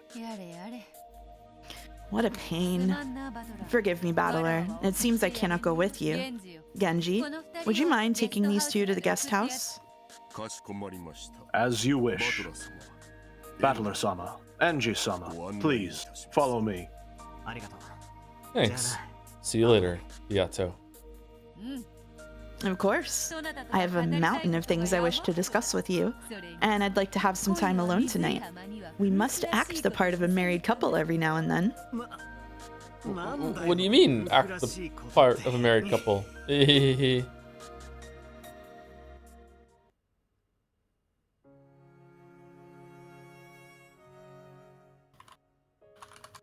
Because Angie had gotten so bored, she had grown very sleepy. It would probably be best for her to take a quick nap. Battler walked through the windy rose garden, pulling her by the hand.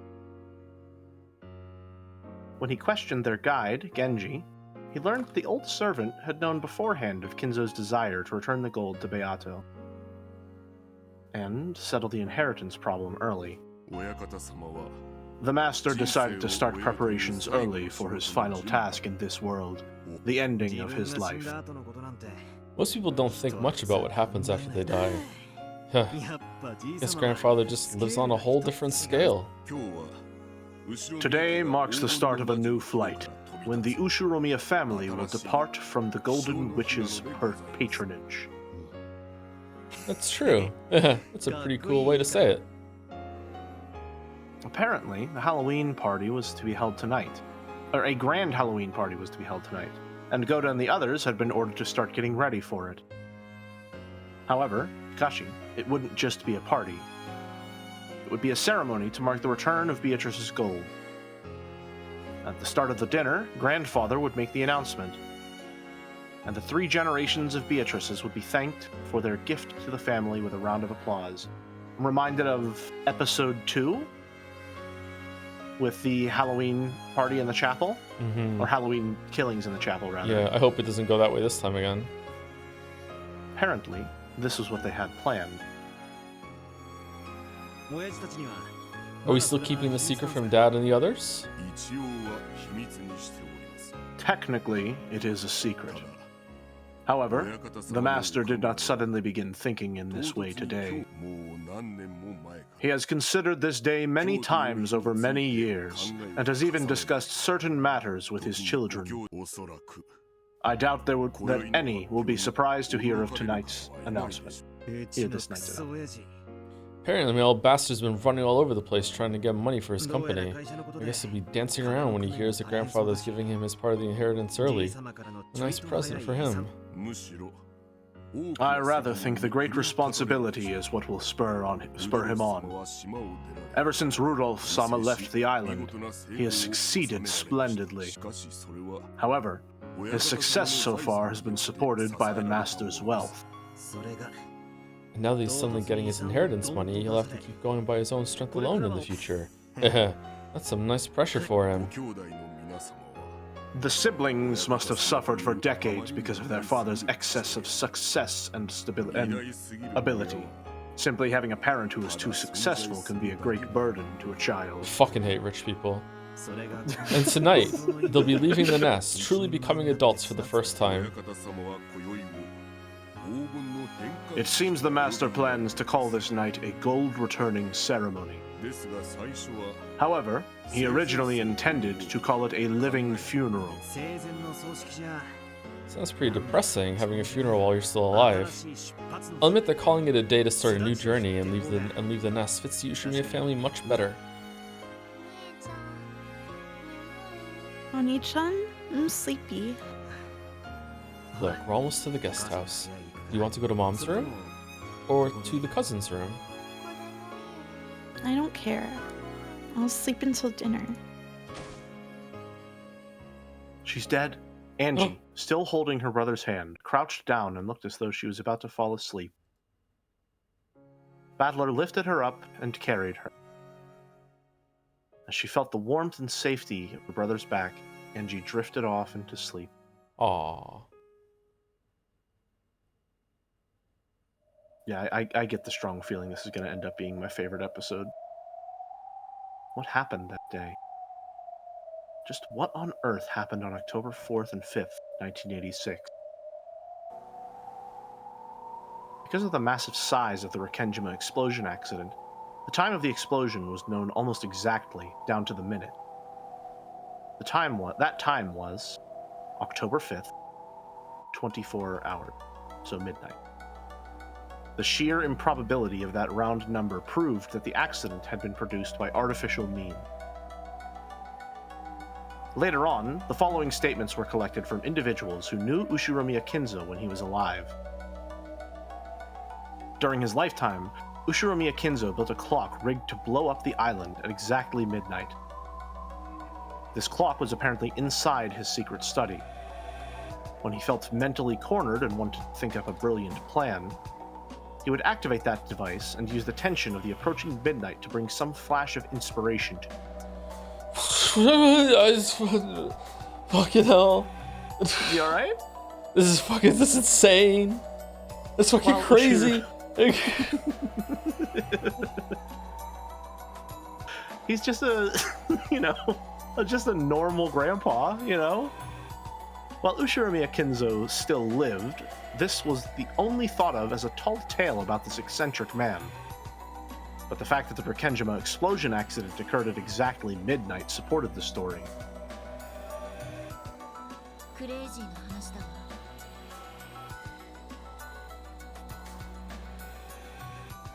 It sounds crazy. Oh shit, he's back? He must have hoped to gain some sort of mystical power from those short periods of madness. If we call this his source of high output mental power, the story isn't that difficult to swallow.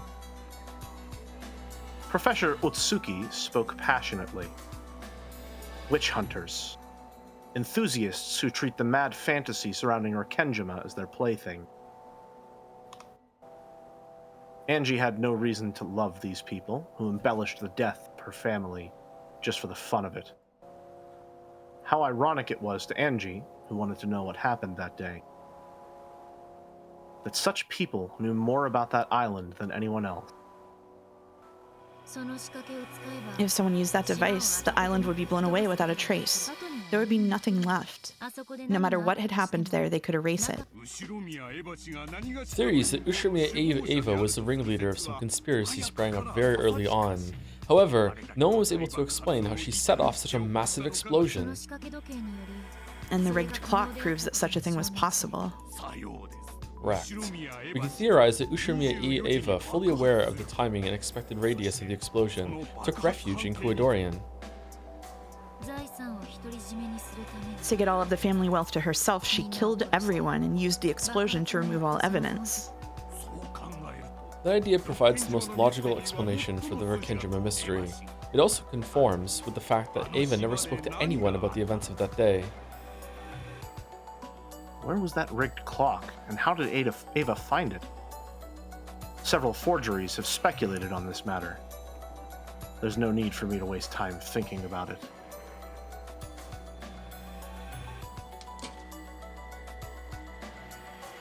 Eva activated the clock device, hid in Kuodorian to escape the blast, and was therefore the only one to survive.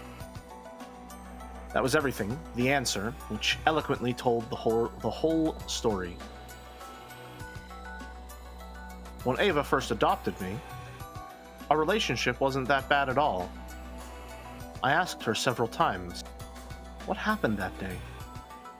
Every single time she answered, it was to say that she didn't remember. But, well, she must have been flustered at that time. The very first time I asked, she answered like this. I can't tell you about it. It was a slip of the tongue. She knew what had happened that day. And she left this world without telling me even a bit of the truth. She sealed the truth in a cat box and left this world, taking the key with her. There can be only one answer. She was behind everything. She got to keep all the family wealth to herself and become super rich. And afterward, she lamented the fact that her beloved son would never inherit any of what she had created. And she cursed me. Did she always have the Fruit Loop bracelet? I don't think so. I'm not sure, actually. It would be a very weird thing to add in the 8th episode. Chat says but yes. Chat Yeah. says I'm yes. expecting... She did? Yeah? Okay. Huh. Just remembering that old bitch makes me want to vomit. Wow. Why is Angie acting like she just didn't see episode 7? What happened that... I wonder. That's what I want to know. It's my only goal. The one reason I'm still alive. However, later on, I had to come to grips with the fact that my goal was an abstract one. After all, though I don't know what happened that day, if it's a question of who did the crime, that's already clear. Ushiromiya Eva. She's the culprit. That has never changed since the beginning. That's right. I'm not trying to find out what happened that day. I'm trying to find out what Ushiromiya Eva did that day. If I can reveal that, then I can expose Eva's evil, even though she's already dead. That is my true goal. The police also suspected the accident might be a crime, and they did investigate. However, no matter how much they inspected the crater that had once been Rekenjima, they didn't find anything at all. The public and the witch hunters cornered Eva with several bits of circumstantial evidence, but not a single bit of physical evidence was found. Though Eva was only the merest fraction of a shade away from guilty, they were unable to expose her crime. My goal isn't anything as vague as learning what happened that day. It's to expose the crime Ushiromiya Eva committed that day, and to have my revenge. I haven't been able to expose Ushiromiya Eva's crime, so people are acting as though the events on the island were all done by some bizarre golden witch. Defeating the golden witch means exposing Ushiromiya Eva's sin. I won't forgive Ushiromiya Eva. I'll certainly hate her and take revenge for my family. Interesting that this is an exact inversion of Battler in the beginning of episode 1, where he doesn't want to believe that it's one of his family members, but he doesn't want to believe that it's going to be a witch, so he has to prove that witches don't exist. In this case, she's explicitly trying to not prove, or rather trying to disprove the existence of witches so that one of her family members can be guilty. Mm-hmm. And the reason why she hates Eva so much is because Eva was protecting her from the truth. Again, very tragic. Yeah. Yep. Yeah. Very good. That is Ushiromiya Angie's one and only reason for living. Oh, fucking this guy! She knew you hated her that much. God. You don't like this guy? No, No? I have a sincere and thorough distaste for this train conductor-looking motherfucker. I Man. think he's hotter than Will. You think... Oh my god, I was gonna bring him up during the Will conversation, but I didn't want to because I don't want to think about this fucking guy. I hate this dude. He's hotter than Will? Really? Yeah, I think he's hotter than Will. Damn.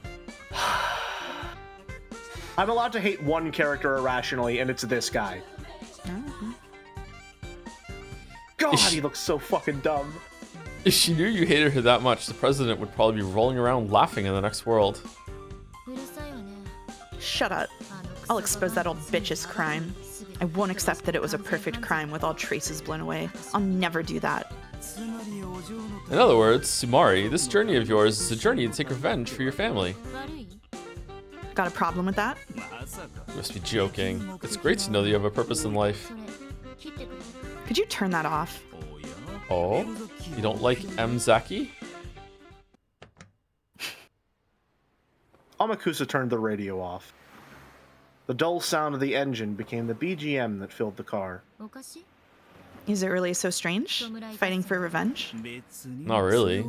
Out on the front, I met people who live for that reason over and over. You've been on battlefields many times as a mercenary, right? Well, I've seen a few. So are people who fight to take revenge for their families strong? No doubt about it. Some people even strap bombs to themselves and commit suicide to take revenge for their families. Humans are more than capable of dying for vengeance. That's right. I could do it too. Have you heard of child soldiers? You mean kids who fight like soldiers? That's it. Kids who've lost their parents and have nowhere to go sometimes get picked up by groups of armed insurgents and become soldiers, and after the war is done, they go back to being regular kids.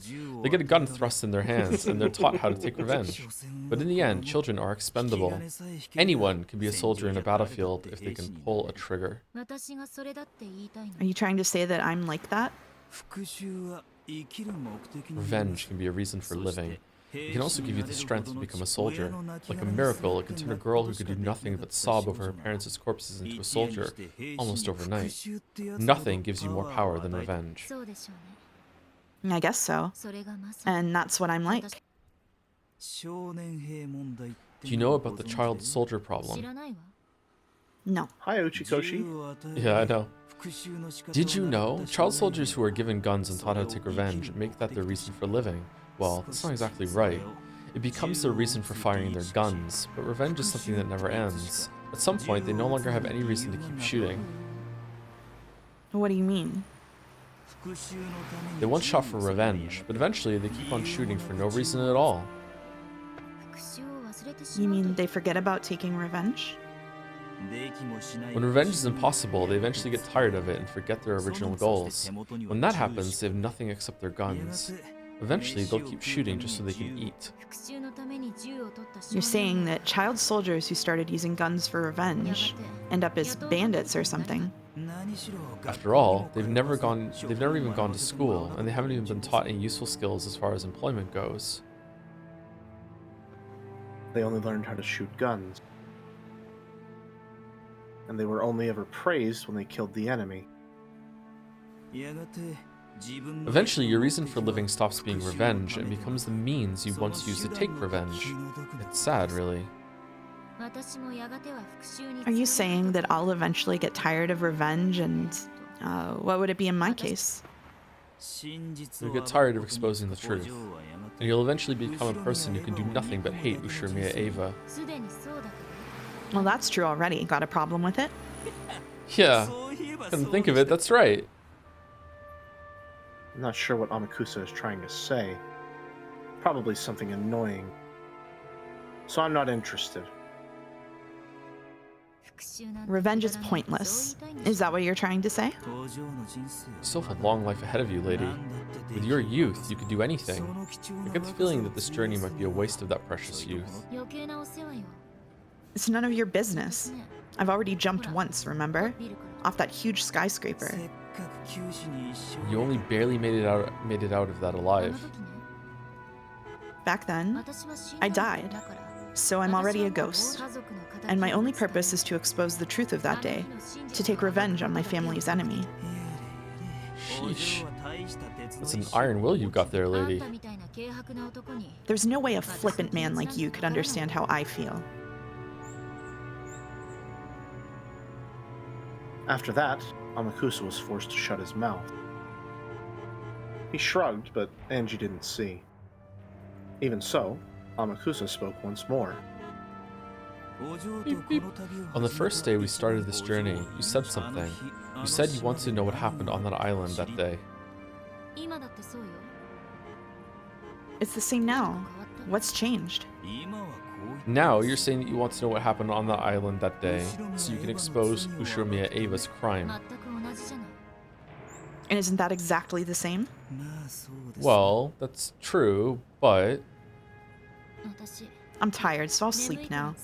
Would you mind staying quiet for a bit? Tell me when we get there. Roger that.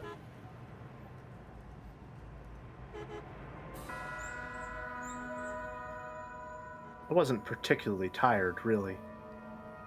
I just said that because I didn't like talking about them. Don't become one. A child soldier. Angie, who decided to feign sleep, ignored him. But Amakusa kept talking. That squeaking is going to kill me. He wanted to make sure he heard at least this much. You started on a journey to learn the truth. It's becoming more and more a journey of revenge. A journey to have revenge by exposing the truth. But, as you know, there's nothing left on Rikenjima. There aren't even any traces left. Exposing the truth might not be a picnic. I know what Amakusa's trying to say. The police searched the scene so thoroughly just after the crime, and even they weren't able to find any physical evidence proving that Ushiromiya Eva was the culprit. And a full 12 years have passed since then. The truth could be discovered by a girl like me, waving wads of cash around to pick up bits of info from those who were somehow related to the incident. Then someone would have exposed the truth long ago. I might not be able to reach the truth. If so, then my first desire, my desire to expose the truth, will probably fade away. After that, only my hatred for Eva will remain. Just like those child soldiers who forget their original purpose and live just to shoot. I'll forget my original purpose and live just to hate. I'll do nothing but despise Ushiromiya Eva, but my goal, exposing the truth for revenge, will be gone. So hating Ushiromiya Eva will become my whole life. Is there any difference between shooting for revenge and shooting to live? When you pull the trigger, somebody dies either way. And what about my case? Is there any difference between hating Eva as I expose the truth and hating Eva after I've given up? There's no difference. In the end, whether I find the truth or not, I'll just keep on cursing Eva over and over until I die. What a crappy life. But now, it's all I have left. Ushiromiya Eva stole my family. So I'll take revenge. By exposing her crimes and showing the world. My consciousness was slowly drifting away into sleep.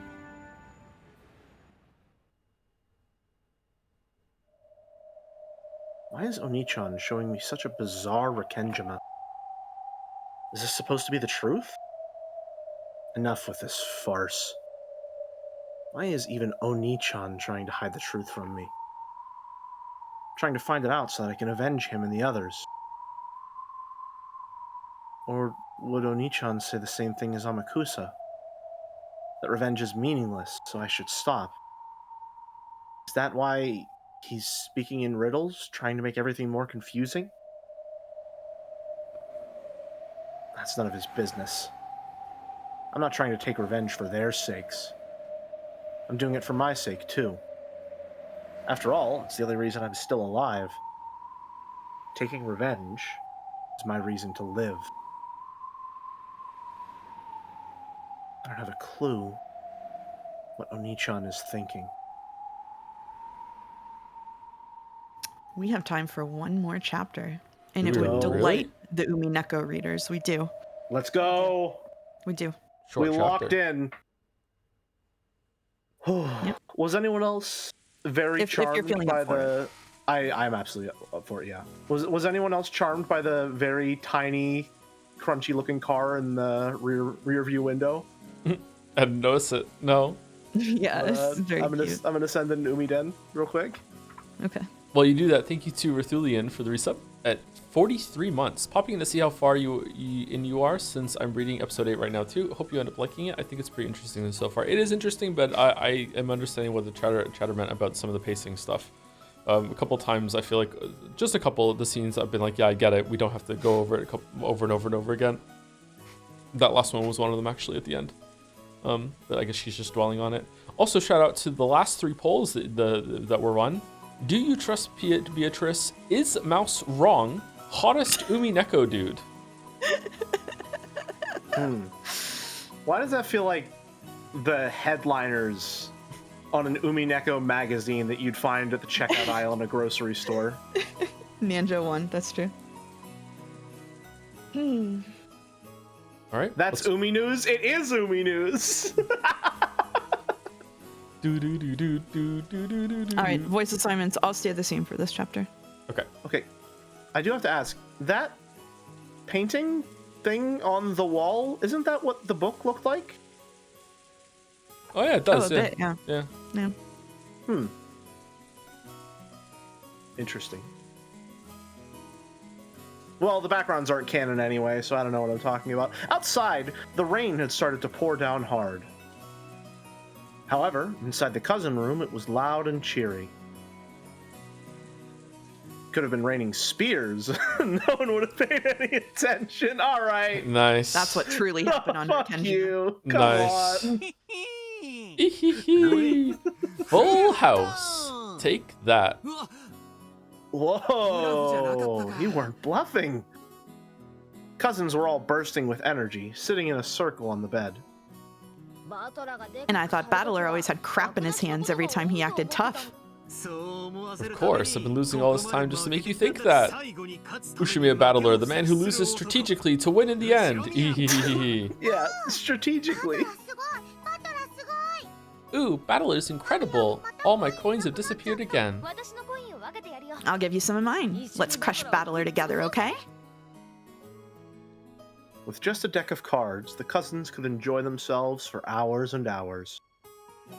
They were so engrossed that the occasional thunderbolt hardly even registered as static in the background. I'm starting to get hungry. I wonder if dinner's ready yet. Who knows? It should be ready soon. Goto-san and the others really went all out for tonight. Yeah, which means we've got a lot to look forward to. Is this to celebrate my long-awaited return? I heard from Shannon just now it's going to be a Halloween party. They'll set up a buffet in the hall. Sounds incredible. A Halloween party? Incredible, incredible. Ooh, ooh, ooh. Huh? Yeah, who is it? There was a knock. The door opened, and Angie was there. She'd been sleeping in her parents' room. Hey, Angie. So you woke up. They said it's time for dinner, so we have to go to the mansion. They said to get ready. Ooh, ooh, ooh. Food, food, food. I'm hungry. I am hungry. Shit. Perhaps because she was the hungriest, Maria celebrated more vigorously than anyone else. Why does Maria Umineko... She has a last name, I'm boarding the bit. She jumped up happily and hopped off the bed. As the others all clambered off the bed and started putting their shoes on, Kyrie and Rudolph came into view. Hey, brats. Stick 'em up. Time for food, so get ready. Looks like today will be extra special. Can't wait to see it. Ooh, I know. It's a Halloween party. A Halloween party? I know, and Angie doesn't. Mom, what's a Halloween party? Who knows? We'll have to go see her for ourselves. Ready, everyone ready? It's about time to go. Is everyone here? Please, follow me. Maria, over here. Your collar's crooked. Nah, I'm starving. The food is the best part of these family conferences. Are you starving too, Angie-chan? Ava smiled at Angie. Yeah, I'm starving. Angie? That's I'm hungry, right? Don't worry about it. Yeah, I'll bet you're starving. My stomach's rumbling too. Okay, let's get out of here. Looks like the wind's blowing hard outside. Make sure you don't lose your umbrellas. Everyone, please take an umbrella.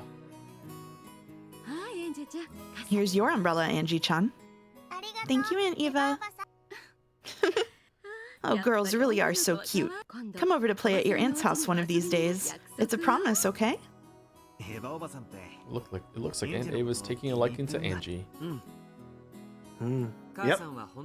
Apparently, Mother really wanted a daughter. Oh, I've heard that too. I think she adored me too when I was little. My mama said she really wanted a son. Ooh.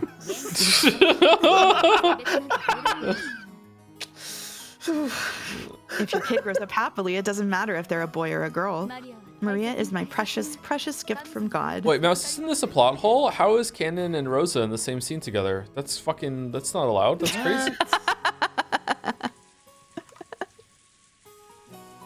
I mean, Episode listen, 8 it's just the does end of that. some anime bullshit. I don't expect them to keep all this comprehensible in the first place, so it's just what I expected at this point. When they got outside, the wind was fairly strong. Ava, who had really hit it off with Angie, offered to share an umbrella with the little girl. It was hard to tell what they were chatting about so excitedly about, but they seemed to be getting along splendidly already. Battler opened his umbrella as he watched this. His little sister was so cute when she clung to him, but she was just as cute and adorable when looking up to someone else with a happy smile. The wind and rain were strong, but even this must have been the perfect spice to heighten the anticipation of the coming meal.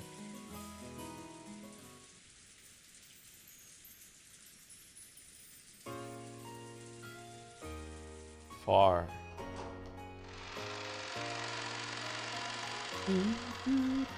Oh.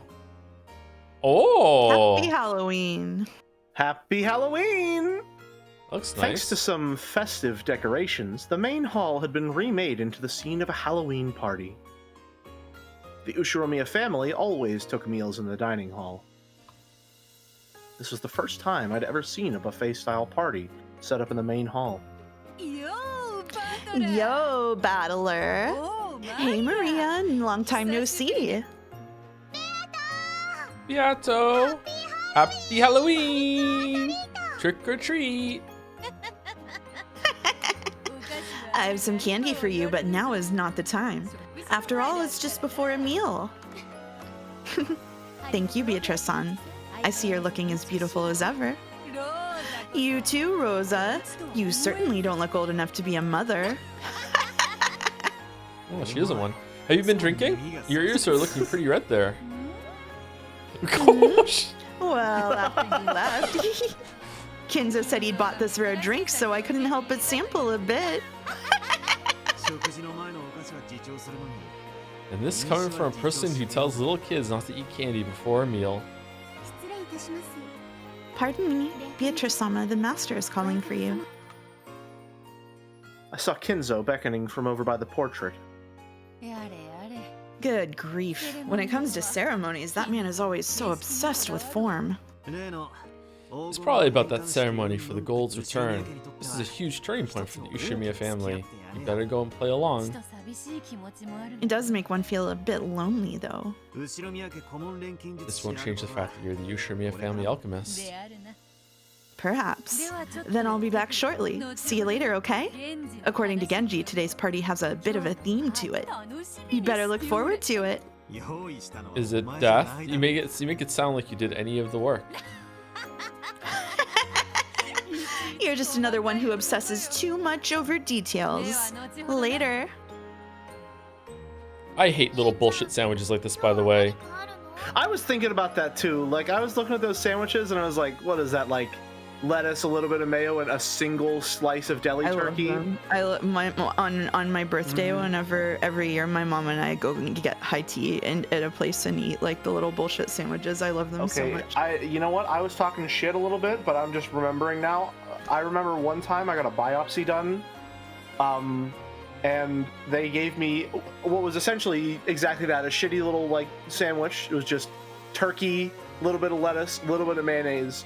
And I don't know if it was just because I had fasted beforehand or I was hopped up on pain medication, but that was one of the best sandwiches I've ever had. Oh, hold on. I'm not talking shit against sandwiches. I'm talking shit against this rotary fucking little finger sampling shit that goes on in some of these parties. But like the concept of those sandwiches in general? Yeah, I They're just don't. because you get to have a lot of different things. Like you get a lot, like some of the little sandwiches, and then some like scones, and then some like little cookies. Like you eat a lot of stuff. It's so you can have a lot of a little thing. No, I want a meal. I want some food. Right, no, I'm sorry, Joe. I'm Shark Tank, putting my hands up, sitting back down in my chair. You lost me. I'm out. All right. Okay. I'm out. I'm right there with Mouse. I love the idea of having a bunch of different little treats to enjoy throughout the evening. I don't need the two of you to agree with me for me to hold the ground on this opinion. I'm fine with it. It's okay. Do they have tapas in Moncton? Do they have tapas in Moncton? What the fuck is tapas? All right. What is it? What is it? It's literally the point of the restaurant is that you get a bunch of little small plates and then you try a whole bunch of other, like the meal is trying a whole bunch of little things. Oh, like, is it like Mandarin? Anyone else in Canada know what Mandarin is? Is it like that? It's like a buffet. You go around, it's all you can eat. You can get whatever you want, but it's not Chinese food. It's not a buffet. No, there's a restaurant called Mandarin in Toronto.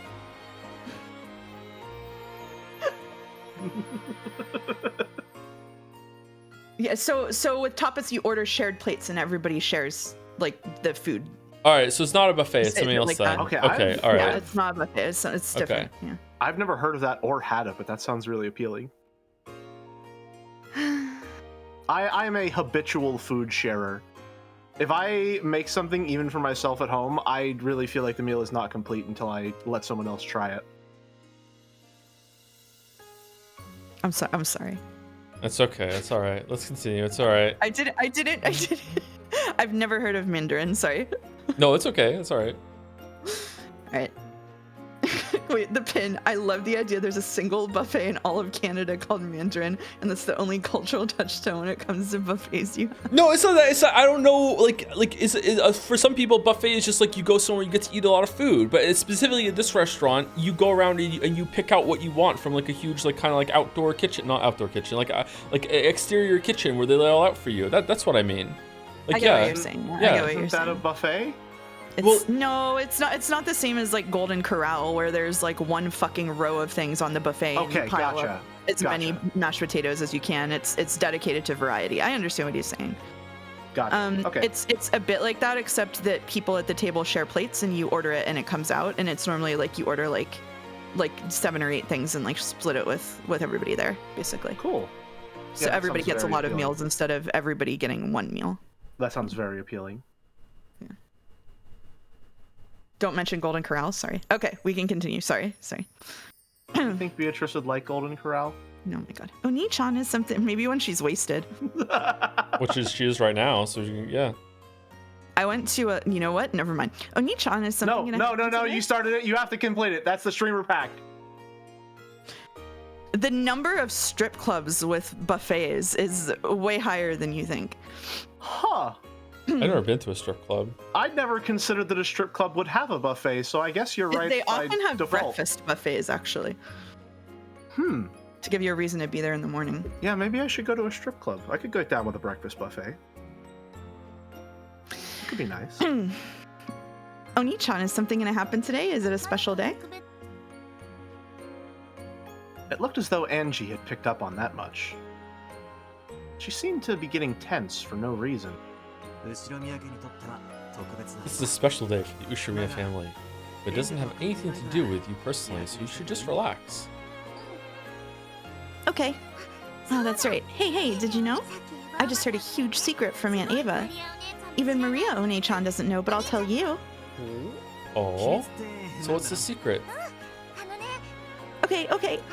I heard that if you get an almond in yours, you win. Win? Is this like a lottery or something? Anyway, if you get an almond, you win. Angie puffed out her cheeks.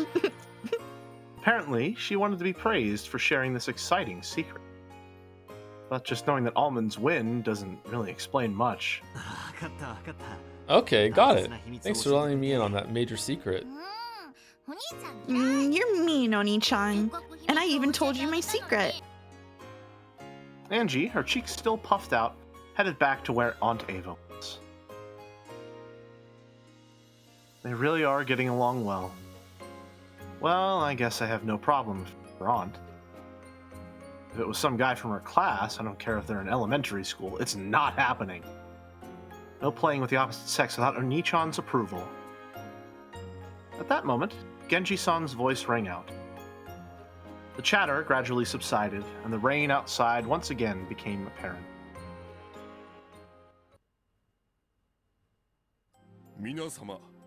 Ladies and gentlemen, I ask for your silence. Silence filled the room.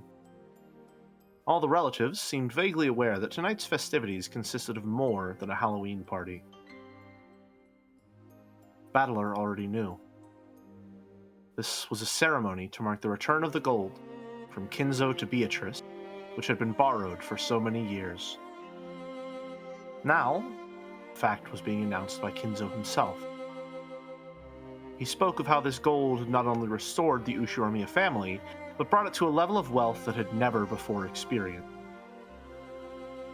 He spoke of how he would finally return this gold to Beatrice, the one who had saved the Ushiromiya family.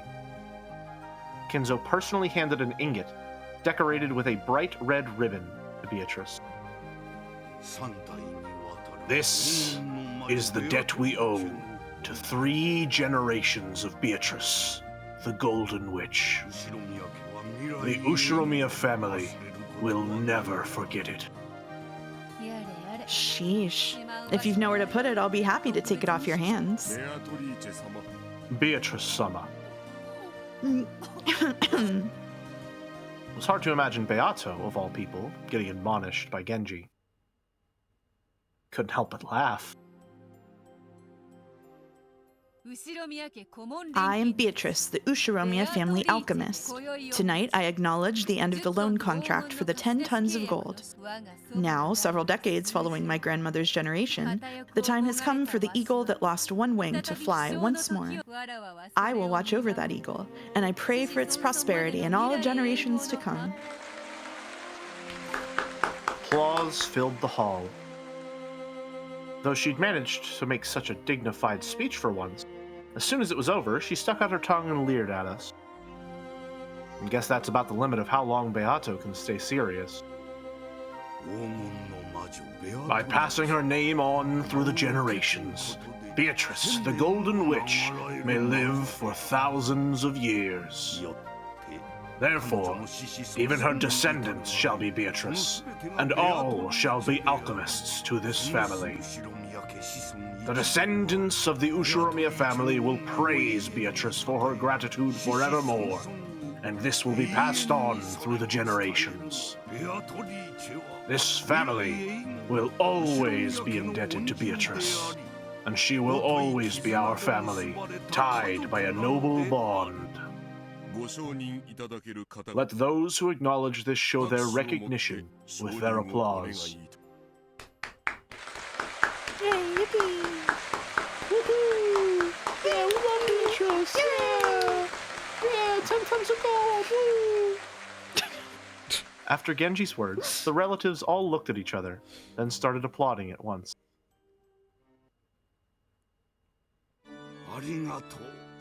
Thank you, ladies and gentlemen. Beatrice, you are a member of the Ushiromiya family. Oh, he's just saying it. Wow. And that is a bond more sacred than one of blood. Of course, lending money is more important than being a blood relation. Beatrice-sama. After that, Kinzo's long-winded speech continued. Tonight, Kinzo would retire as the Ushiromiya family head.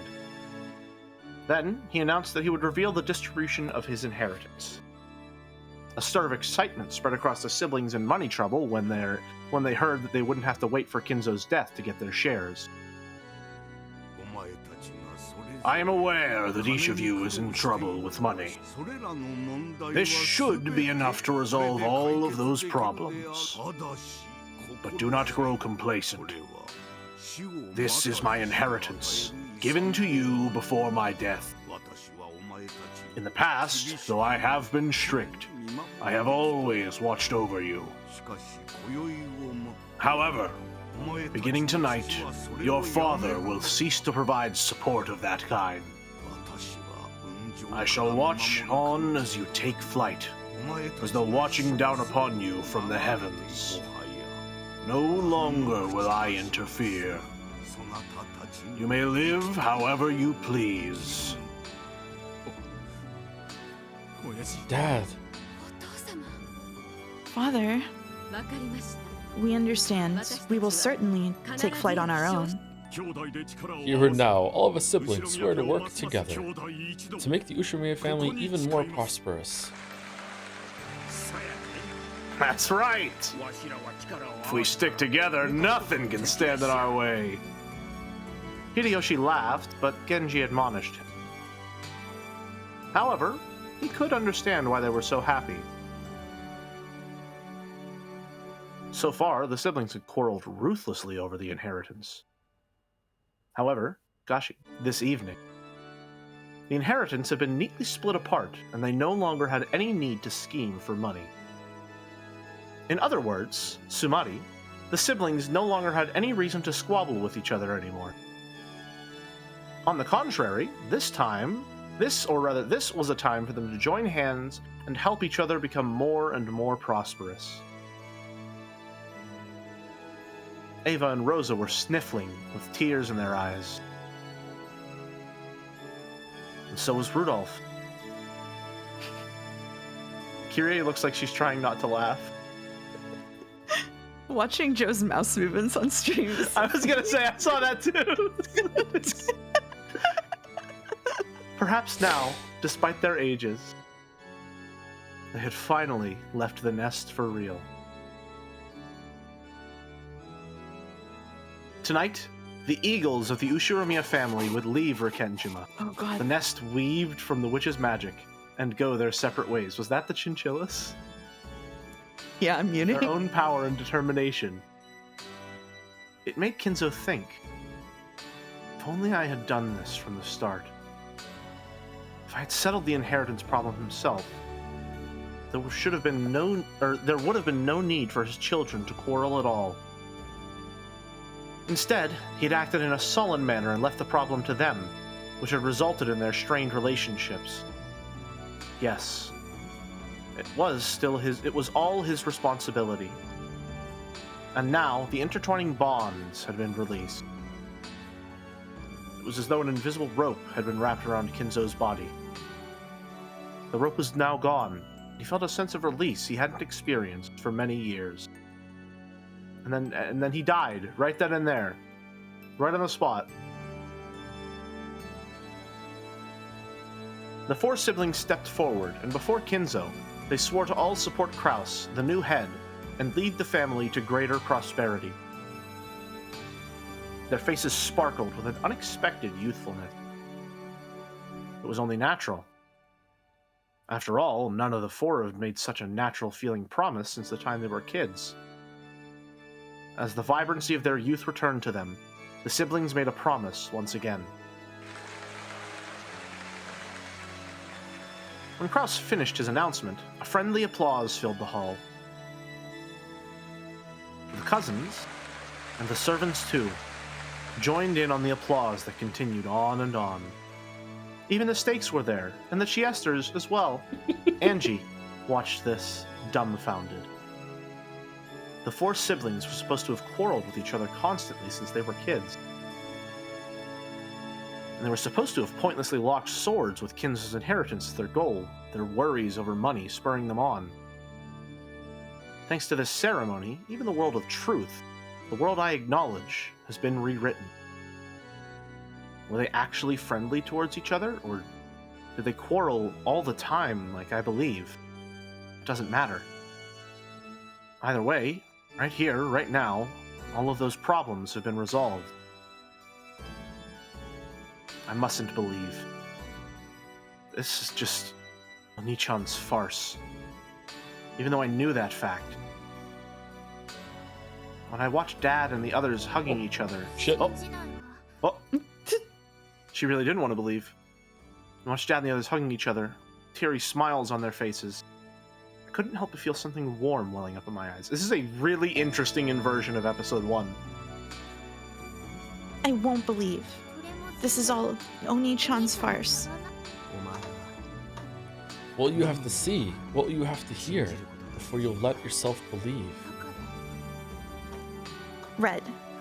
Sorry about the chinchillas. If you say it with the red truth. Is everything that can't be said in red a lie? I won't believe. This is just... Angie looked at the floor and fell silent. As the game master, Battler was able to use the red truth. However, Shikashi, that rule only exists on a witch's game board. In the world of humans, red truth doesn't exist. People see things, hear things, and when they believe that something is worth believing, they accept it as a red truth. Unless Angie accepts it, no kind of truth can become truth. Battler wanted her to realize this. There was no point in using the red truth, a rule of this game, to force the truth on her. Angie would have to use her own power, her own heart, to accept the truth as truth.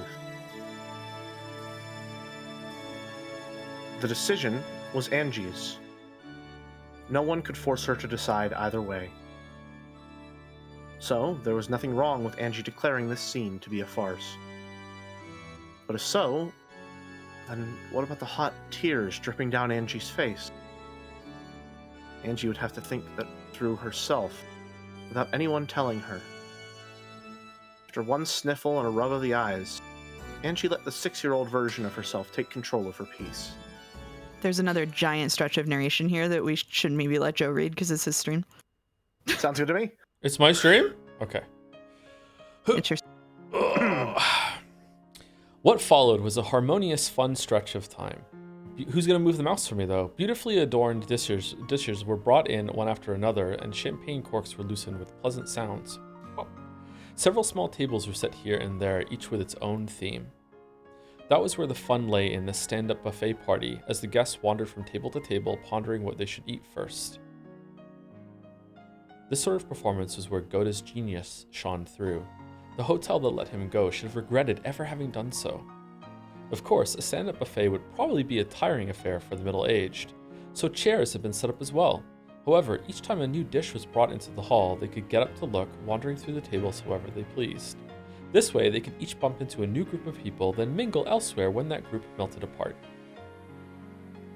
People are interesting. As the members in each group changed, so did the topic of conversation. The bustling Halloween party played out like a colorful kaleidoscope. The origami chains decorating the walls brought back youthful memories. Origami. Those would help anyone enjoy themselves like they were kids again.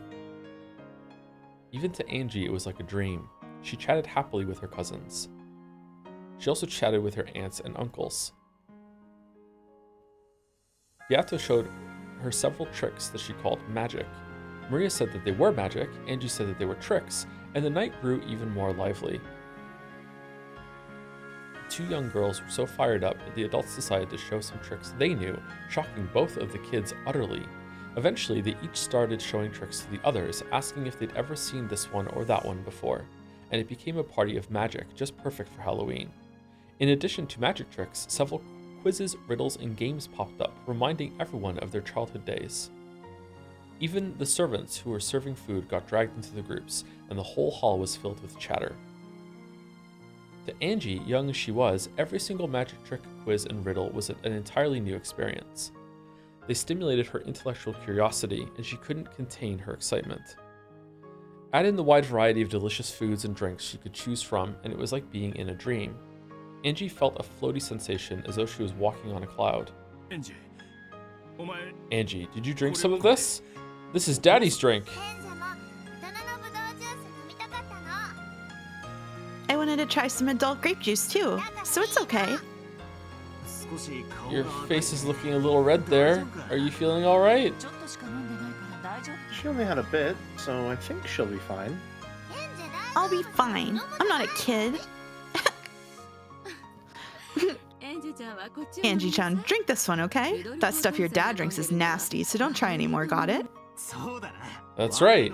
If you drink bad stuff, you'll end up as a bad adult too. I'm not gonna be a bad adult. I'm gonna be a princess. That's right. Angie is our princess. Yep. She's our family's princess. I agree. You'd better come over to my house to play sometime. We'll have lots of fun. Okay. Thanks, Aunt Ava. Everyone's being really nice. Or, sorry, is it Joe? I think you can take back over. It's okay. I think you can take over, yeah. Gotcha. All right. Everyone's being really nice. It almost feels like I've become a real princess. It feels so great. I can almost believe that this whole celebration was being held for my sake. Battler stood outside that group of people. As he watched Angie smiling happily from the distance, he smiled too. When she smiles like that, she really lives up to her name. It's so sad. I agree. It really is a smile fit for an angel. I hope that smile comes from the real Angie and not just the piece. Even if it doesn't, she's watching this, and she can think it through herself. This game between you and Angie really is overflowing with affection. So much that it's irritatingly slow for me. And what's wrong with that? It seems. There's no one to get in her way. No obstacles or tactics or anything else to worry about. That's right. This game is no longer a battle. Now you mention it, this is cleaning up. Cleaning up after our game. I'll never be able to make up for the sin I did to her through my careless actions. We have to take responsibility for our game. We'll make up for our sins together. That's why we're showing Angie this final game. Do you think that Angie will be able to use that key the right way? Of course. I've thought about forcibly dragging her in the direction we think is right. Such an attempt would probably have been meaningless. When you're forced to make a decision, it's hard to accept that it was truly a correct one, no matter how much time passes. Exactly. Angie has to think and choose for herself. Even if she doesn't make the decision we view as the correct one, I think we should respect it. You are the game master. I cannot argue with you anymore. I will simply watch on and enjoy this night. This game is really significant for Angie, but for us it's kind of like a party after the show. It's almost time. But are you sure? Angie might get the wrong idea again, right? It'll be fine. In fact, this is necessary. Just like how you appeared in the way you did, and everyone else too. Then let us enjoy this final celebration with the others. After all of them have acted their parts so well in this long game. You might even call this an all-cast review. That instant, the sound of someone clapping for attention rang out. I helped. Your attention, everyone. Please gather for today's special event. Goda had been the one clapping. Everyone gathered together, wondering what was going on. On the serving cart in front of him was a large sliced chocolate cake. As the highlight of tonight's Halloween party, I've prepared this... Oh, fuck. Soccer tort for you all. Oh, I love that guy's books. As you can see, it was made especially for the Ushimiya family and bears the crest of the one-winged eagle in chocolate. The stupendous cake drew a gasp of admiration from all present. What a splendid cake! A perfect highlight for the party! Oh no, it's not just the cake. Tonight's cake has a little secret. Master, I ask that you explain that secret to everyone. Very well. This is a bit of a game. One slice of this cake will be used to select the winner. It's got an almond in it! Angie shouted happily. Kinzo looked at her and nodded. In just one slice of this cake, there is a single almond. The one who chooses that piece shall become tonight's king. Ooh, it's been a long time since I played the king game. I'm guessing the subject matter was a bit different when you played it. So, what happens to the person who becomes the king? The king gets to name one wish. Then we shall all try to grant it together. Oh, sounds interesting. Ew. Kings are boys. Girls can't be kings. If a girl wins, they get to become the princess, not the queen. Not for George. The almond! The one with the almond wins, right? Right? god, fucking hell. Aha, that's right. You're incredible, Angie. Times like this, luck can tell you something about a man.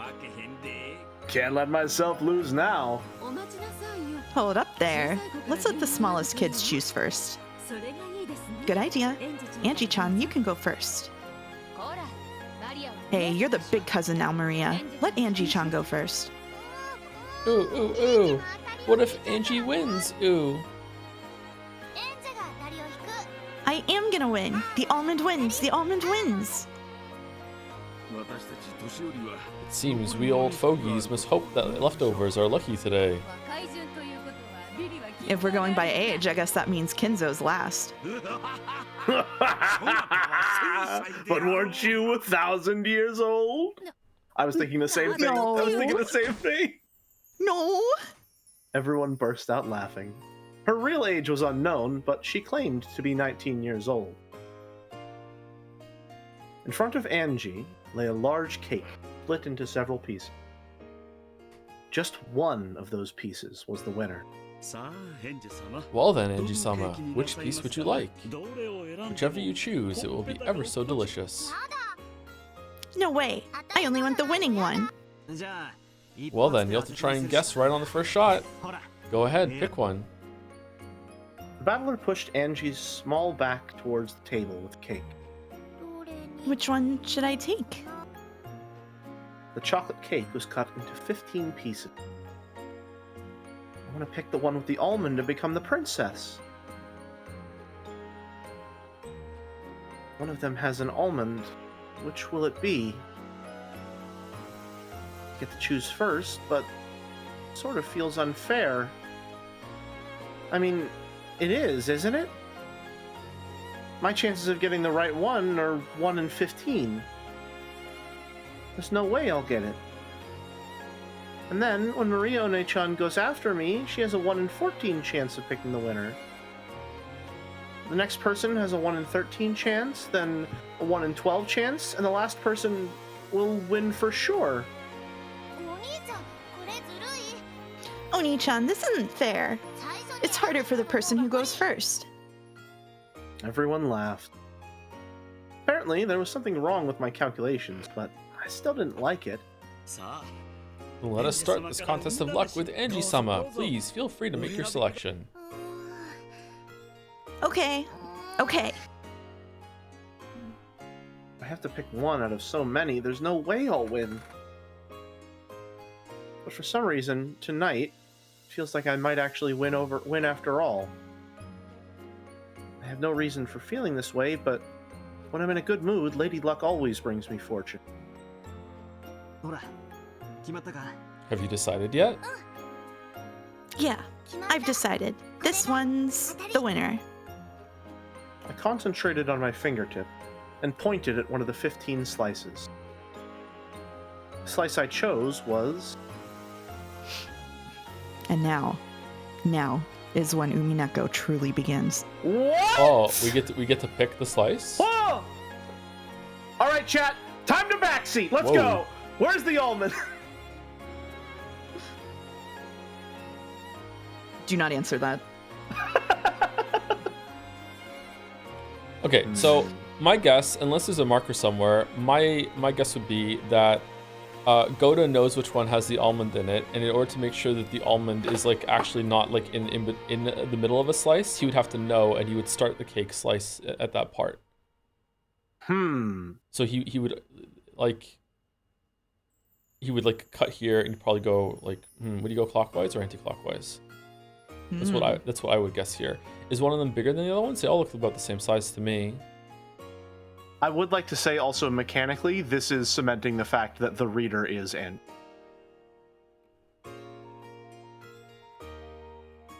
It looks like all the winged eagles are the same. Yeah, I'm not seeing any marker or anything like that. That's different. What do you think, Jelly?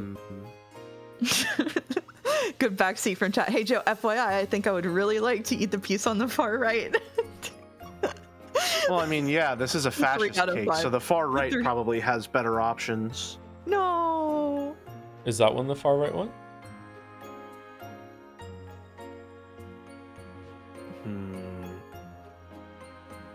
I'm thinking one down from the rightmost. This one? That one. Why that one? I don't know. I don't know.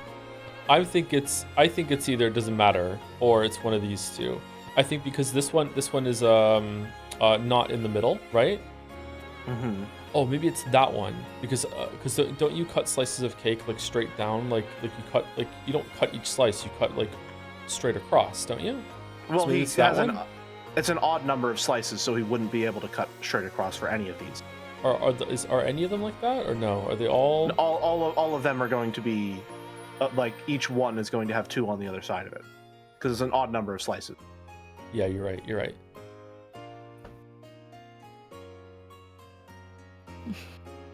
Should we pause the stream here so we can go back through Shiroya City and figure out which cake slice is the best? It's your stream, Joe.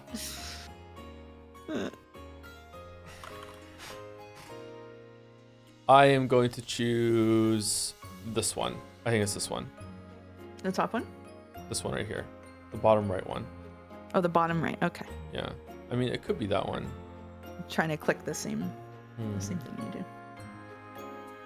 Actually, would it be the top one? Because if it's the top one, that would start off like isolating that slice, and then you go around and make even slices, and that's how you would end up with an odd amount of slices, right? But is that a sure thing that that's where it started? Yeah, I'm not following your logic in that regard.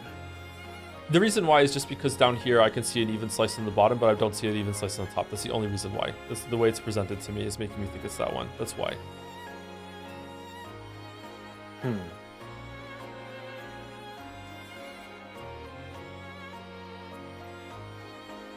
Maybe you should go lie down on the floor for a while before you decide. Yeah. Yeah, maybe. Maybe. Make some noodles.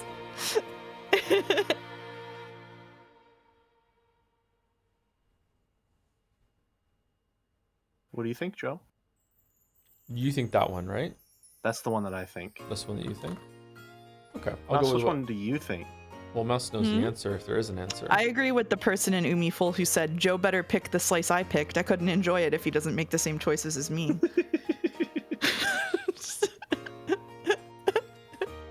Okay, let's go with this one. I don't think it's going to matter. Okay. I chose Yo and Jelly. Thank you. It's an honor. This one.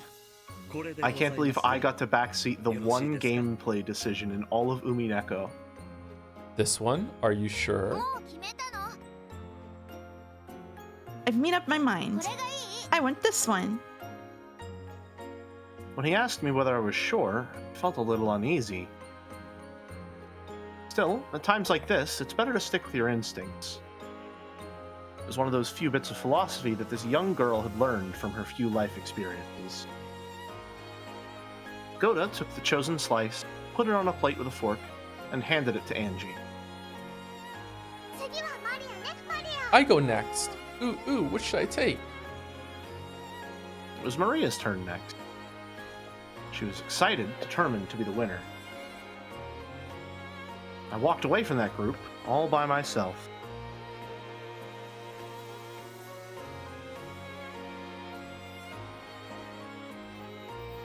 I was struck by a temptation to quickly cut the cake open and check for an almond inside. However, I stopped myself. If I check my pieces first, my chance of winning is 1 in 15. However, if I wait for some other people to check their slices, then when I see that they've lost, my chances will go up, if only slightly. So true. In other words, Sumari, instead of searching for the almond right away, my chances will go up if I wait for some other people to lose. But if someone picks a winner while I'm sitting around here, the chances of my slice being a winner go to 0. It'll be tough to calculate the right moment. I need to wait just long enough for as many losers as possible to show up as possible. My chances of winning are highest if I can check my piece immediately before someone else wins. Yeah, that's the trick to winning this game. I love girl math. Whoa. Actually, what's better, girl math or Kraus math? Kraus math. Kraus Yeah. math. What a strange thought. Feels like I'm missing something. Maybe. Even though no one else can touch the cake that's sitting in front of me, the almond inside it will appear or disappear depending on whether or not the other people win or lose. I was in such a good mood that I felt dizzy, and I couldn't figure out what was wrong with my theory. It's a cake box? But I did realize that something was strange. There is always just one truth inside a cat box.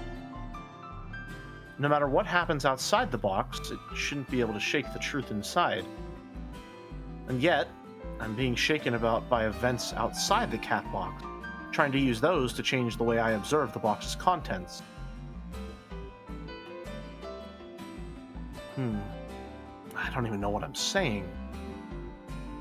Another me is trying to say that, but it's too hard for me to understand. I feel like I'm drifting. I got so cheery and excited that even though I'm not sleepy, my mind feels hazy. Maybe it's because I drank Dad's adult drink.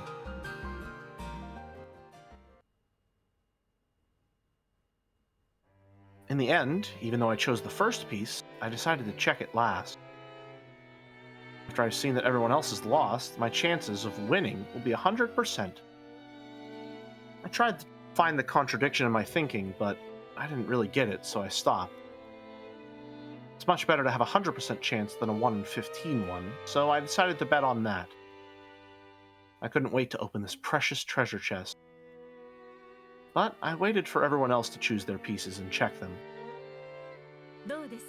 How is it going? Has anyone found a winner? Ooh, mine didn't have one. I lost 2. Guess I'll have to give up on being the princess. Even if you lose, this is it Sakertort? Yeah, more or Sakertort. less. Really is beautiful and delicious. Such a good decoration, it's almost a shame to eat it. How about you? Got the almond? No, not mine either. Not me either. What about you, Hideyoshi Nissan? Mine's a loser too. Looks like I used up all my luck with my company and my wife. What exactly do you mean by that? What about you, Dr. Nenjo? I'm checking it now. Games like this can truly be fun. Truly can be fun every now and then. Indeed. Sometimes a simple test of luck, without any strategy or tact, can be quite entertaining. What about you, Beato? Where's the liar who said leftovers would be lucky? Grrr. Ooh, I like the sound she just made. What about you, Angie? Was there an almond in yours? I'm checking now. Oh, you still haven't touched yours? I've been following my own personal probability theory, but I didn't think I could explain it well to Oni-chan, so I didn't mention it to him. I wonder if there's an almond in here. If I win, I'll be tonight's princess. I'll be happy if I win, but even if I don't, it'll still be a really fun night, so that's okay. It got put on hold when this cake game started, but before then, everyone was having a lot of fun trading tricks, quizzes, and riddles. This game is fun too, but I want to play a game like that again soon. Huh? What's up, Angie? Oh? I lifted up that tiny thing with my fork and stared at it, then showed it to my brother. This is an almond, right? Whoa! Angie got it! You picked the right one, Jelly. Good job. That's awesome. Thank you. Nice. I'm always right when it comes to matters of Umineko, after all. At the same time, a stir rose up in the other corner of the room. I got one. I won.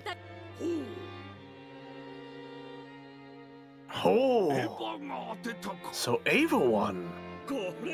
My. Congratulations, Eva-sama.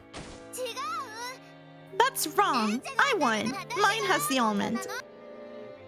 I held the almond high and shouted across the room. The crowd around Ava split, and everyone stared at me, surprised. I was surprised too. The thing in her hand was, without a doubt, an almond. What the heck? What's going on here? Goda, there seem to be 2 almonds. Are they both winners? But that shouldn't have... Does this mean that one of the 2 winners made a mistake? Angie-sama's is clearly an almond. How about your end, Cannon-kun? Ava-sama's is clearly an almond. And it seems that they both win. Master. What an odd occurrence. What's all this, Goda? Well, it seems we've had a little mistake. Perhaps they should do rock, paper... Come now, don't be stingy. It just means that 2 almonds have appeared to signify the queen and the princess. Precisely. Let's have them both be winners. Well, but... And Erica, angry about the injustice of the game being sullied, resurrects and rises from the grave to fucking slam Goda was hesitant. Actually, he had prepared a single special dessert for the king. It had been decorated in a way that made it hard to split for 2 people. So, it wasn't convenient for there to be 2 kings. When Ava heard Goda mumbling something to this effect, she shrugged and laughed. In that case, let's have Angie-chan be the princess. The princess? I'm the princess? I'll be your attendant. That works, right? Of course it worked. Angie had been worried that Ava would be declared the winner, since she had spoken up first. So, she hadn't even dreamed that Ava would give it up to her. But are you sure? You won too. It's okay. I get to be your attendant. Come, princess. What wish do you want granted? Let's hear it. I've already chosen my wish. Oh, and what is it? Won't you tell your aunt? I want this fun time to keep on going. Forever. The young me spoke for the desire in my heart. What we were doing before this was fun, so I'd like to keep doing it. I get the feeling that the nuance had changed. What's that? That the nuance has changed. Still, that was unmistakably my wish. What we were doing before this? Oh, you mean those tricks and quizzes? Yeah. Then, let's do this. Listen up, everyone. This is an order from your princess. Remember how much fun we were having earlier? Let's all entertain Angie-chan with tricks and quizzes.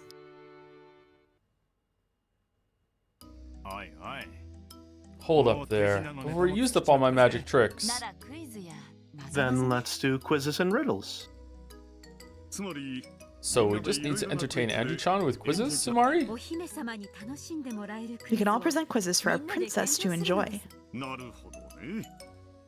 I see. Understood.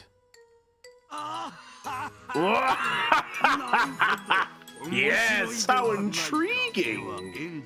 Then, Angie, let us do it this way. Everyone will give you a quiz or a riddle, and you can try to solve them. Each time you succeed, I will give you a medal. A medal? You probably mean some sort of commemorative medallion. If you get a lot of puzzles right, you'll get a lot of medals. Just gathering medals is a tad boring, don't you think? Oh, fuck. Yes. Depending on the number of medals you collect, I shall give you a fantastic present. Well, do you suddenly feel fired up? It sounds amazing. So there's even a prize. Isn't that great, Angie? Yeah. Everyone gathered around me, smiling. They thought about what sort of puzzle they'd give. They're all thinking about me so that they can play with me.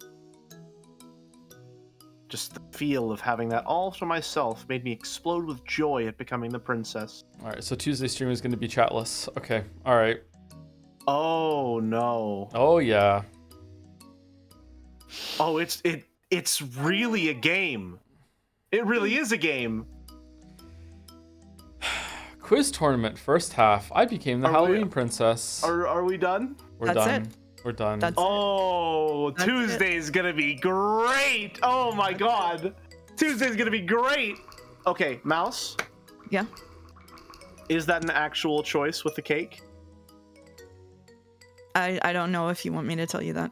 I don't want you to tell me There's that. no way it can be. I just needed We to didn't- voice it. I just needed to voice it. We didn't get a 1 in 15, right? There's no fucking way. We might have. We might have. No way. No way. I want to believe that we did, so that I can be right about yet another thing in Umineko. I do think you should go without chat. I think you should minimize chat for Tuesday. Fucking hell. They could not contain themselves today to tell you that it was a game. I don't trust them. Oh, Chad is right. It's 2 in 15, actually, not 1 in 15. It's 2 in 15. True, yeah. That's true.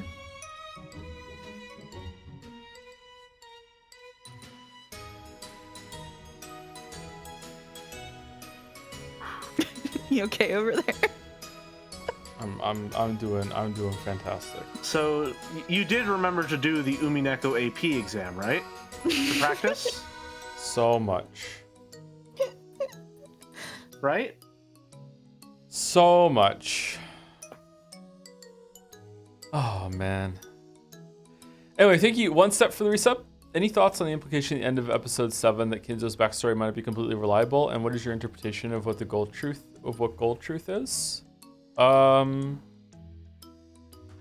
The end of Kinzo's version of that might not be reliable. I remember saying that it was thinking that he was going to be the one that caused the fight at the time, right? I'm not sure how much I should believe what Kinzo said in that part. What comes after, though, I feel is like more reliable. What do you mean what the gold truth is? The gold truth is just like it's just a better version of the red truth, isn't it? I don't really understand why there is a distinction. The gold truth is coming from the game master, right? Mm-hmm. Hold on, I have a theory for this. One moment, Gold truth might be something that just overrides all like conflicting truths, no matter what you might believe or anything like that. It doesn't matter. Like you must take the gold truth, whereas you might look at a red truth and be able to kind of like wiggle your way around it or something. I'm not sure. So the way I looked at it was red truth is objective truth. It's measurable information that cannot be refuted unless the truth itself changes. Blue truth is hypothetical truth, theories which can be disproven but are accepted as true if not. And then I said gold truth was subjective truth, beliefs which are grounded in consensus and perception, neither provable nor objective. I like that change between them, but I don't think that's how that was used when Battler used the gold truth at least. Have there been more than one gold truth? I think there have been exactly 2. What was the other one? The other one was Elder Beato talking to younger Beato, something about magic. I can't remember what it was exactly.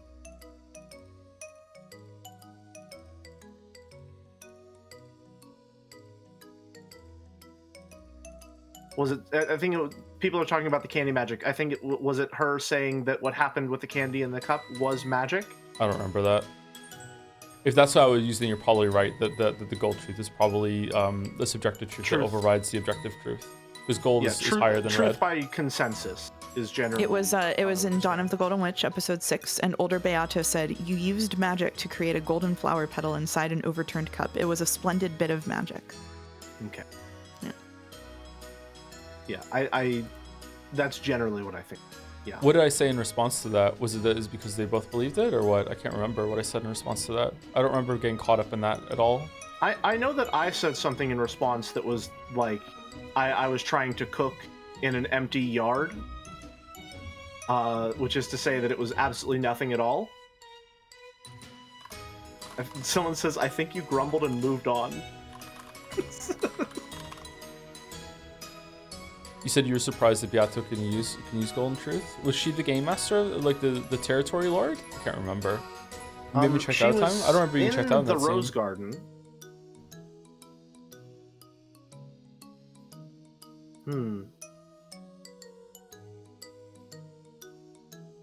Thank you, Ariel, for the bits. Rip Victor Hugo, you would have loved Umineko. So true, so true.